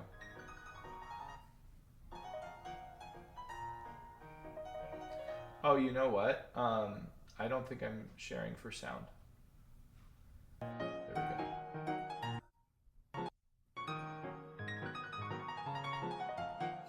Yeah, let's go.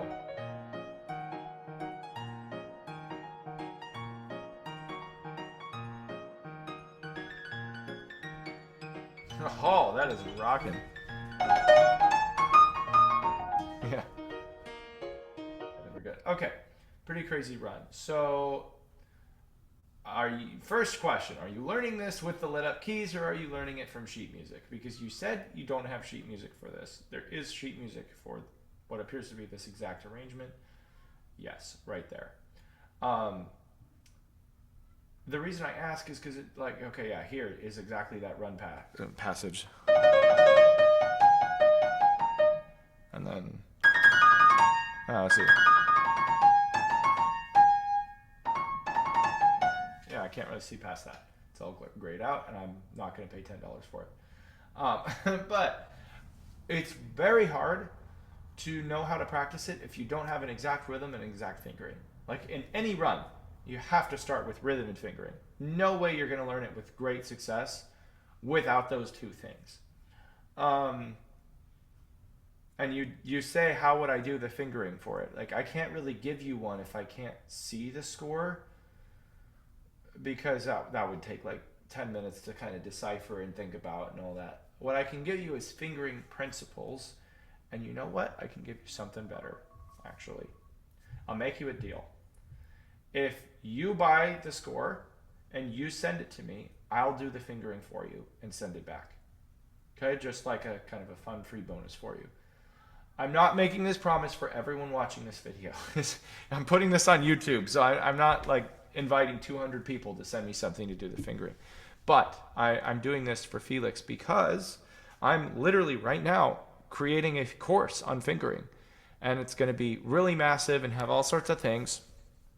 And as I get that done, I want to actually find like 5 to 10 examples of just some crazy stuff and like make a little video on my thought process. So this would be a great sample to include in the course, actually.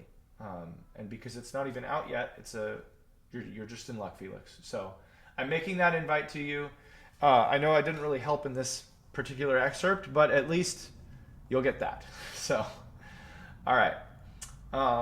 Let's go to the next one. 240. There's an inside joke in this piano club about the ACCC and chipmunks, and yeah, you're going to be extremely lost, even if you know the inside joke. Okay, Andy Chow, how do you play the left-hand octaves ostinato? Finally, something that I'm like, oh yes, practice. So, 2 things help me a ton in this. The B to the E is white to white, and then the other one is white to black. So think first move out of the gate is actually going from pointed finger to flat finger. Like you actually make an adjustment, almost as if you're throwing the wrist away from you like this.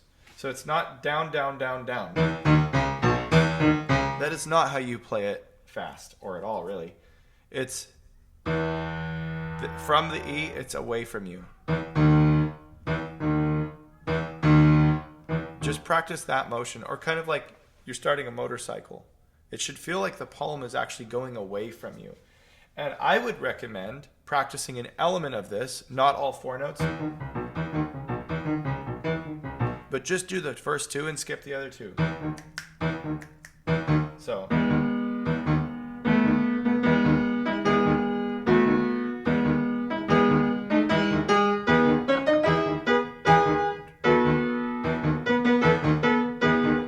You get it, right? And then we learn the other element. The C sharp is the free note, by the way. I'll show you why in a second. But black to black is not very hard, and it's right next to each other.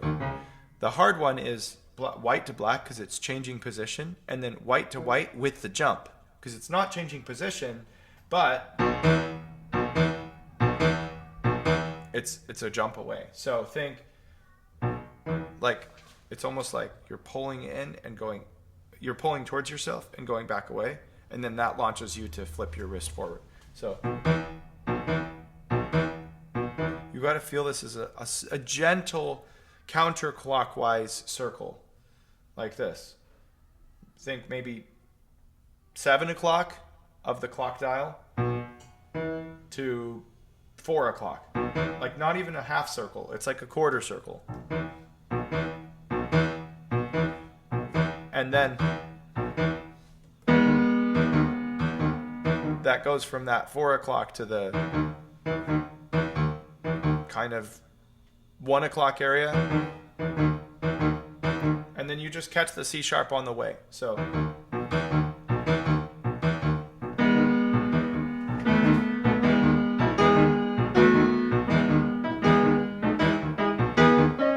that's weird to coordinate. Yeah, get that coordination going, and then the C sharp literally. Da da da da da da da da da. Keep thinking that. Da da da da da da da da da. And that'll lock you in. C sharp should just kind of be like a non-issue. So get the first 2 notes, get the 4th going to the 1st, get really good at both of those, then do all 3, then lock in. Stay close to the key on all of them, and then keep it in a circle, and you've got the passage. Years later. No, I'm just kidding. It shouldn't take years, but it's not easy. It definitely was not an overnight process for me. Proof right there. I'm sure you watched it already, but proof that I can actually play it. And yet again, the ACCC. It's pretty much just Philippe and Petit that know. I think maybe like 3 other members that know what that is. And I sort of know what it is. Anyway, okay, we've made it through 63 questions out of 92. So we have almost 30 to go and an hour and a half to do it in. Can I do that? What's the math? Let me see if I'm on track real quick. Because I have to be off actually exactly in an hour and a half from now.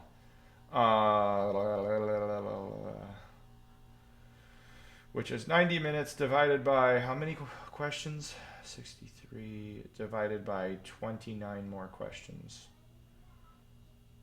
Yeah, okay, I'm on pace. I'm on pace if I keep sticking with these timers. Okay, here we go. Maddie Isaac asks, how do I get the right hand triplets to left hand quavers correct in Debussy's first arabesque? Triplets to quaver. Okay. At even performance tempo without one hand rushing or going too slow. Pretty sure you mean the 2 against 3. So I have a whole video. I have 3 shorts on YouTube about 2 against 3. And then I've got, in the rhythm course, a whole video breakdown of polyrhythms in general, as well as 2 on 3 specifically. Excuse me. I'm 90% sure that you are a premium member, which means you have access to all of my courses. So in that case, just definitely go check that out in month 3. But I'll give you a quick fix for this in the meantime. You could do any tempo. Let's go like 92 for now. you play one beat of the triplet and then one beat of the eighths. And you literally flip back and forth. So instead of this, that triplet, and then this eighth, they happen at the same time when you perform them. But you want to be able to actually do back and forth. So take one beat that's together and make it two beats, one after the other. So 1 2 3 1 2 1 2 3 1 2 1 2 3 1 2 1 2 3. So that you could do the whole passage in this manner. Use the 4 3 2 1 strategy here. So each beat, not each measure, each beat 4 times. Right, left, right, left, right, left, right, left, 4 times. Then do that same thing after you've done all of them individually. That way. Do that same thing 3 times. So right, left, right, left, right, left, 3. And then whole passage that way. Then right, left, 2. Whole passage that way. And then right, left, each beat and move on to the next one. So 1 time each. So I'll just do like 3 patterns so you can see how this goes.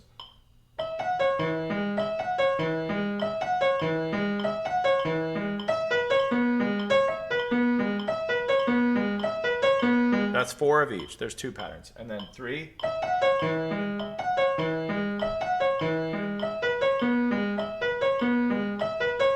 Then 2 each. Then 1. Except you do that for the whole passage. And what you're doing is developing instinct to hear the beat subdivided by 3 and then by 2. And in close proximity going back and forth. And then you kind of just like wing it and see what happens. So.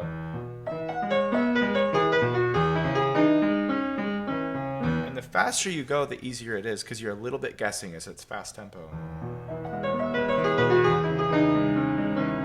I have a video on the Chopin Fantasy Impromptu, 4 against 3. And I make the same claim that learn it precisely at a slow speed. And you know.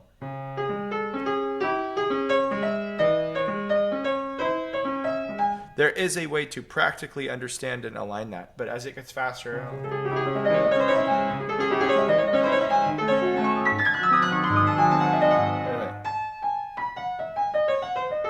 I forget the pattern. You get the idea. You could do it that way. So it's some of both. Learn it right and guess. But do it by instinct. That's the Band-Aid version. Get the full version in my rhythm course. All right. Michelle... I thought this was a timer. Here we go. Michelle H. asks, from The Hall of the Mountain King, please summarize the tips to master the last section. Yes, this is this part. And I know that because Michelle is my private student, so we have looked at this exact passage before. Okay, describe in succinct musical terms. Well, yeah, I don't really know how to describe it either, other than just offbeat syncopations. But summarize the tips to master that last section. Okay, well, I would always start anything that's back and forth as together. Of course, know your fingering. Hands together fingering dictation says that if you have, like, say, 5 in the left hand and thumb in the right hand, think of the combined number that is. Not 5 and 1, but 5 with 1, which if we read it would be 51. So out loud dictate that. 51, 42, because 4 in left, 2 in right, 33, 3 in left, 3 in right, and so on and so forth. So I don't actually know what fingering you're using, but let's just go with that. So 50, 51, 42, 31, 22, 13, thumb and 3. Is this what I do? Yeah. When I slow down, I second guess it. 51, 32, 15, 33, 51, 32, 14, 23. So out loud fingering combos dictation while playing it in sync and legato. Legato is going to keep you deep in the key and teach you your connections, keep you relaxed. Then when you can do that, play one hand staccato and the other legato. So holding the left. Of course, maintaining the same fingering every time. And then flip it. Right hand legato, left staccato. Enough reps until you hit that goal perfectly. Like there's no, you didn't play one note legato on accident that wasn't supposed to be or whatever. So you flip articulations, you do the out loud thing. Then I would double tap each one. So play one hand one time and the other hand twice.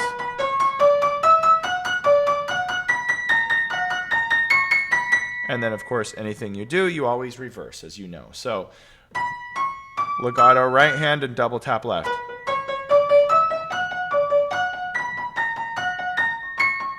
This is less scratching feeling. It's not bouncing the hand, it is bouncing the finger.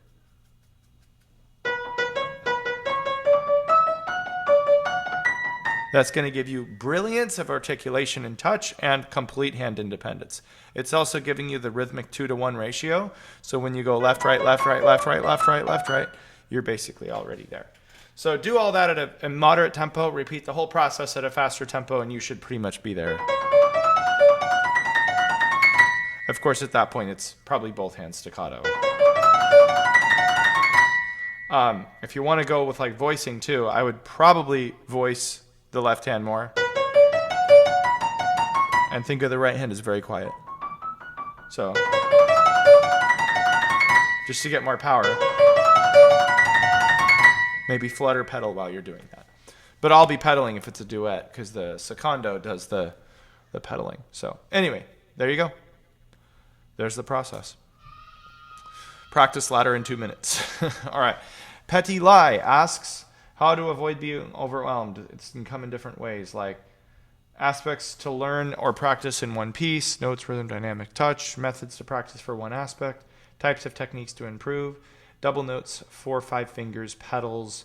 The more you know you don't know. Yes, Zifra said that. Chifra, one of the greatest pianists of all time. He said the bigger you become, the smaller you realize you really are.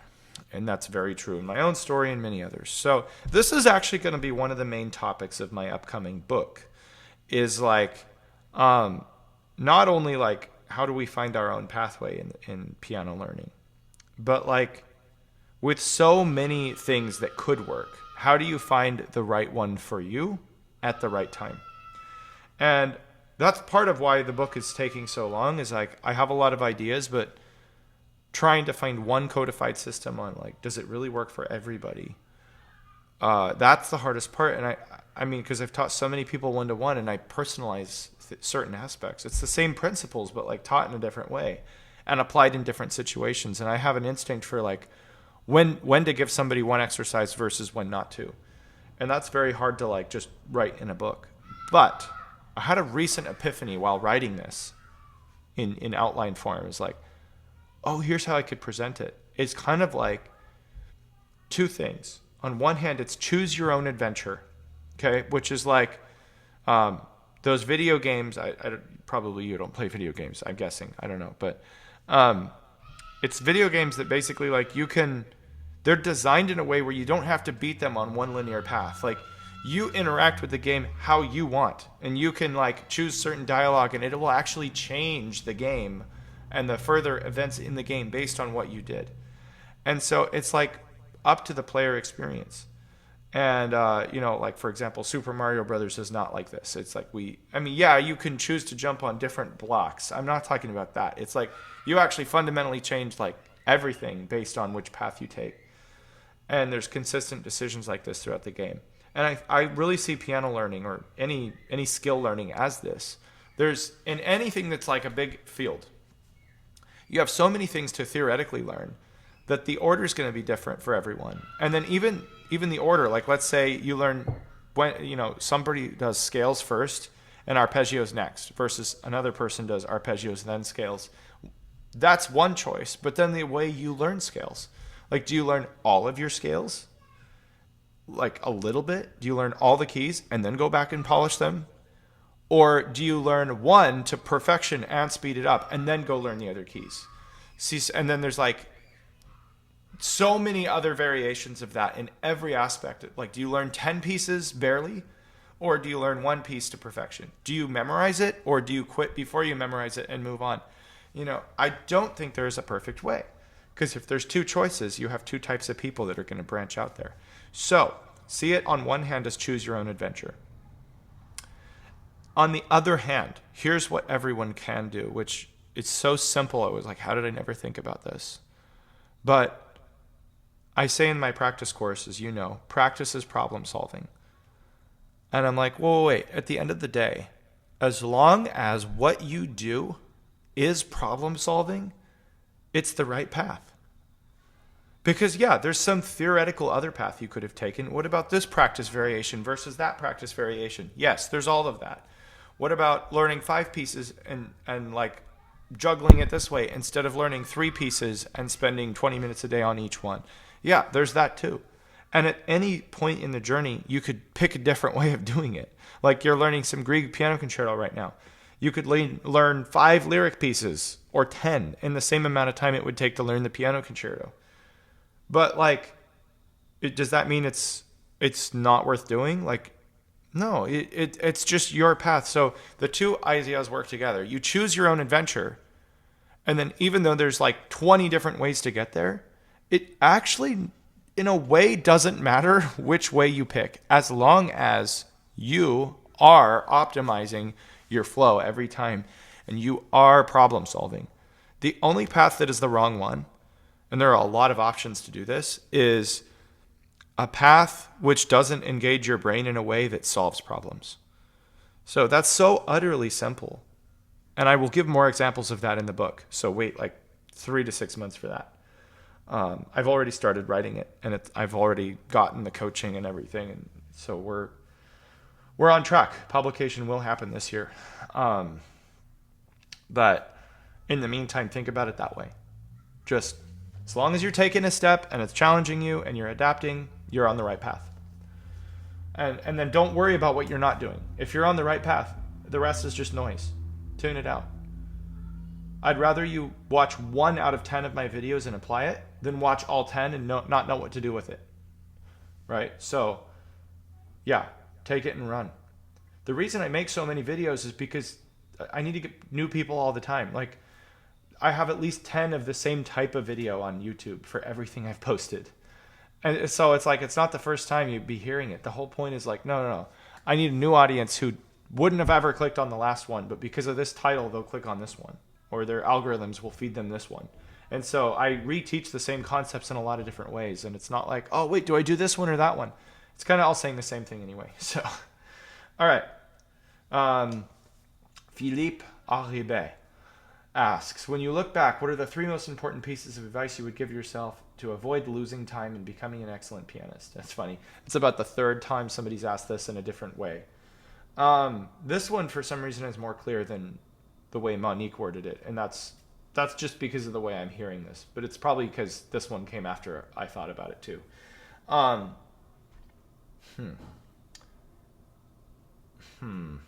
Most important pieces. I mean, what I just said to Petit, one of them for sure, is just any path you take has to have intention, has to be pushing you to problem solving, and nothing should be random, which is also what I said to Monique.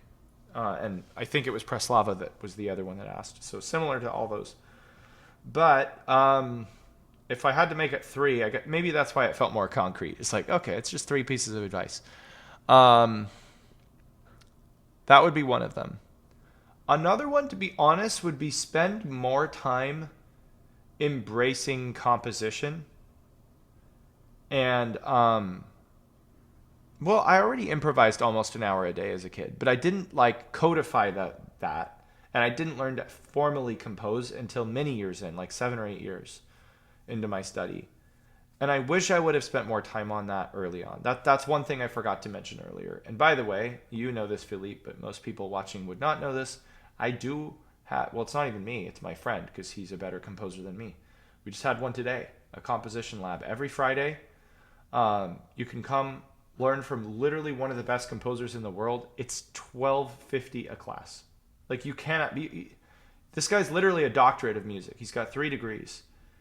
And you'd have to pay somebody like this hundreds of dollars an hour, one-on-one, to learn what he's teaching you for $50 a month to come come to 4 of his classes, and they're all on recording. Like, if for that alone, the premium membership here is worth it, because he is next level, and he's teaching you everything from generating ideas to form to structure to kind of developing like some inspiration. You have a good motif, but you don't know how to develop it. He teaches orchestration, all the different instruments, notation, playing by ear, improv, recording, and he's got like 40 published pieces, and just did a world premiere in China. Like that's 2% of who he is and what he does.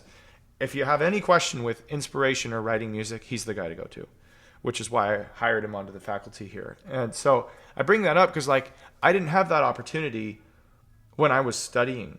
All I had was just like maybe read a book here and there. There weren't even that many YouTube videos back in the day when I was getting going, because YouTube was in its infancy. And so it's like I just didn't even really know that could be part of the path. I remember an old Berkeley class that was like Write Like Mozart, and I paid for that, did that class, and I enjoyed that.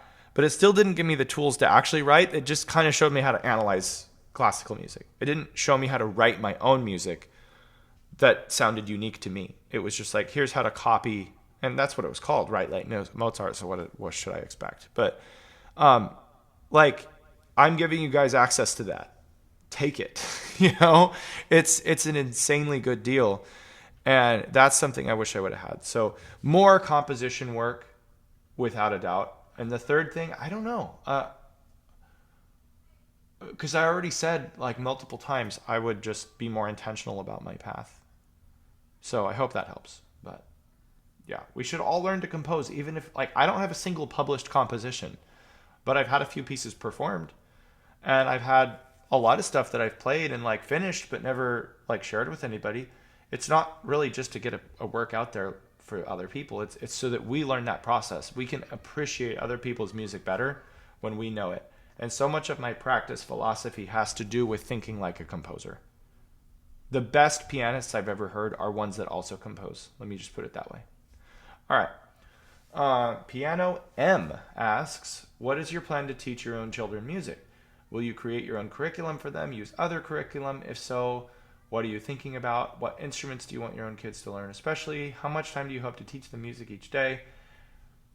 Have you thought about doing the Aaron Petit method for children? Do you have any prayer requests? Okay, wow.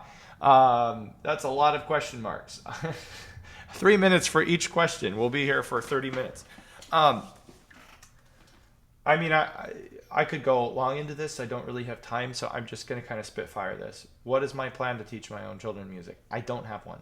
They're 4, 3, and 2 at this point, and I don't want to force it upon them. It's important for me that if they learn it, it's their own desire. If I see hints of it, I will foster that, and I do. They sing and they like certain things, and I water that garden, but I'm not putting them in lessons yet. If they ask for it, then yeah, we'll find a way. For sure. Will you create your own curriculum? Yes. If they learn piano especially, I would absolutely be the one to teach them. And I would tailor the curriculum to them, as I have actually taught students that are as young as 3 years old before. And multiple 5-year-olds with great success. So I'm very comfortable with that age. I'm very comfortable with making curriculums specifically tailored to each person's learning style. So that I would do that. I wouldn't like publish it, because I think especially the younger kids the more they need personalization and not methods. Like adults can handle method books pretty well. Children can hardly handle it at all. And they spend 10 years on what could take them 18 months at most, if tailored the right way in a personal manner. So what instruments do I want them to play? I honestly, if they're going to play music, I could care less. Like, I really see all the instruments as fundamentally really cool in their own way. So if they want to do brass or woodwind or, basically anything, it's good with me. So it's all music. How much time do I hope to teach them? Again, I haven't really thought about this, because I haven't seen a lot of desire on their end, so I haven't really tried to schedule that in. Yeah, so I don't know. Have you thought about doing the method for young children? I kind of just answered this. I don't think kids do that well with a method.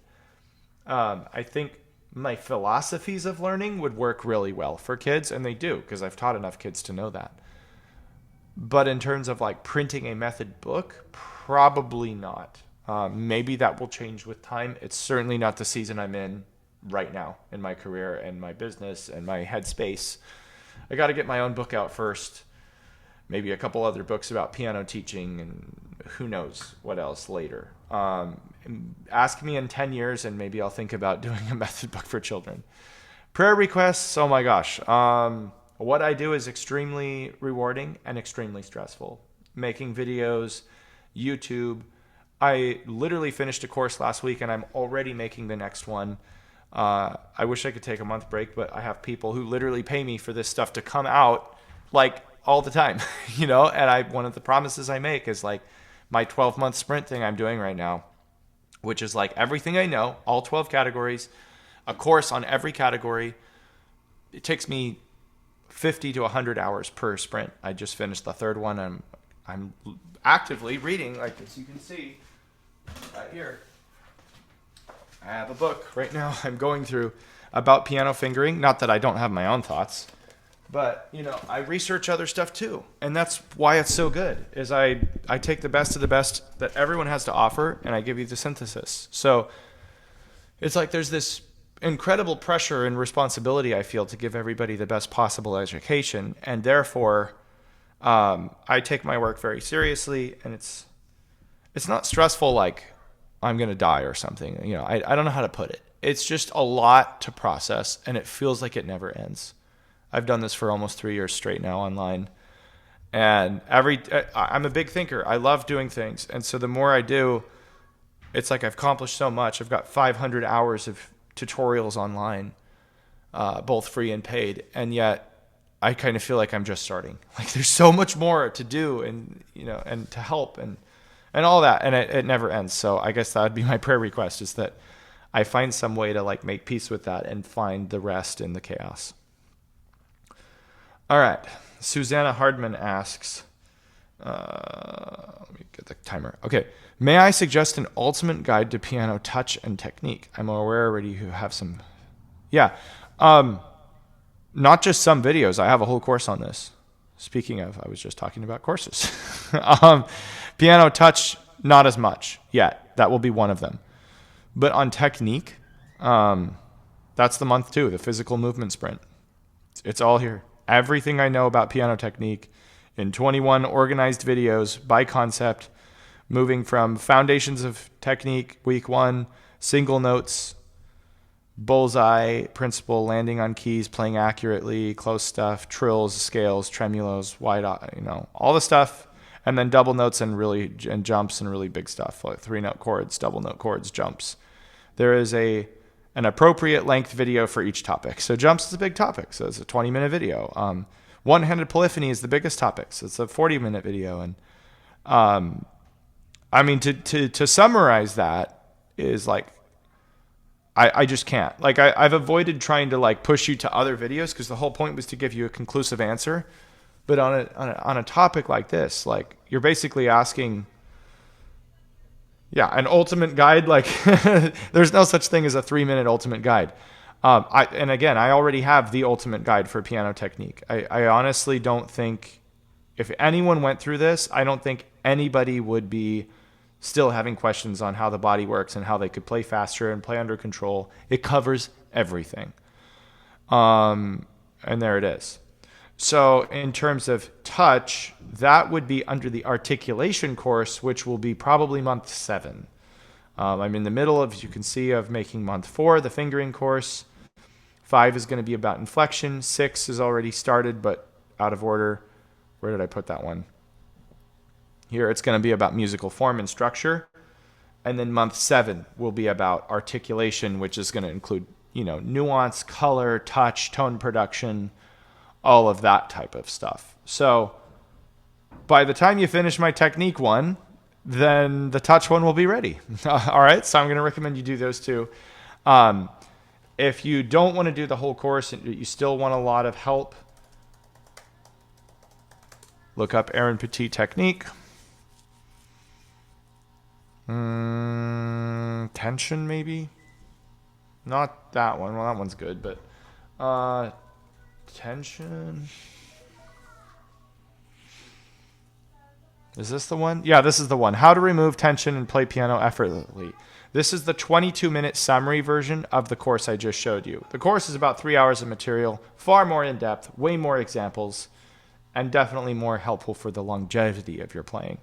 But if you want a free, quick summary just to see like the kind of stuff I talk about, watch this video. So I will grab this. Injury, lack of speed. Pause, copy, and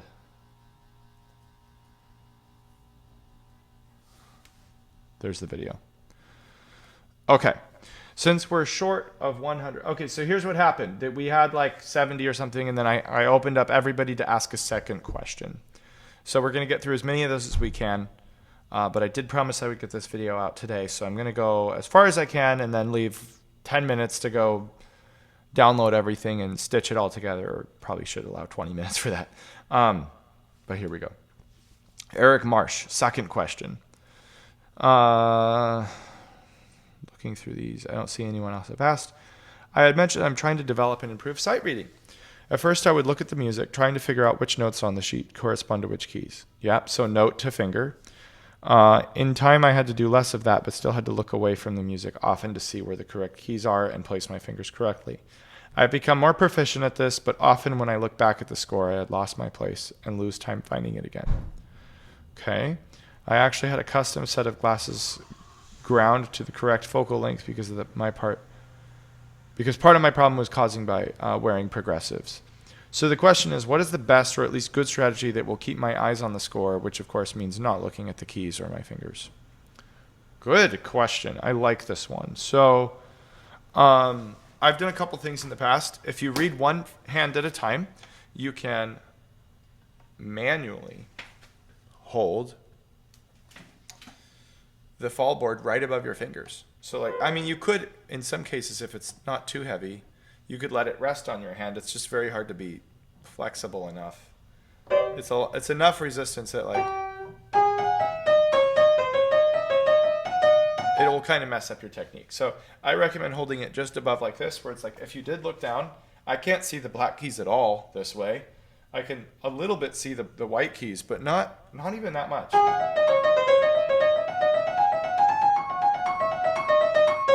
So even if I were to look down on accident, it would be like hard to actually tell.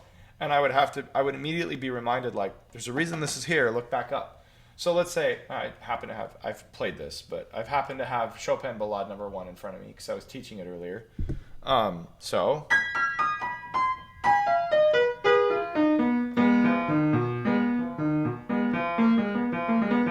I didn't realize how much I rely on looking at that.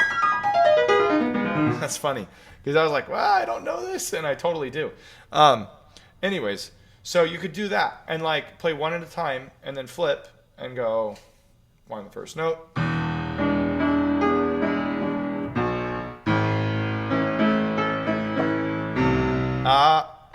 Wow. Dang. I don't know it that well when I'm not looking. That's funny because I know this passage left and right.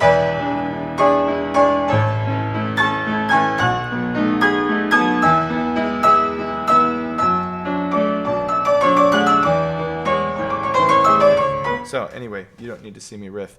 But the point is that would be a really quick way of developing it because it's forcing you, like, look at how bad that was when I didn't get to look. That proves that I can't see myself really well right there. I would do that, and then I would do, let's see, second part of this question.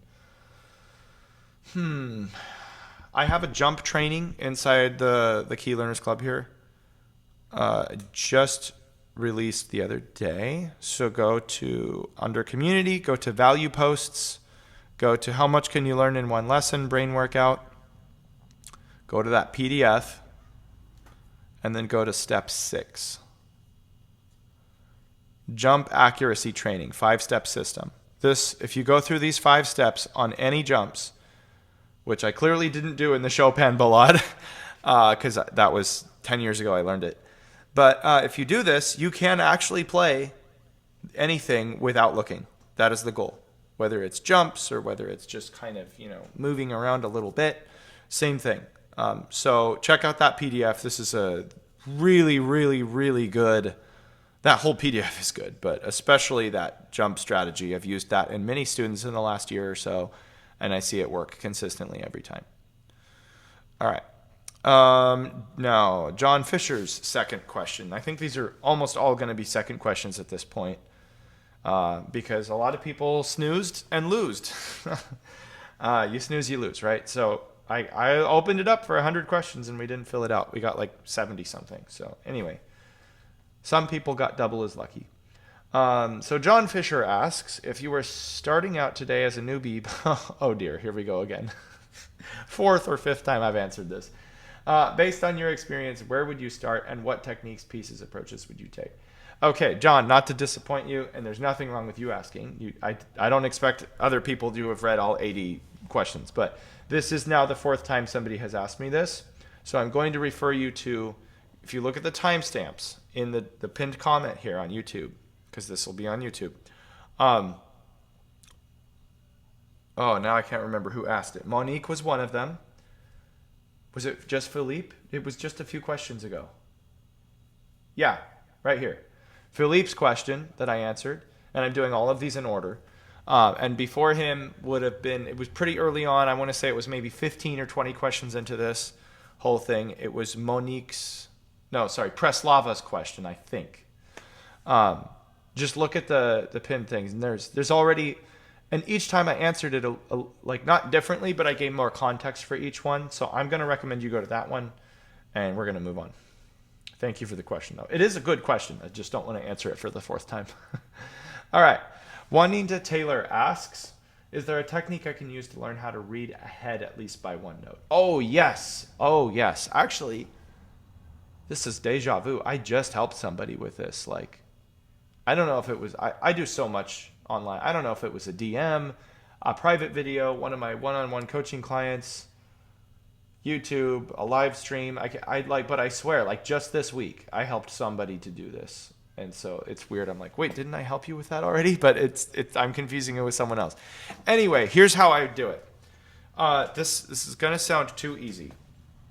But you look at one note ahead specifically. So let's say I'm going to play the first note of this measure 121, which is a B flat. I look at the next note, whatever that note is, and I try to just keep my eye right there, and I put in my peripheral vision the note before, and I try to find that just from that. And there's this thing I believe called the rule of 100, which basically says anything you do 100 times is the first real set of like feedback you need to actually get good at that thing. So if like every 10 within that, you'll also make a slight adjustment based on how every 10 is going. But until you've done something 100 times, you shouldn't say it's hard, is the rule. And so pick a random measure, open the score, and let's just say measure one. Well, here, let me open it to like a piece I actually haven't played.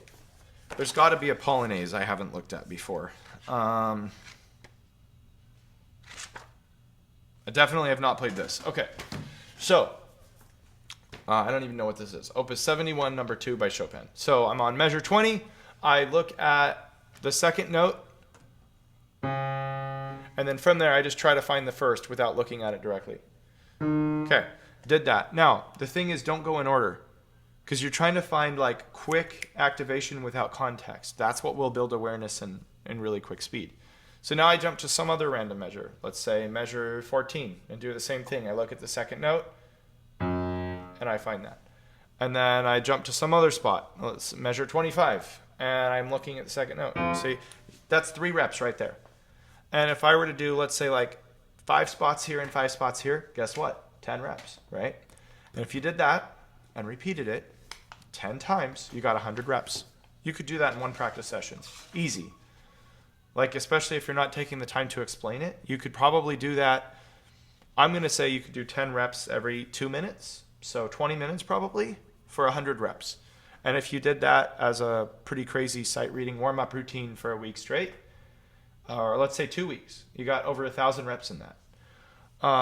And yes, that's only one note at a time, but that's what you need is like instant access, not playing through yet.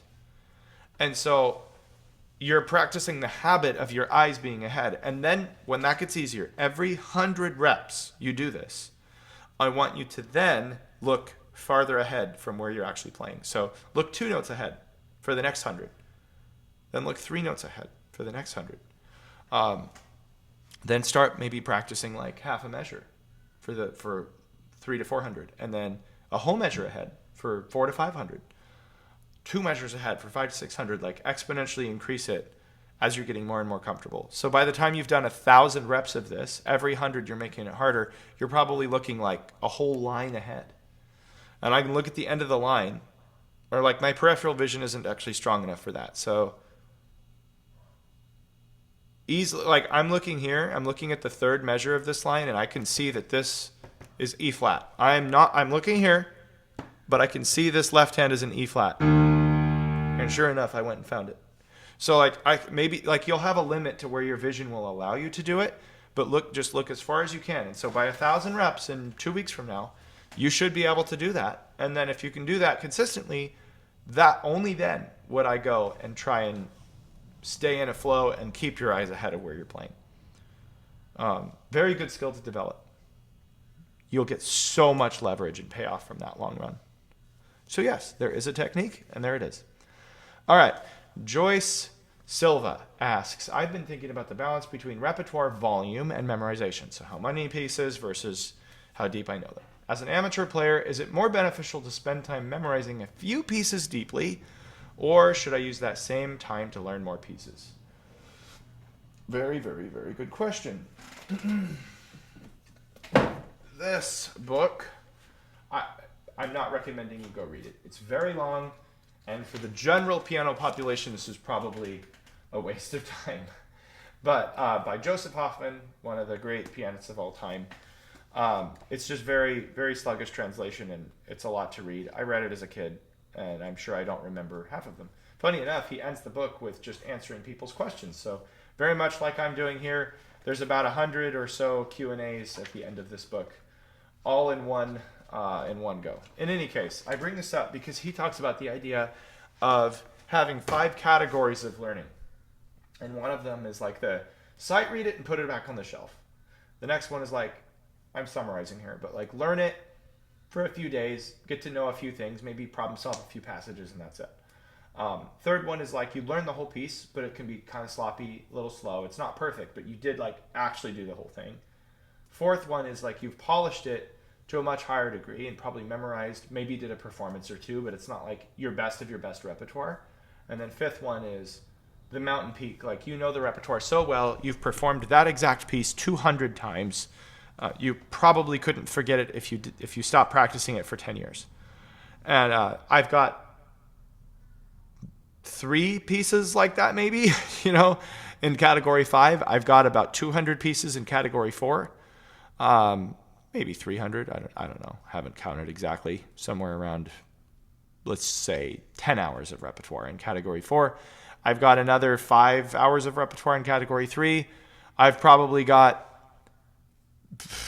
10,000 pieces in category 2 where I've spent 2 days with it. I'm like not kidding. Like my sheet music shelf, you probably can't see well from over here, but I no doubt I have hundreds of thick music books that I'll pull off. I'll try for a couple times and I'll never look at it again. Over the years, for 16 years now, so that adds up. And then I've got even more repertoire that I've just simply sight read through and not even like given it a second day, right? So the point is, you choose. It's choose your own adventure. You get to pick what you do and don't want to do as an amateur, especially as an adult. You're not like worried about conservatory and auditions and all of that. So just realize like there's kind of roughly 5 categories. Change or edit those how you need. And if you want to perform a piece, then obviously you need to stay with it longer. But like, don't feel obligated that just because you started it, you now need to finish it before you move on to another one. Even one of the greatest pianists of all time says that that's not necessary. And he had a larger repertoire than almost anybody alive today. He played like literally hundreds of hours of recitals and could at sight play almost anything. And so I think like if even he's willing to just say, yeah, I'll put that one on the shelf and I won't finish this and I won't memorize this or that, then like why should we have to do that as an amateur? Like, you know, it just doesn't make sense. So yeah, there's a lot of things I have not finished. And the point is probably 10% of my repertoire is stuff I actually know or less, like to the deep core level, not even 10%. And 30 to 40% of stuff I know really well, but would need to significantly review if I were to like want to play it next week. I'd have to spend a week grinding on it to get it really polished again. And so, yeah, feel free to move on when you want. If you have private lessons, then obviously your teacher has some say in like, oh, I want to still work on this because I want you to polish it. But like, don't feel like, oh no, I did something wrong if you let a piece go and you didn't totally finish it. I don't think that's needed all the time. You can learn something from a piece and then move on. That's totally okay. All right. Okay, so Ricardo Guillaume's questions. Any suggestions on what to practice the double note chromatic scale, the horrible thing, in 24? What do you think of this fingering? I'm using the one written and trying the variation with one finger in parentheses, avoiding the slippage of the second finger, 5/2 to 3/2. I'm not comfortable with the variation that forces me to do 4/2, 1/4. Printed fingering seems better. I can play it without mistakes, but I have to slow down, otherwise I lose control. It's very difficult. Well, yeah, this piece is really hard.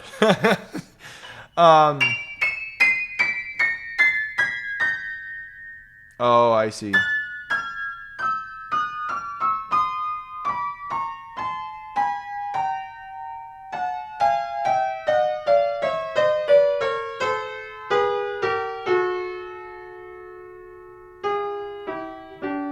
Okay. If you're doing what's written, I would do that. But you're saying you do 1/3. I personally prefer 1/5, not 3. Because like when I do 1/3 there, it's hard to get the 4 under the 3 for me. I like versus the 5, you're not actually crossing the 4 under anything. It's just going to the next note. So, oh my gosh. Yeah, and then on all the F sharps, is this what's written? Yeah, slide 2, 2, 2. The way to practice that, if you don't like that slide, which is what it sounded like, is do this. Staccato, the non-slide finger, and go from flat to pointed without moving the hand. Like literally practice this. Like an inchworm. Out, in, out, in, out, in, out, in. Learn that skill. Because like, see, slide. It's almost impossible to do double thirds without sliding.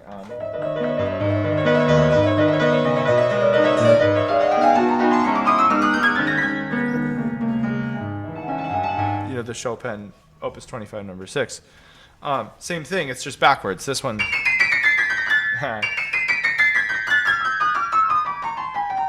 Man, I haven't actually played this prelude. So I'd want to work on that for a while myself. One thing I would do, regardless of fingering, is play legato and staccato and reverse it. Keep the top of the hand very bouncy and then reverse.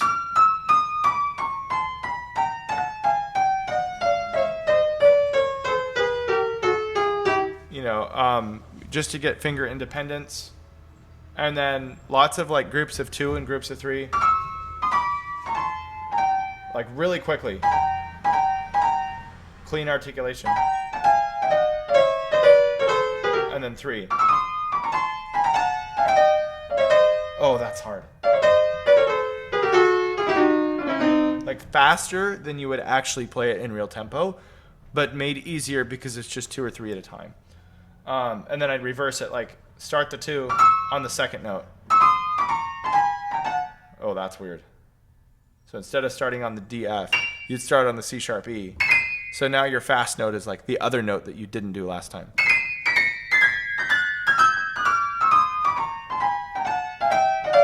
And then the 3 would start on the second note as well.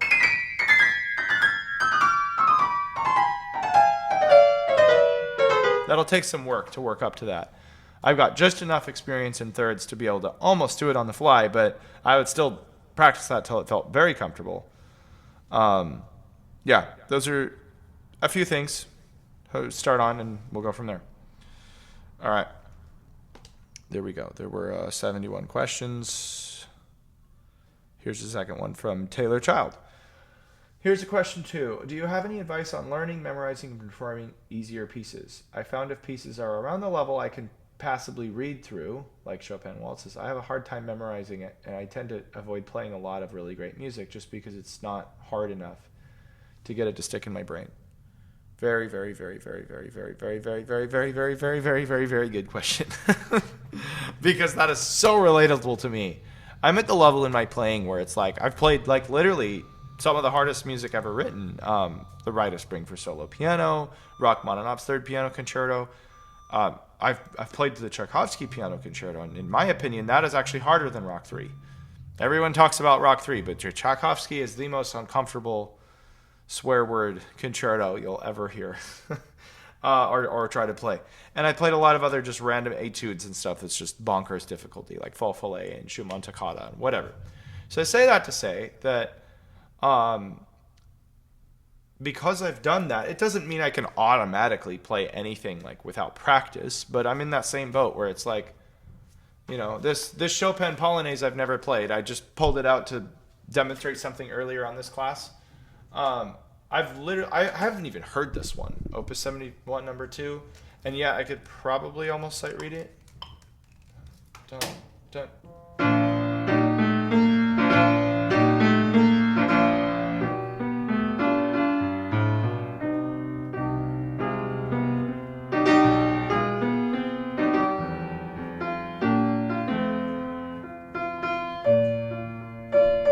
Yeah, like, oh, wait, I should have done the run.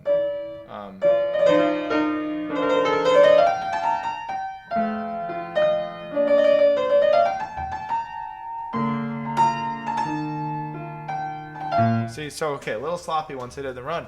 But, like, I'm sure if I worked on that for 2 minutes and, like, okay, this fingering and that rhythm and fix, got it. You know, and so it's the same boat. Like, this piece doesn't look super hard, and, okay, it gets a little harder 2 pages later. But still, it's probably not nearly as difficult as, like, the other Polonaises. So I kind of tend to view music like that, too. Is like, not only is it just not interesting, I just kind of, I get bored with it quickly. What we have to remember is that in one way that's a blessing. That means you've learned a lot. If something else under your skill is not that hard anymore. At the same time, all music has some degree of value, and like think about it as a beginner. You heard, you know, like maybe something like this. And at that time, that maybe that's all you knew, and it was like, oh, that's the most beautiful thing. Or even Fur-Elise, or Moonlight Sonata First Movement, or something. These pieces that are like looked down on as like beginner or intermediate pieces. This one.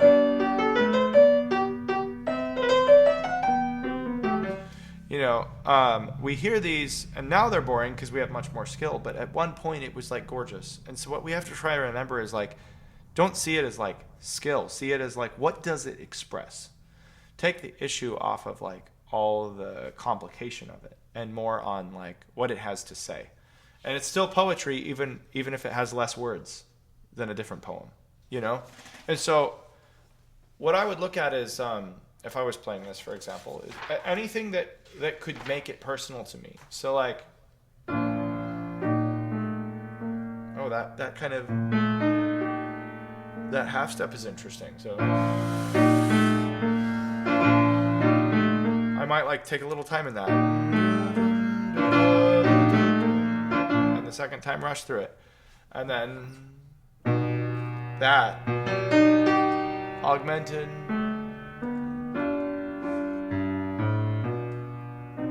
and then very dramatic da da da. So I just think like, what can I express? Is it the harmony? Is it the melody line? Is it the voicing? And I go through my 12 fundamentals, and I start looking at like all the options of what I have, and then it like makes the piece more interesting to learn, but also better to memorize, because you're not memorized muscle memory. You know this by now. You're taking my memory course, I think, last time we talked. And if you aren't currently taking it, you have premium membership, so you can look at all my courses and you have access. But I talk about that as like the emotional association. And so if you start thinking of like the color and the harmony,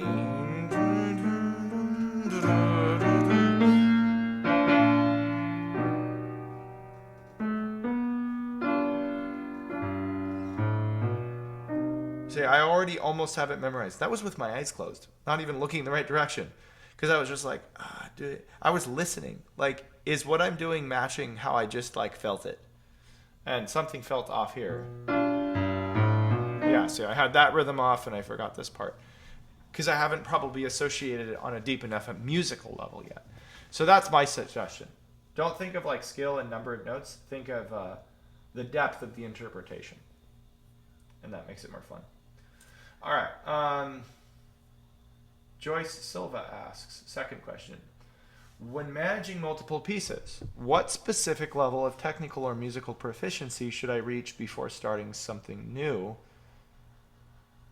And do you always have one piece of repertoire that is strictly in the initial note learning stage?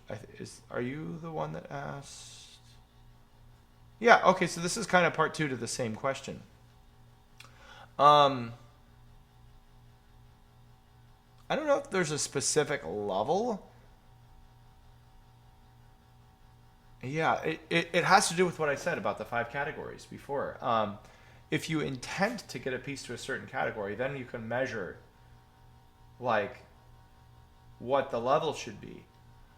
I can answer the second part easier. Do you recommend always having one piece that's like in the note learning? Yes, I do recommend that. I recommend always having like something you're sight reading, and it's something that you're in the note learning stage. And note learning for me is 3 things. It's notes, fingering, and rhythm. It is not just notes, because people are always like, yeah, I'm just learning the notes right now. And I'm like, well, if you actually think about it practically, it's truly impossible to only learn the notes, because if you don't have notes with a certain speed, like you wouldn't even know what you're playing. You know, if I go like this,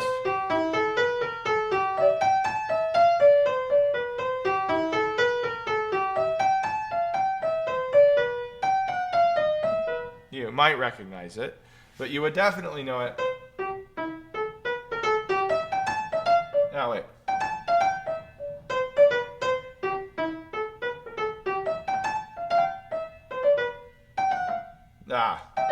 I'm used to it with the thirds. You know. Anyway, it's Super Mario Brothers, but it's like any tune like that. It's going to sound weird without the rhythm. And similarly, how can you even do it without having the right finger pathway? Because even if you can get the right notes and rhythm, it won't be consistent, and you're going to mess something up if you don't have a consistent fingering. So it's the 3-thing package: notes, fingering, rhythm. And that's not the only thing that is like part of the foundational stage, but it's the 3 required things before you can move on to anything else. Very hard to add pedaling, shaping, voicing, balance, technical movements, consideration of long line, any of that before you have those 3. So I would get at least that on anything that is beyond the sight reading stage. And that is something that you could like have always going. You should always be like doing new fingerings and everything. Joyce, I don't know if you've read my piano guide. If not, it's free. Go to the classroom, free tutorials and resources, piano mastery guide, right here. And in here, I have a table of contents. What was I just talking about? Sorry, I've been doing this for like hours in a row, and my brain is like shutting down right now. Fingering. Okay. Go to choosing piano fingering, page 26, and I want you to just read that whole section from here, fundamental 3 fingering, until the next thing. Because there's a story in there that's really important.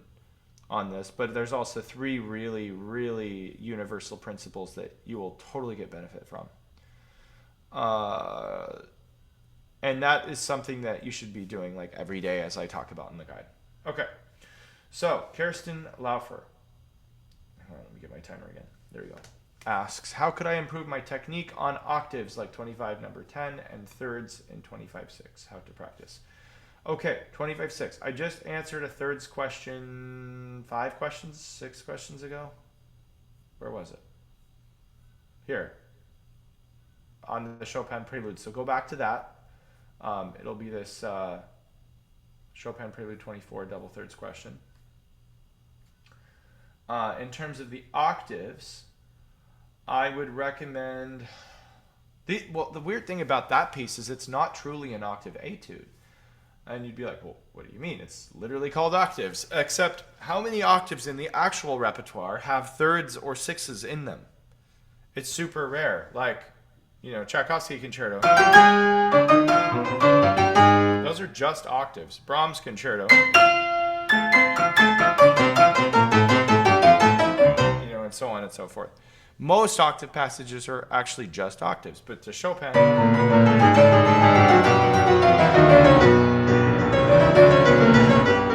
there's this horrible middle note.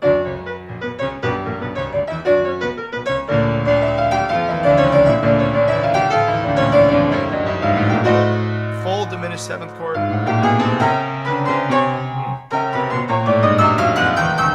Something like this. So it's actually a chord etude if you think about it, because it doesn't feel like octaves. You don't have the looseness to just bounce out. You're holding stuff the whole time. That's very different. So if you want to just get generally better at octaves, it's actually different advice than if you want to learn this piece. For this piece, best thing you can do is very much limit your black to white movement. So don't be out here on the white and in there on the black. It's too much movement. So keep the thumb really close and the pinky. Use the finger to be pointed and flat more. Somebody asked 15 questions ago about the Polonaise. Also watch my response to that. Look for up in the timestamp of the questions here, Chopin Heroic Polonaise or something. And I had some important points there. Similar to this. And then when it comes to holding a note, get the held note down first. Relax the hand, loose as a puppet on a string. And then practice staccato on the octave while holding the middle. Mostly with the fingers. And just hold it the whole time. Don't re-articulate it where he does it. Just until you get used to being in the key and quick. And then to be honest, there is a little bit, I could be wrong, somebody's going to come after me in the comments for this, but there is a little bit of brute force in this piece. This is the one I used to audition in the Chopin competition, and so I had to train it to a fairly high level, as you can imagine, and there was just a certain speed where I'm like, I don't know how to get it other than just kind of shake the arms and let it rip,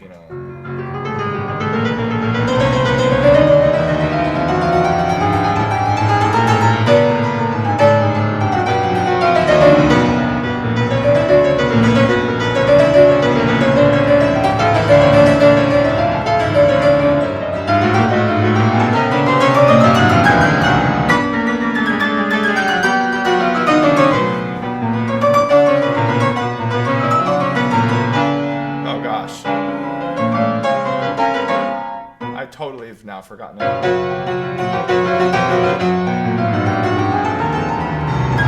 Yeah. I haven't, May of 2026? I haven't played that since January of 2025.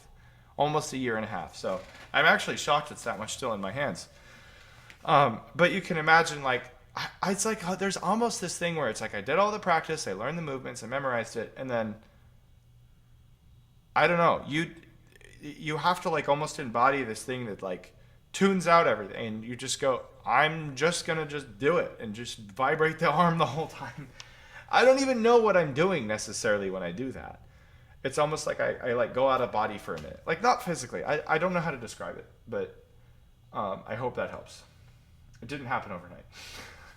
Let me put it that way. Yeah. Wait, wrong window. Hang on. Here we go. How to practice the first 8 bars of 25 number 5. All the Chopin Etudes today. Oh man, okay. Especially how to align the left hand rolled chords with right hand notes. Yeah, I would do 3 different versions at minimum, if not like 10 different versions. I would do like the G starting on the, or like line the B. Oh my gosh, line the G up with the B. Which means the E and the B have to start early, like probably at least 2 16th notes. So 3 E and this kind of thing.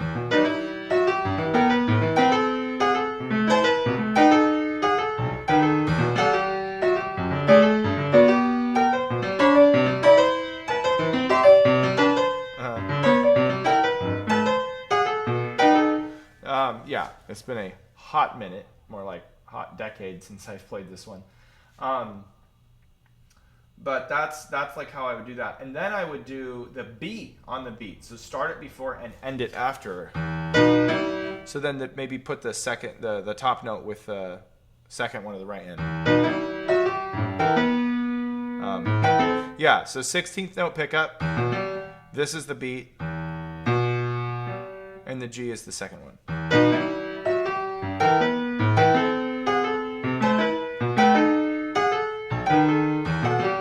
Yeah. Like that. And then I would do the E on the beat. That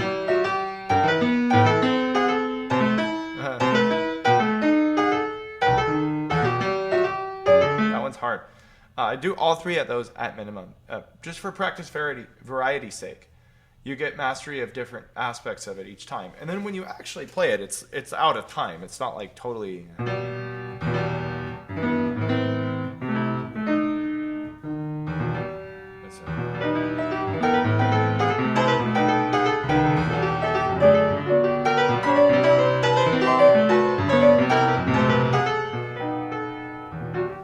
Anyway, fun fact: this right here.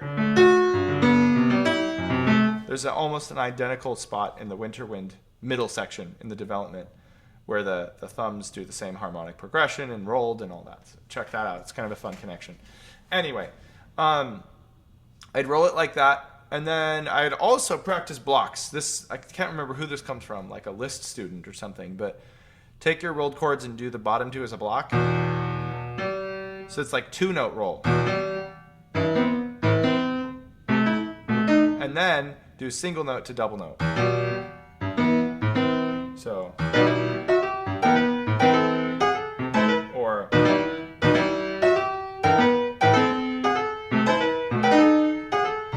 and so on and so forth. Just for a technical thing, so you like start to feel groups of fingers, because you can't really do all 3 as a block. So you block 2 and 1 or 1 and 2, and then you change up the timing. And if you've like learned all of those options, I can't imagine this still giving you much trouble, at least. One other thing to notice is if you look at the last note of each one going to the first note of the next, it's not a big stretch. I know there's a rest there, but that's an octave down. A 9th octave. That's the only one that's actually a big jump. And then, of course, that major 7th. Minor 9th, major 9th, octave. See how that works? So if you mentally think of it that way, it helps you kind of find them easier. Okay, and last but not least, sorry, I have to give some extra hit. There's a rest built into the rhythm, but if you should have the ability to do it as if it's 2/4.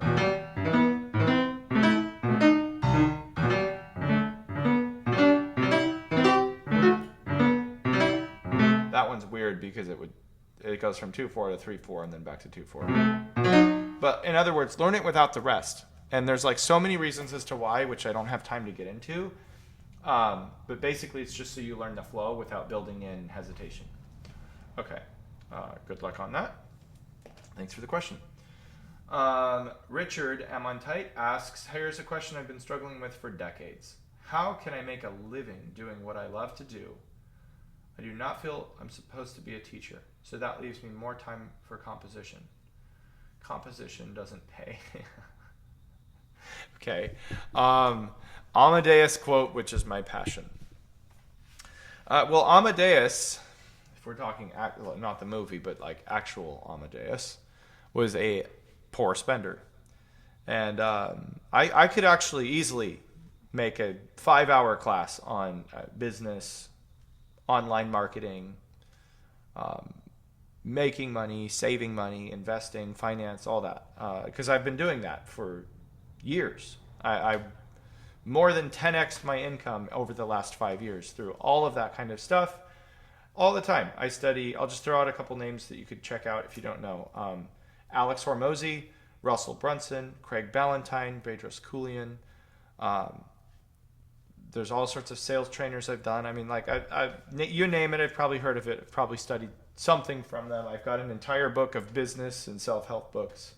Atomic Habits by James Clear, The One Thing by, is it Gary Keller or Timothy Keller? You have to look into that. Sell Like Crazy by Sabri Subi. I'm not saying go read 20 books. I'm just saying that there's a lot of people that like do this a lot better than musicians do. And I had the same question 5 years ago, and I was looking at like, I'm going to be broke and not be able to support my family, or I'm going to do what I know how to do best and turn it into a passion. And you might say, oh, well, you teach, so of course you can make money. And yeah, I mean, in general, I guess like if you coach, then obviously you can charge for that because people want to learn. But like there's money making in any industry. There's service based. And like, you know, I teach, but if I didn't make YouTube videos all the time and send out a daily newsletter and have this piano club with 2,000 members in it and do like, I mean, like, I get paid an absurd amount of money for 1% of what I do. And then 99% of what I do is literally free. Nobody's paying me to make this video. Nobody's paying me to do roughly 500 YouTube videos. Nobody's paying to be on my newsletter where I spend time writing those updates with great quality. Nobody paid me to write my piano guide that I give out for free, which easily took me over 100 hours. So it's like, that was $0 an hour work. And then there's other work I do that I get $300 to $500 an hour. And then there's also courses that just sell themselves where I don't even do any work other than just initially make the course. But see, it might have taken me 300 hours to make the course, right? So it's like, for the first like 500 sales, it's not even profitable at all, right? So I guess the point is like, don't see it as like, oh, you teach, so like you can make money and I can't because I just write music. I'm sharing all this because any path you do will have a startup cost, both in time and finances. I've had to pour almost $90,000 into my own debt to make this business possible online. Everything I do. I mean, the mic I'm talking into, I'm not going to go into a list of literally hundreds of things I've had to do over the last 3 years so that you guys can watch this right now. And you can have the courses and the quality of education you're having. Like, there's a lot of that's behind the scenes that nobody ever knows about. And it's fine. It's not your responsibility to. But because you're asking about this from the other side, that's why I'm sharing. And I share that because you can actually turn anything into a money-making industry. It's just a matter of how you frame it and how consistent you are. So like, if you want to pay the bills with composition, you got to market yourself as a composer. You got to do what I'm doing. You got to have content. You got to show behind the scenes. You got to say, hey, here's what I'm working on. This is cool. And maybe you don't want to teach, but you still should have some like how-to things like behind the scenes and let people get to know who you are as a composer and enjoy that. Whether it's YouTube, Instagram, X, or 500 other media platforms, you could start a school group yourself. You can do a hobby plan for $9 a month, and they can, you know, you can start bringing in a crowd of people for free, just like I have. 2% of them might want to buy like your own music from you, you know, at some point. And if it's big enough, that could pay the bills. So there's like so many ways to do this. I'm not going to suggest a certain way because I don't know you and I don't know like deeply your passion and what you want to do. If you want to talk more like one-on-one about this, just let me know. But there are ways to do this as a composer is what I'm trying to tell you. And even without teaching, there's totally ways. Like I'm fully confident I could change my business model right away, stop teaching entirely and go fully to performing and like be just as well off and successful in whatever I wanted to do if that's what I chose. I do think that there is a way to do that. I know people who have done that. And then I know people that do a combo of teaching and performing, which is, I'm moving more towards that myself. But anyway, that's where that's at. Hope that helps. So don't give up. Okay, I see you asked another question, which is now your third question. So I am going to limit it to just 2 per person. How do we make proper sacred music? That's kind of a composition-based question anyway-ish. So ask Wesley about that. Come to do the premium plan for a month. It's $50. Come to 3 or 4 classes with Wesley. He is, I talked about him earlier. He's one of the best composers alive. Got a doctorate and all the education you could talk about. And he also grew up doing hymn arrangements and stuff. So I think he would be a perfect person to connect with and network with. It's $12.50 a class. It's nothing. So come talk to him. And you could also ask him what you just asked me. Like, how do I start marketing myself? He just had a premiere in China a couple months ago or a month ago, and he flew out and they asked him to write a full orchestra piece. And I'm not saying like he pays the bills full time with that yet, but he's several steps ahead of you in that regard, and he's a professional composer. So that's somebody you should network with. Anyway, all right, we're gonna keep going. Ricardo Guillaume, my question number 2: tips for practicing alternate hand passages. It requires a lot of coordination. I've had a few opportunities to practice this technique, which is very common in composers like Rachmaninoff. We can consider the following. Oh, these types of things. Alternate hand passages. Funny you should ask. Okay. Do me a favor. Do yourself a favor, really. Go back to Michelle's question from up here. It was about 10 questions ago.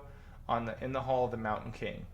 Look for the timestamps for that, because a lot of what I told her is going to apply directly right here. So definitely look at that. All of it, like playing these together. Different articulation.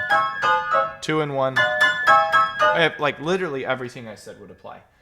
What's a little different in this is it's not just right, left, right, left, right, left, right, left. It's right, left, right, left, right, left, right, left, right, left, right, left. So it's not like groups of 2, it's groups of 3. And that slightly changes it because of the harmony.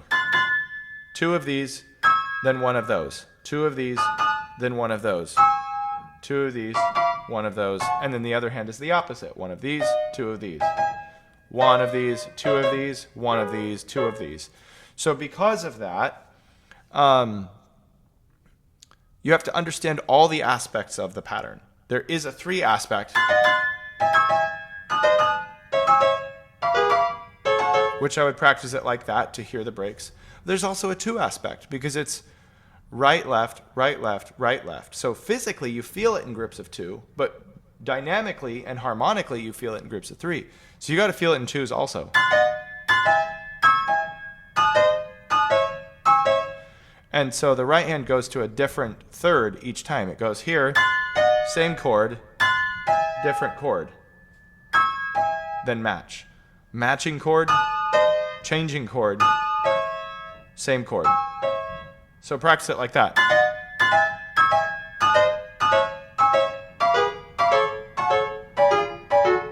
And then 3s. And then 1 accent to the other accent.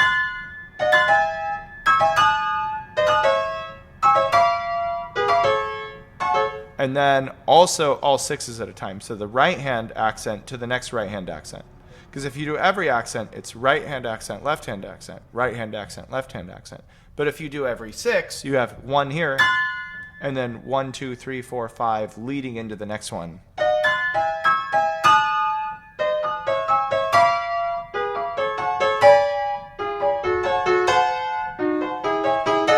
so on. So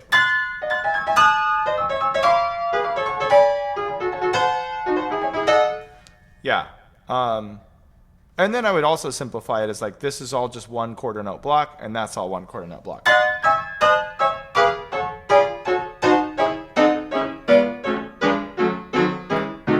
And so on. And then throw the pedal down, play as loud as you can, go as fast as you can. No, I'm just kidding. That's fun to do, but it's not very tasteful. Okay, cool. Press lava. With the how would you pedal this when changing from a new harmony left hand? Would you change pedal after the first note of the new harmony? What are we looking at? I don't know this piece. I've definitely heard of it. I have never looked at it. So let me try. Wait, 84. Hang on. Let me get the right tempo in my ear.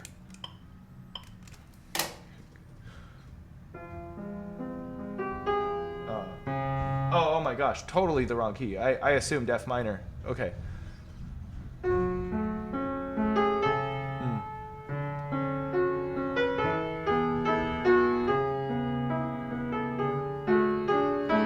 Wow.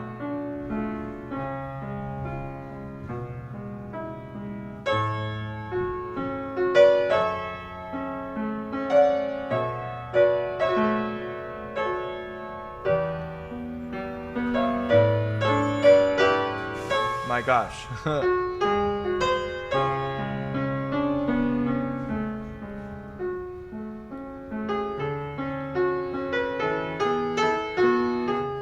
Oh, that is so beautiful.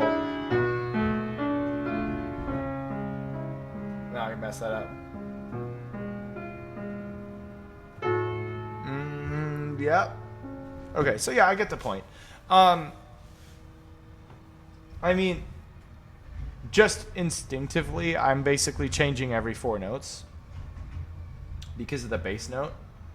I could see if I gave this a little more time to like live with it, that I might change a little different. But the thing is like, especially in line 2, measure 6 through here, the bass note is like so far. It's like an octave and a half or 2 octaves away from the rest.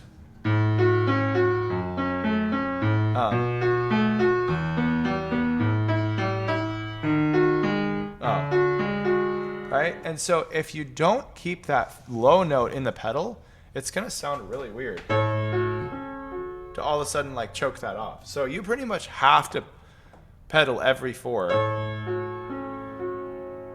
And if you don't change it on the next one, then it gets really blurry, especially when you have these double thirds. Oh, that's horrible. So yeah, I mean, it would be very hard to do anything but that, is change with the bass. With the closer measures, like you can do more hand pedaling where you like hold this F sharp. You know, I'm still holding it. But even here you can. Here you can. Here you can't. So yeah, no, you're just basically simple pedaling. Change every 4/8 notes. Thank you for introducing me to a beautiful piece I've never heard. All right. Cheesy asks, how does one bring a piece up to speed? Let's say the piece is 2 pages long and you can play the entire piece with all your inflections and stuff, but it's under tempo. How do you bring everything up to tempo? Section by section, line by line, phrase by phrase. Played you since the dawn of time. All right, well, I don't think you've been alive since the dawn of time, unless you're not human. So, but maybe you're not. If you're a slice of cheese, it's possible you're a 6,000-year-old cheese. You know. So, okay. Anyways, sorry. How do you bring everything up to tempo? If you haven't actually heard of it, my up 3, down 1 method is the key here. I actually think you have, though. I could swear we had a conversation at this in the DMs at one point. But after all, I have literally talked to almost every member in this club. I talk to about 100 people a day. So I have a hard time remembering sometimes who's who unless they've like been around for a while. In any case, classroom, where would this be under? I want to say it's under speed. Where's speed? Movement. Yes, go to movement technique. Go, oh, wait a minute. I thought it was here. Yeah, agility, speed, and then go to the bottom where it says up 3, down 1 method. I literally wrote this, labeled this for searchability, and then forgot to look it up. Anyway, there it is. There's the video. For a long time how to play fast. I've done a lot of videos, and so that's why I label them, because I forget which ones are which. Okay, so this is the method. Basically, you go up 3 clicks on the metronome and down 1, and there's specific things. There's 2 credentials you have to meet every time you make an adjustment on the metronome, and I outline it there. Outside of that, the key with that is it only works if you have actually already mastered the other elements. Like you said, though, inflection, and like, let's say everything is worked out the way you want it to be. Of course, now I just left my post. Great. I'll never find it now. Hang on, 100 people challenge or something. But anyway, I think that's the key, is use that method. And then let's say you're having other troubles as you do it. Sometimes you have to split up the full tempo over, let's say 3 days of that method. But let's say you do that and you're still having trouble. Then I would recommend going through the fundamentals again, one at a time, and looking for what is the area that's causing the trouble. It's probably going to come down to 3 things or less, Now, in terms of using the strategy, do you do it measure by measure, section by section? That's highly personal. It depends on your attention span. So in general, the shorter you do it, the more successful it will be. If you do 1 measure at a time, it's much easier to speed up because you'll get more reps in a shorter amount of time. So it will feel like you're climbing the ladder faster. But you also need to build endurance.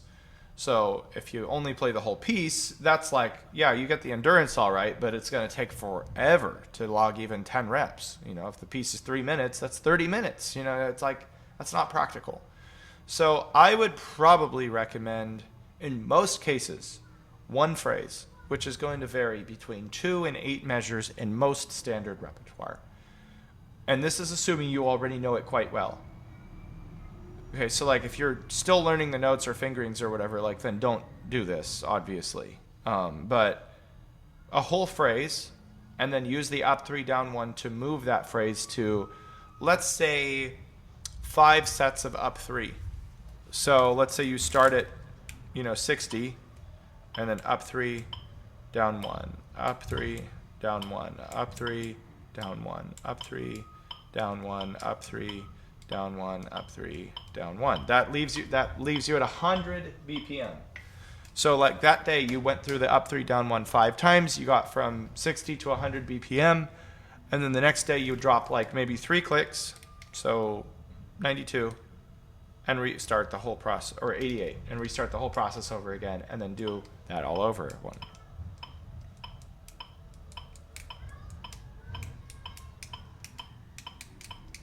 Which then puts you at 132. And then you do that all over again, and at most you have to do this 4 days in a row for that section, and you're there. Now, it doesn't mean you can't do multiple sections in a day, but I would stick with 1 section at a time until you've made that jump. All right? So try that out for a couple weeks. Let me know how that's going, and make a recording. Submit it here. I know you play flute mostly, so if you want to even put a flute recording in our piano group, nobody's going to come at you. Actually, some of our premium and VIP members who do their recordings a lot also play flute or other woodwinds. So they'd probably be all over it. Definitely feel free to do that. All right. Angelica asks, second question. How do you know when your movement between jumps is not excessive, like forte or louder? Oh, wow, that's a really good question. What is excessive? I want to say there's a rule here, but in reality, there's so many things I do in my performances that I didn't consciously practice. And then I watch the recording and I'm like, oh my gosh, I actually did that. Like, I can't spell this. Oh my gosh.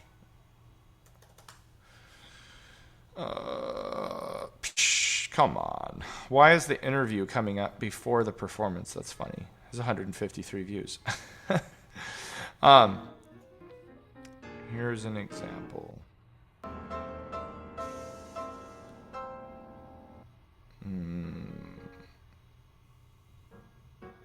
Oh, before that.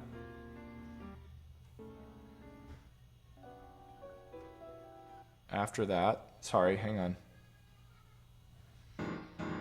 Here we go. Okay. So this upcoming section, like my elbows are going really high, not only in this, but in a lot of things. And like if I would have told you how to play that, I still remember that chord. That exact chord that's played 11 times that I freezed it on. And I would have thought I was like staying this high or something. But if you look at the recording, I'm like already on my way down and I'm higher than that. And so it's like, well, that's not even a jump, but it's still something that's coming out of the key.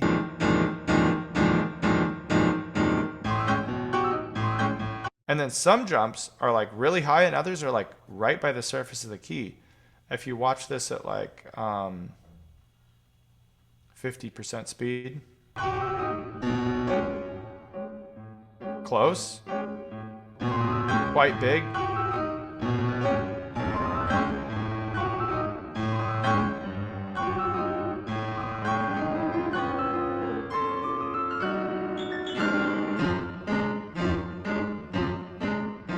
And about medium there, so we won't watch anymore, but I'm just pulling that out because like what you do in the practice room and what you do on stage sometimes are different things, just in the sense that you can't fully predict what you'll do under pressure, and that was only my second performance of that piece ever. And to be honest, I felt very underprepared for that performance, in a sense. I mean, in a sense I wasn't, because I had worked on a piece for 2 years. But like, just in that I had like rarely ran the piece from beginning to end. So I think there was like an instinct that was coming out in that performance I didn't even know I had until that was done. And yet the playing is very good and the performance is very polished. So like, it's not that I wasn't ready to play it. It's just that like, I would have thought I needed to give certain thought and certain like repetitions to some movements, like maybe more than I actually did. And yet it came out really well. And it's almost like if you overthink it too much, it restricts it. So what I have adapted, like what I did do getting ready is a lot of experimental stuff. Like I didn't just say it has to move a certain way. I would do like, this was from Mark Westcott. He would say, do it at the surface of the key, pretending you're glued to the keys with your palm. So like,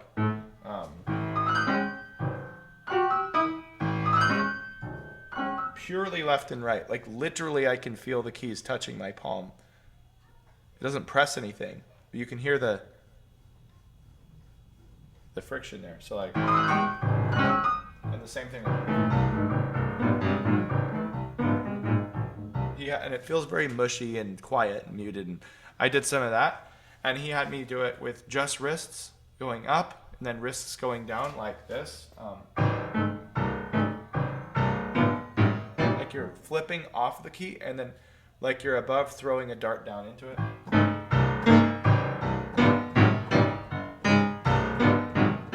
And then he had me do that thing again, the up and the down, but now from the elbow. So, and then now down with the elbow. And then he had me do that like more from the shoulder where it's like out, you know, which is very fluffy and like chicken wing and bouncy. And what's interesting is like I actually practiced most of those passages with all of those options.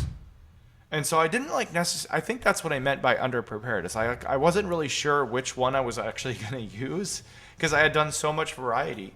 And yet in real time, it was weird because I like used the perfect amount of everything in every situation. And I think that's the body just like being like, okay, I've done all this and I've just subconsciously figured out what's the right amount at what time.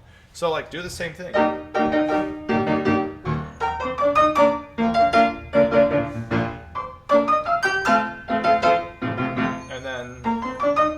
next time. Coming off. And model what I did for a week. And don't like try it live for the first time without planning it. But like, dude, play some and just see what starts coming out. And you'll see like, oh, my body tends to want to do this. Or when I do this, I always mess up here. Then I should probably try something else. But like, try to not like actually decide. Just give yourself the options and see what happens. I think in most cases that is the best way to go. Don't completely leave it to chance, but don't overtrain it either and pin yourself into a corner. So, okay. I officially have to be done in less than 5 minutes. And we have 1, 2, 3, 4, 5, 6, 7. Oh dear, how did I get that far behind? 8, 9, 10, 11, 12. Oh, wow. 13 questions. Okay.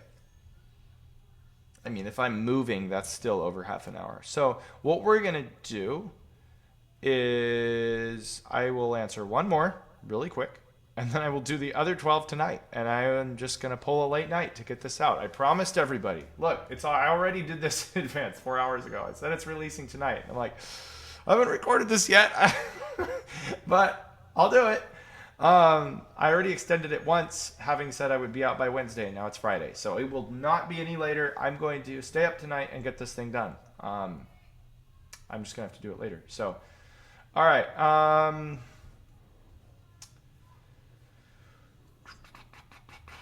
Susanna, do you have a method for mastering challenging chords, a challenging section of the piece of music that one consistently struggles to master?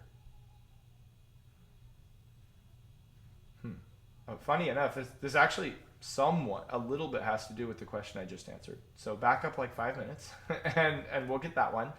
But also, I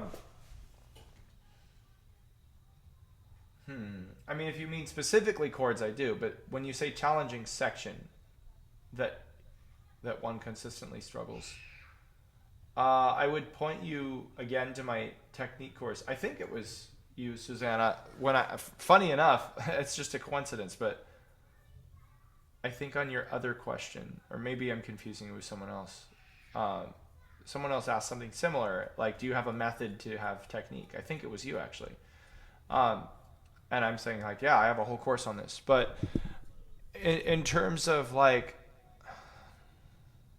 chords specifically, it still depends on the, like, there's chords that jump, like in the Rachmaninoff we just looked at, and then there's chords that are like legato, and then there's chords that are quiet, and there's chords that are like loud and Tchaikovsky level and slow.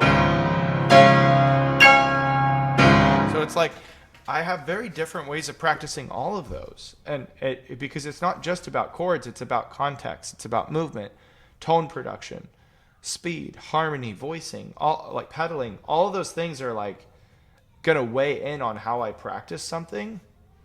So yeah, this one, admittedly, this is like almost too broad in general for me to actually answer, because I don't think there's a one size fits all other than this. And even here, there's probably some more exceptions. But when playing chords, think of grabbing, not pushing. That's the only like one piece of advice I could give to all chord passages. So, wait, what am I doing? I'm not using this. Getting really tired. So, metronome, phone, whatever. Grab something, and you realize you can't do it without the fingers. You can't do this with the arm, right? You got to grab it like that and like this. Ooh. Getting really tired. Anyway, you grab it like that. And so with chords, if you imagine you're just grabbing the group of notes, like, you know, G, B, E flat, G. You start with a flat hand and you grab it. You're not pushing. You don't set the hand and shove. You just go flat to grab right away. And it coordinates the notes quicker. So you could do that at a slow speed to get a soft sound. You can do it with an arm thrust and a quicker speed to get a bigger sound.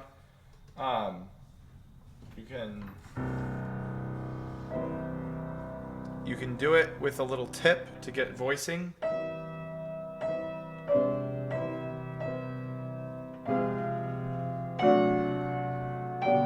and all sorts of other nuances, but it all has to do with grabbing. So I'll leave that one there. If you have a more specific thing, let me know, but I think that's... Oh, actually, you have a 30-minute one-on-one lesson with me. For anyone else in the club that doesn't know that, when you reach level 7 through gamification, you get a free lesson with me. So many of you are close. Angelica, you're level 6. You get a point. If you're watching on YouTube and you have no idea what we're talking about, inside this club, every time somebody likes your comment, you get a point. So like Angelica has 1,420 points to go.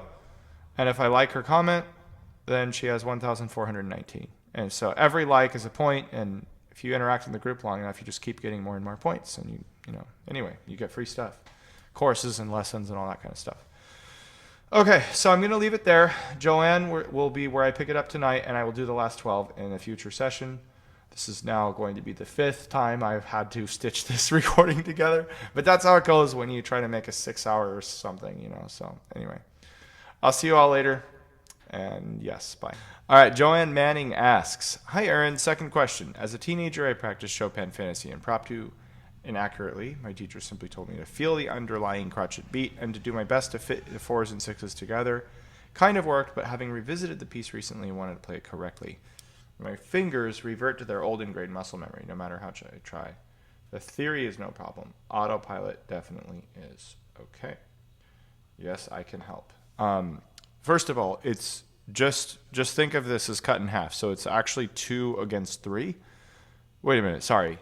4 against 3. So when you say 4s to 6s, I'm not sure, because it's like it's 4 notes in the time of 3. So just making sure we have that, like it's like the main part, and there wasn't some other random polyrhythm. But okay, so you say the theory is correct, like as in the order of bump, ba bum bum ba ba, that kind of thing. If you know that, I'm going to assume you do, then what I would recommend is 2 things. When you want to uningrain old muscle memory, I've gone through this process many, many times. This always works. You have to interrupt the muscle memory in some way. So, for example, if you're trying to fix a fingering, then you play up to the time where, like, let's say you always have done, second finger on C sharp or something, but you want to do third finger instead. Then you have to stop right before and then take a pause and out loud dictate what you're about to do. Something like that. So that it tells you, like, okay, switch to 3. And that reminds you. I've done this so many times. Now, in terms of rhythm, it's a little harder because it's hard to, like, dictate the rhythm. But, like, I would try to stop on some aspect of it. Like, for example, I'll take the second group because it has all 4 right-hand notes. So then, like, maybe you play half of it, for example. If you can identify specifically where it gets off track, that's even better. So, like, say it's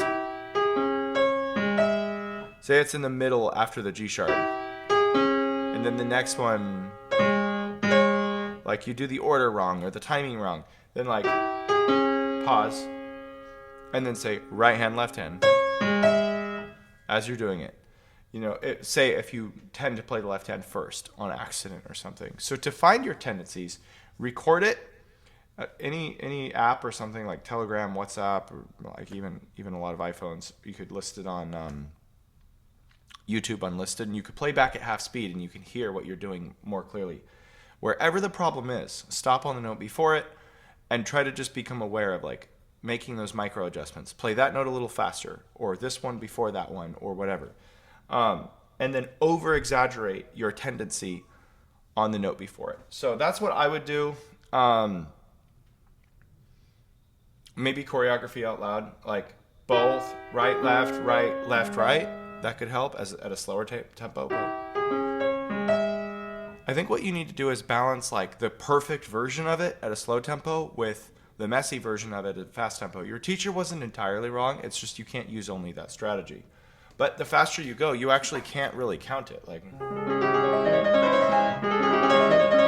that's not really, if you think about it, like, Yeah, like I can't tap that fast enough. So, some of it is by feel. The faster you go, the more you have to kind of just like feel it. At the same time, you're probably struggling because you only did it that way and you never built in the mechanics. So I think you have to wrestle between the two, to be honest. Also, I gave a tip to somebody else about Debussy's first arabesque, 2 against 3. Go look at the timestamps because it's like 5 to 10 questions before this, and that's really going to help as well. Same, like it's a different strategy that is, even though it's 2 against 3, it would also apply for here. All right. Amy Mitani asks, I have small hands. I can only play 1 octave on the edges of the keys. So when I play romantic pieces or any pieces with octaves or larger intervals, my hands get tense. It sounds messy even with rolling. Do you have suggestions how to overcome this challenge? Okay, and then exercises without having tension. You know what's harder? Oh yeah, actually, we had this discussion a long time ago with the narrower keyboard. Only problem with that, for what it's worth. Yeah, there we go. I remember this discussion a while back. The only problem is that, like, in real world situations, like if you want to be a conservatory-trained pianist and you want to play in real concert halls and whatever, you're going to be used to like narrower keys at home, and then it just doesn't translate. And there are not enough like institutions adapting this yet. Maybe that will change in the future. So I wouldn't recommend that, actually, unless you're like fully okay only playing for yourself. Like for me, I would never do that because I don't know what the future holds. And right now I basically just play for myself, but I want to have like, I don't want to have to retrain my muscle memory, you know, if I went to a different instrument later. So anyway, if you can like barely get octaves, that is hard, I'll admit. But it would be similar to like me playing something with tenths. So you can see I actually have to do that here. So the key is like when motion stops, tension starts. And you don't have room really to move like left and right. So you have to emphasize the down and up. Something has to be have give. So like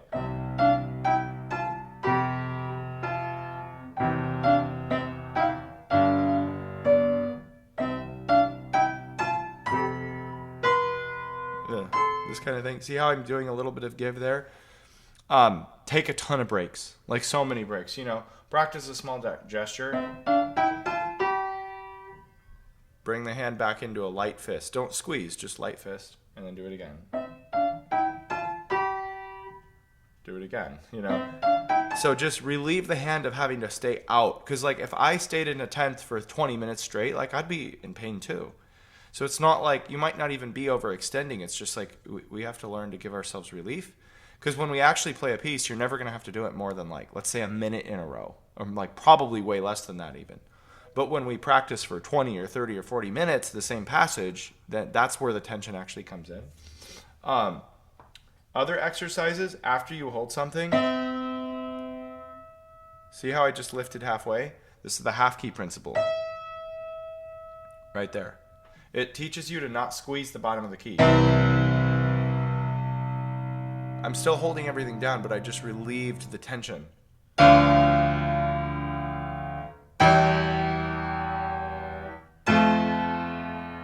And so it teaches me to like immediately release the holding and the squeezing. And so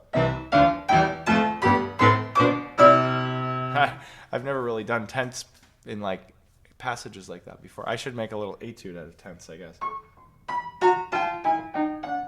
for the same purpose. So try those things out. Hopefully that helps. And if it doesn't, let me know. We'll figure something else out. All right. Also have small hands. Oh, yeah. Okay, so Gregory Berger asks, I'll throw in a second question into the ring. As a beginner, when learning a piece of beginner-level music, how polished should I try to get it before moving on to the next piece? Since beginner-level pieces aren't my end goal, I feel like spending too much time can be boring and frustrating. I don't know how important those polishing skills might be down the road, getting exposed to something new. Oh, this is such a good question. I mean, this is a good quote from Susanna. I wouldn't I've been trying to ignore the discussions and just go straight to the question, but just because this was posted here, I feel the need to like correct that, if you will, in its application. I don't think that applies here, that's fine. I just let me explain my philosophy on this. So, the less you know, the more you need to know to feel like you have like a well-rounded skill, right? So let's say there's like 20 skills. There's way more than that. There's hundreds of skills, right? There's playing in different keys, and there's scales and arpeggios and trills, and playing loud and soft, and the two things in the same hand, or five things in the same hand, and using the pedal and nuances. Like, I could go on all day about like, here's some massive list of things you technically should know as a really polished pianist. And so the danger of like the first several years, the reason most people take like 4, 5, 6, sometimes 10 years to feel like they get anywhere with piano is exactly because of the fear you have, is like they just spend way too much time on a too narrow set of skills. And it's so much better to go wide but not deep in the beginning. I teach all my students like this. It's like I introduce them to things. We have one discussion about it, 1 week to review it, and then when it's not polished, I go, okay, something else now. Because you're gonna have, the thing is, like, it's a trickle down. So if you hit a harder piece later, that harder piece has the same skills built in. So you'll always have another opportunity to not only polish it deeper, but to like use it in a different situation. And it's kind of like language learning. If you just learn like the same children's book and read it like 100 times till you memorize it, versus you read 100 other children's books once, you would know the language better if you just read 100 books, because you're seeing how those same words are used in different contexts, and you're seeing them with different pictures and in a different order. And so you make deeper associations with it, even though you didn't like sit there and like grind that exact one book. You probably wouldn't remember any of the books like specifically all that well, but you'll actually know the language. And so it's the same thing here. And that's actually, I think, what slows people down from beginner to intermediate. Once you become intermediate and you're like, okay, I know all my scales, all my arpeggios, this, and I can do like, I'm a jack of all trades, master of zero at all. That's when you start to dial in on the things that you really care about. Nobody's a master of everything. Argerich, one of the greatest pianists of all times, has major gaps in her playing. And she avoids repertoire that has those gaps, Until recently, Evgeny Kissin hardly played any Bach. That was one of his gaps. Does it mean he can't? No, well, it's not a matter of like he doesn't have the ability to adapt, but if he's put less time into that, then it's less intuitive for him. So the more time he learns Bach, he probably has to practice it in a totally different way now. So anyway, I say that to say you won't know what you really like or don't like until you've been exposed to a little bit of everything. As a good, like, just kind of general goal, you should be familiar on a surface level with at least 10 pieces in every major period of music, if you're going the classical route. So let's say like Baroque period, there's like hardly any Renaissance keyboard music. So Baroque period, classical period, Romantic period, I think of Impressionism as its own period, and then 20th century. So if you have like 10 pieces in all those categories, that's 50 pieces. And even if they're like beginner level or early intermediate level that you've pushed for, you'll have so much exposure by that point, you'll know what you like. And then you can say, oh, these are the 3 composers I love. This is the kind of style I like. This is the flavor of music I like. Now I'm going to triple down on the skills needed to play that stuff. And that's what's going to move me from intermediate to advanced, at least in those categories. And you'll always be intermediate in something. I'm still intermediate in a few areas. But I'm like way beyond advanced, like totally professional in other areas. And I think everyone is that way. I think almost every pianist develops unequally. And that's okay once you hit intermediate and above. So, hope that helps. All right, next one. Angela Y. asks, what criteria should be used for deciding when to play a piece rubato? And then also asks, which 4 pieces would you suggest is a good starting point to begin to learn pedaling? Ooh, that's a hard question. Okay, So rubato, Angela, since you're actually a VIP member, you have like totally access to everything. So I just made a rubato video in my rhythm course, like literally last week, and it's very definitive, very complete. There's hardly anything you wouldn't. Just watch it. Day 19 of my third week of the rhythm course, rhythm mastery. It's a good 40 or 50-minute breakdown. Let's see. Day 19. 48-minute breakdown of how rubato works and what to think about. And then there were some follow-up questions, so I even made a part 2, which is another 30 minutes. So truly everything on the topic. I mean, when to use it, how much is too much, what the style between Baroque and classical, and the difference of Mozart and Haydn. And if you have a question about rubato, I guarantee I covered it in those 2 videos, and you have access to both. So check those out. In terms of the starting point for pedaling, that's a very specific number with 4 pieces. The first thing that comes to mind is something that is incredibly legato and only fingery. So it changes a lot, you know. It doesn't really matter what. Maybe like the first Bach invention.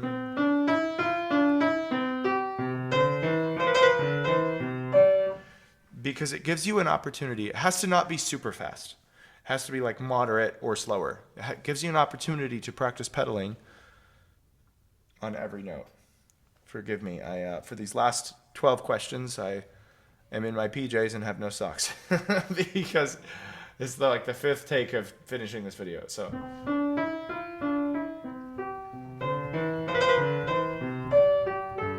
see, I'm literally changing on every note. Now, when I perform it, I won't do that necessarily. I might not pedal at all in places. I might pedal for a little longer than that in other places. But that's a good starting point to pedal on every note, because it gives the foot control.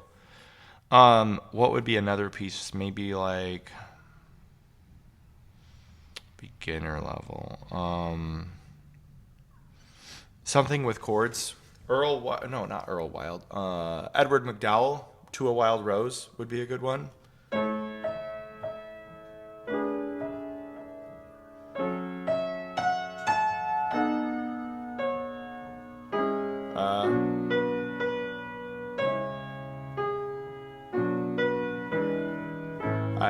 It's something like that. I haven't looked at it in years. But that one is a good one. It's not too hard. And like it's 2 pages, but you could always just learn like the first theme, the first page. I can't really think of like anything that's like you have to do this. You can learn pedal with anything. Oh, I will say, the Chopin C minor prelude is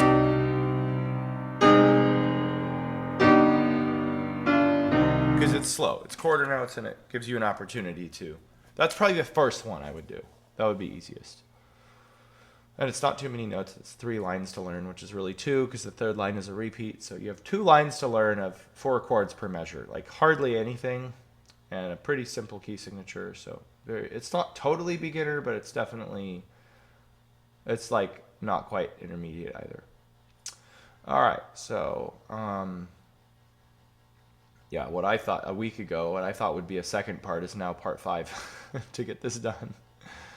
Have a break, have a siesta. Thank you. I did. All right. Glenn Verhoff. Don't know if second questions are still being taken. They are because of how this whole thing turned out. So, are you familiar with the Taubman approach? Any comment?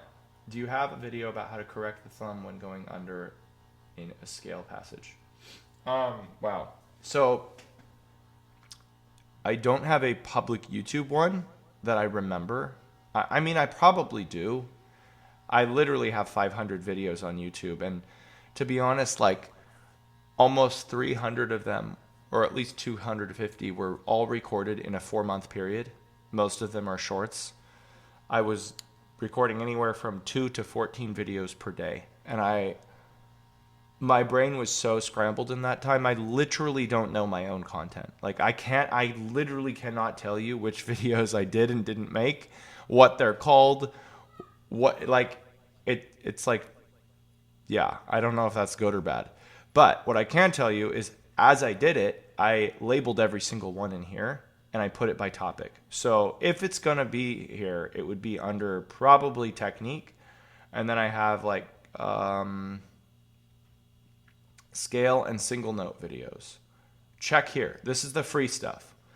And then I have a scale fingering chart that I forgot to make a video explaining that. But sloppy scale. Like, check those. And I might have even made more than that, but then like sometimes I would make a video and forget to put it in here. So this is like 85 to 90% of what I have on YouTube, all categorized. Plus some other stuff I made just for Key Learners Piano Club members. In terms of the paid stuff, I covered it more in depth in my month 2 physical movement course, which is going to be in the single note passage work, close interval passages. There's an 8-minute version to learn most of the concepts, and then if for those of you that wanted to go more into it, there's also a 20-minute version.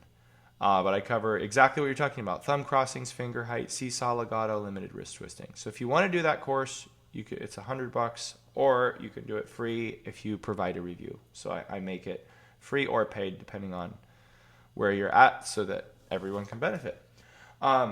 Now, in terms of the Taubman approach, I'm really hesitant to share my thoughts here because they're very mixed. Overall, there's good ideas, and I disagree with it enough to not endorse it. But I learned from it, and I borrow ideas. Actually, many of my concepts, not just in my technique course, but all my videos, like actually in some way relate to Taubman. And so I think if you exclusively are trained on Taubman, I can confidently say this: that's not a good thing to do. Like if you find a Taubman specific instructor who's like, I only do this, I could provide reasons why I believe this, but I think that would be less than ideal for your overall development. If you go and take 10 lessons from a Taubman teacher to learn a few principles, then you're probably doing more good than harm. If you study with one for like 5 years, and that's like you're completely rehabilitated, so to speak, with only Taubman, I think you're going to run into a lot of problems, mostly musically, but even with like tone production and other stuff. Like you probably won't run into pain, but you'll hit speed limits, and you'll also have a very limited type of sound, is from what I understand. I'm hesitant to say anymore. For one, I'm out of time, but for two, I don't want to knock an approach that I haven't like deeply studied. And so I can't really say specifically much more at this point. Which is funny because there's someone else, another YouTuber, Rebecca Bogart, who is in my group. And she recently said the same thing in one of our threads here. And then I have a friend who's, also Josh Wright, and then one other. Both are kind of, Charles, Skapanik, the Pianist Academy. Both of them have been like, we're hesitant to make Taubman-related videos for this exact reason. And we all kind of feel the same, where we're like, it's 50-50. So, anyway, all right. Michelle H., second question. I want to improve octave movement. What are good ways to improve octave speed and phrasing? Concrete steps and a few suggested pieces. Oh, man, suggested pieces is anything. List. No. Okay, so, Michelle, we've gone through a lot of things like one-to-one, of course. As a good reminder, so again, I'm going to point you to this because especially as a VIP member, you have all the paid stuff, and generally speaking, my paid stuff is better than my free stuff. It's, if nothing else, it's just more organized, and it's in one place, and it was more thought about because it wasn't put out in a rush to keep the algorithms going. I took my time with it. So I have, that said, actually, ironically, this is the only video in my course that I used a public YouTube video for because I felt like I had already covered it all. So the 9 virtuoso level octave techniques. It's not even like, I guess, techniques. I guess I should have said like philosophies or something, like approaches, like to thinking about octaves and practicing them. That also applies to 9s, 10s, and 11s. Now, I know you can't stretch that, but the point is, it's not specifically about octaves. It's just about having the hand spread out. And I don't know if you've seen this video, actually. If you haven't, because you actually even told me, I saw your comment the other day where you're like, I never finished the month 2 sprint. You don't have to go in order. but definitely watch this video. And then if you have any questions on it, let me know. You'd probably benefit also from day 16 and 17, small double notes and big double notes. And then that moves into the octaves. So in terms of specific pieces, I would say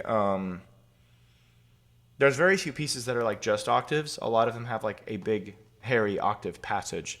So I would recommend the Schumann Toccata.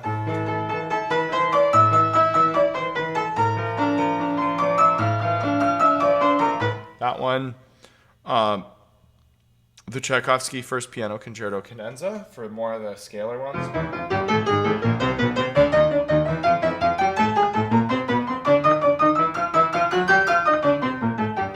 And so on and so on. Something with some arpeggios and jumps, like Liszt Spanish Rhapsody.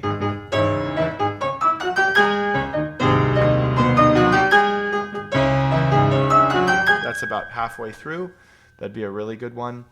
I mean, if you even did those three, you'd be learning a lot from that. You'd also want to do one that's like more melodic in nature. Chopin, First Piano Concerto has a theme.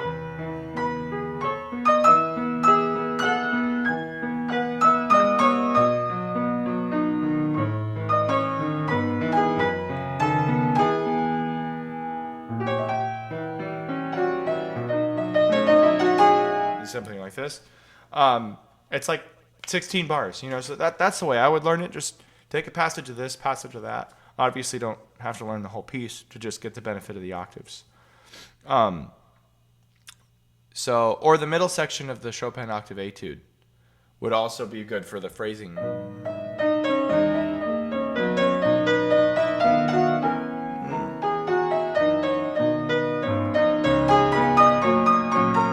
This kind of thing. Do not do that whole etude. It's very, very, very, very, very challenging. But the middle would be good. So, all right. How would I coach a pianist? Oh, Monique Latimore again asks, how would you coach a pianist who wants high-level playing, but avoids practice because tension, stumbling blocks, lack of direction makes practice feel defeating? Well, that's an interesting question because we're talking about coaching, which is one-on-one. And I'll do my best, but I can't really say how I would coach somebody without knowing that somebody. So if you're saying like theoretical you, I know you a little bit, so I can say that. If you're just saying like in general, I wouldn't have one approach because I have to tailor that approach to that person. Mindset is always first for me. I always go after mindset first with my one-on-one clients. So if it's like here, I don't particularly care about the tension or the practice stumbling blocks. Those are important. But if you're feeling defeated and lack of direction, that's often a mindset thing first. And we set clear goals, right? And then you work backwards. Okay, you want to achieve this goal. Well, why is that important? The goal is just the end, but we have to become the person who creates the end. And so what do you need to do? And that's, again, that's what I would do, but I can't give details on how because that would be personally tailored to each person.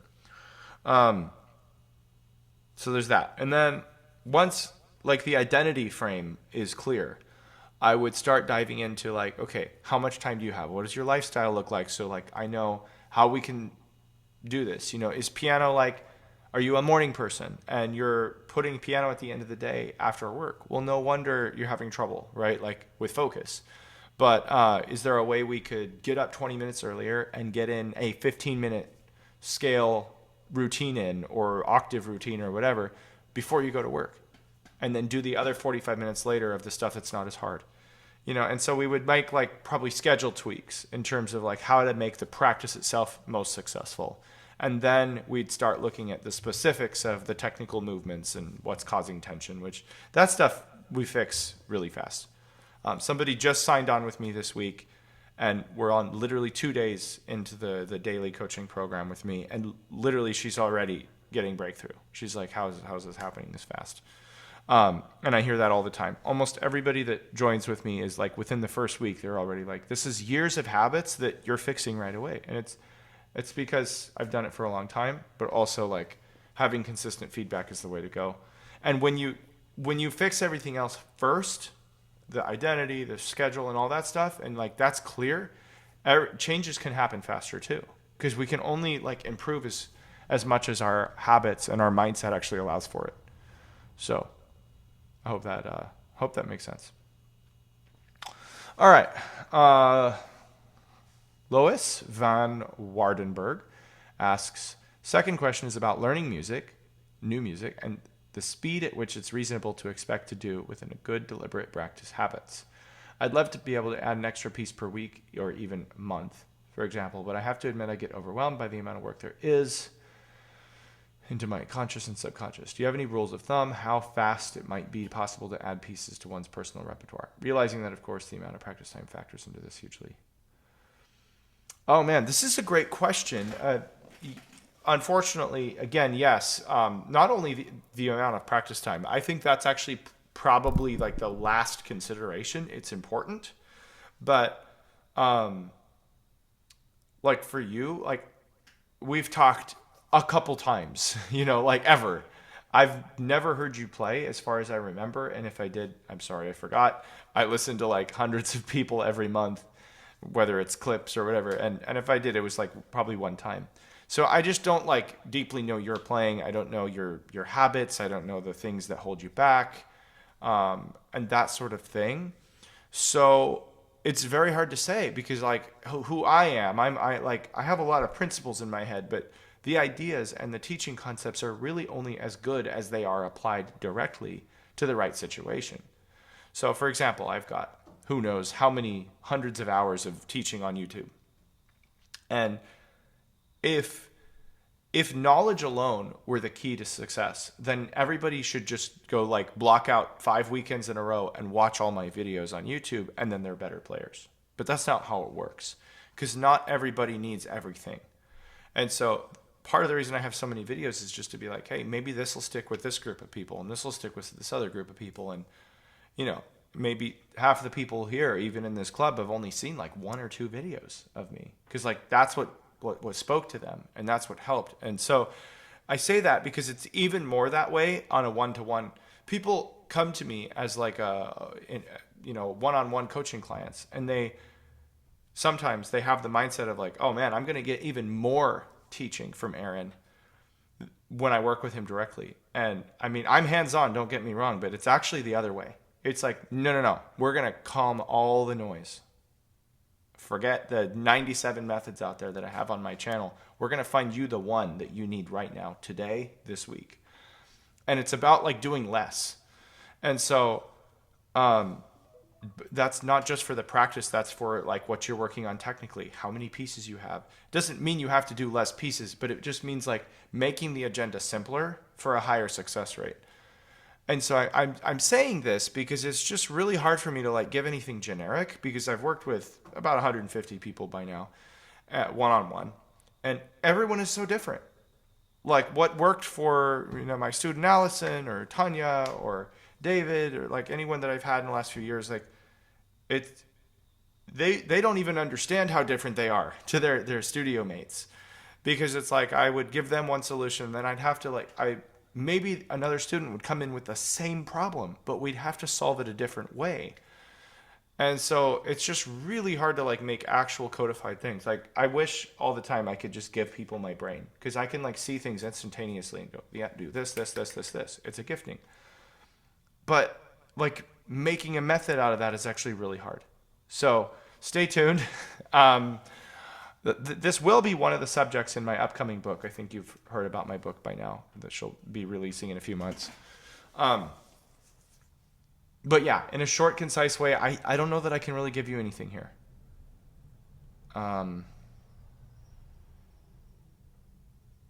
Yeah, you got to be practical about it. If you haven't seen my 3-4-2-1 practice strategy, there's a free post under value posts here.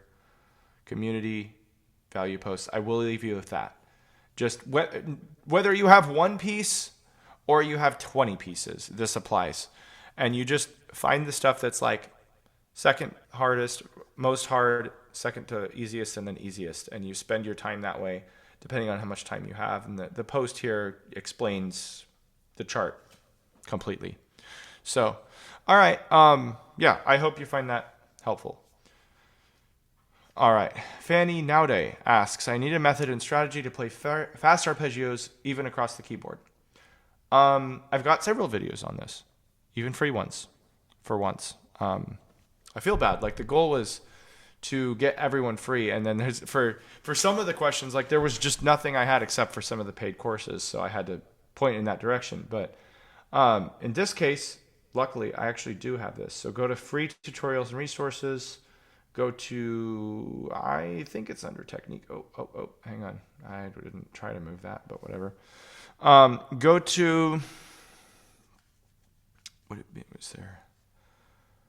Scale. No, I know I had an arpeggios one. Oh, here he is. It's right at the top. Arpeggios. There you go. You can forget the 10-part series. That was just the very, very fundamental basics for like beginners of minor keys and fingering. Do watch these 4. They're all fairly short.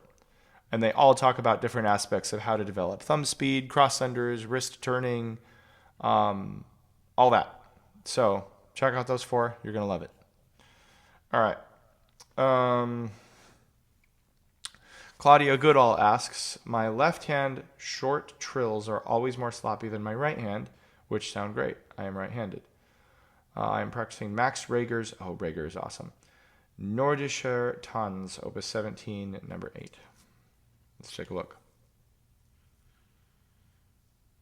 I haven't heard this exact piece, and I don't know what key this is in, but I'm going to... I was going to assume F major, but then we have D sharp, which would not go with B flat, so it does not look like F major. I don't know. Maybe it's an F sharp minor.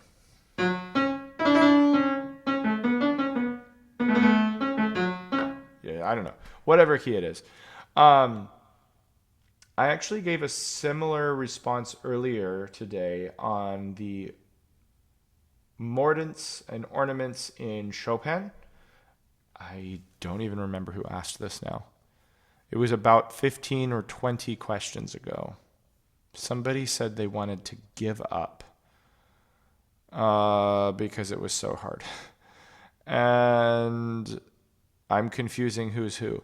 Go about 15 questions, read some of those timestamps on like the questions before, because I gave actually like 3 very actionable tips for this exact thing. And I honestly don't feel like I would say anything different in this situation, except for the fact that it's left hand specifically. So in this case, one thing to consider is it's always good to practice left hand stuff twice as many repetitions or twice as fast as the right hand, so that the coordination is like doubled the difficulty in your favor. So like even let's just say like a trill, a C, D. You do the same thing in the left hand, but 2 repetitions for every note, or like one group of trills for every right hand note. So C, D every time you play C, and then C, D every time you play D. So, and so on and so forth. So,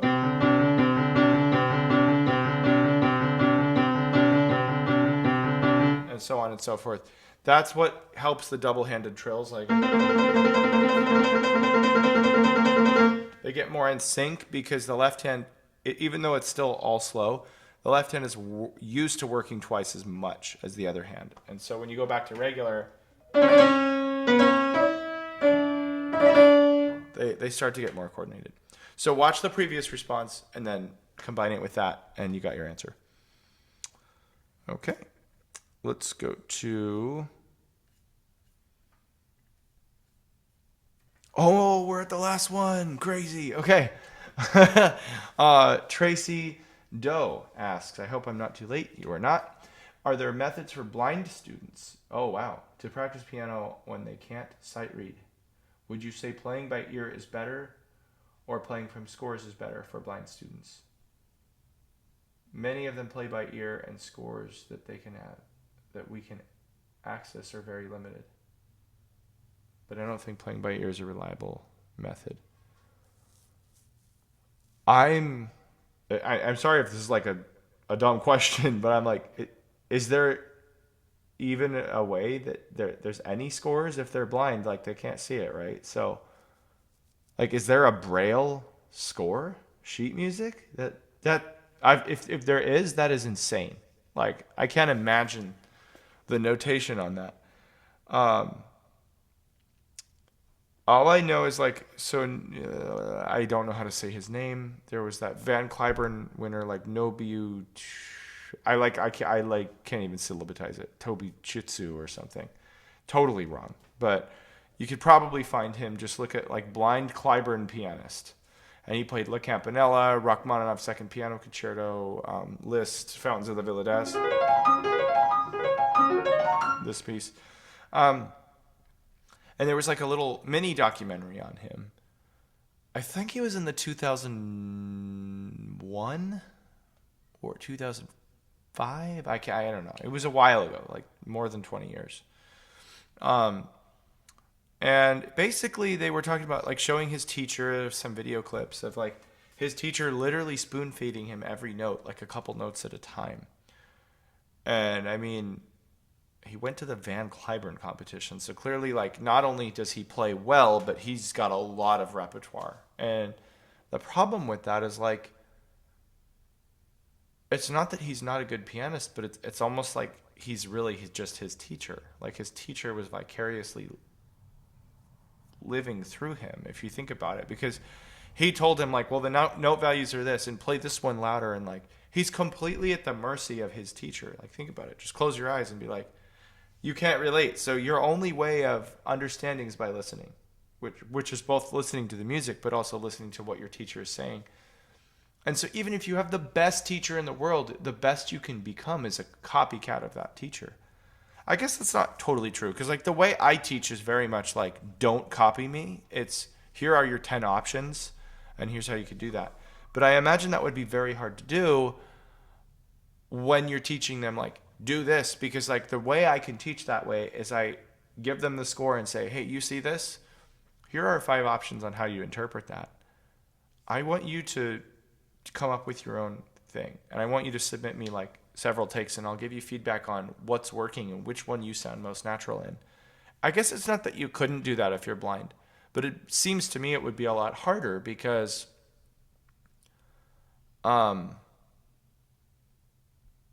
It just seems like how would you really explain like subtleties of how things look on the page, and like I don't know, you would just have to find like a new language of communication. I have had one blind student in my whole teaching career, and to be honest, it wasn't super successful. She worked with me for like 3 to 6 months, and I mean she did learn some things, and we did have a good time, but it just it was hard for me to feel like I could like give her real value, because I often felt like, how do I even put this to words when so much of it is visual? And on top of it, I'm a very visual learner. So for like one example, I was teaching her some theory because she's like, I need to know my chords and how they move. And so I was teaching them, but I was like, well, it's A, C sharp, and E. And she's like, well, why can't it be D flat? And I was like, well, it's basically, in music theory, it's mostly a visual thing, right? Because you have like thirds are stacked up line, line, line, line. And so A, C, E, G. So it has to be C sharp and not D flat. But I'm like, well, if she doesn't see that, does it practically really even make any difference? Like, it's the same note, you know? And so I was finding like weird things where it's like, I can give a good theory answer for that. But I didn't realize until like explaining it to her how much of some of my answers had like a visual component to them. Even in like how I describe technique, I'm often showing things and going, look at the arch in my arm as I go for this jump. And I'm like, I was like taking her arm and like moving it a little bit because she was one of my in-person students. I would never do that. I would never work with a blind student on Zoom. I feel like that'd be like totally impossible. I guess I shouldn't say never. You never know. But yeah, I found that to be very hard, and it was just a mutual decision in that case. Like, I don't think we're getting as far as like I would normally be able to take a student. And the sad thing in her case is I think like she really never found a teacher after that. That was like 5 years ago. I mean, I didn't talk to her last week, so maybe she has not by now. But she was having a hard time for like 6 months to a year after that, finding anyone who would even work with her, let alone like give her opportunities. So I do wish she had sort of stuck it out a little bit longer. It was mostly her decision to back away. But I also understood because I was kind of feeling uncomfortable with it. Like, how do I really help here? You know? So, and the other thing is, like, we were actually getting quite a lot done in the lesson. But the biggest challenge she had was the other 6 days she didn't see me. Because she didn't know how to, like, review the stuff without me there. And so that actually was the hardest part. And, yeah, I don't know. What do you do with that? That's not my area of expertise. It's on me. I asked any question, and I said you could ask. So we opened the floor, and the floor got open. Anyway, that was fun. Crazy. I don't know how long this video is going to be after I stitch everything together. It was 92 questions, just shy of 100, if I counted right. And yeah, it was crazy. There were some really good ones. And thank you all for watching. Thank you for being here. Let me know. I'm just curious if anyone actually watched the whole thing. Did you watch every single question? I imagine, I mean, this video it's 95% for the people that submitted it. If other people find benefit too, that's awesome. And I really hope there is. But it wasn't like meant to sit down and like pull out popcorn and, you know, stream it for the whole weekend. There's always going to be 5% of my audience that probably wants to do that. So you never know. I'd be curious to hear from you guys.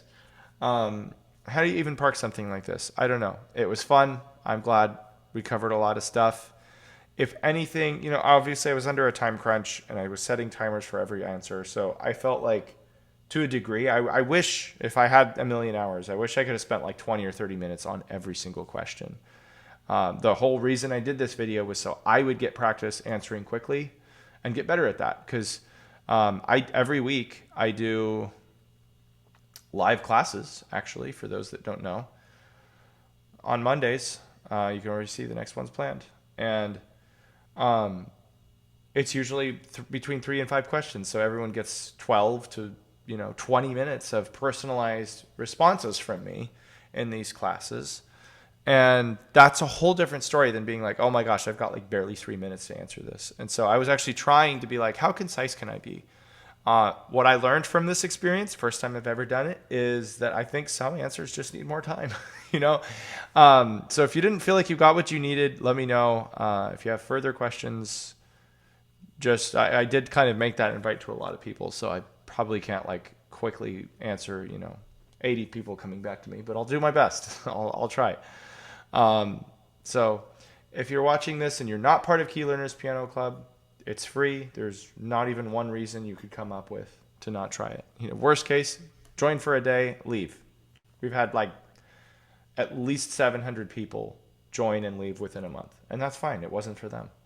There's literally zero risk here. So, anyways, speaking of, we're about to hit 2,000 members. So we're doing a poll from the community of how to celebrate that. And so come join and be part of the 2,000 members. All right.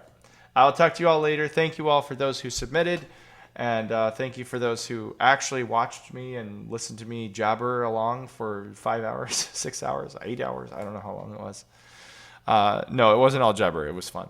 So, all right. I will see you in the next video. Cheers.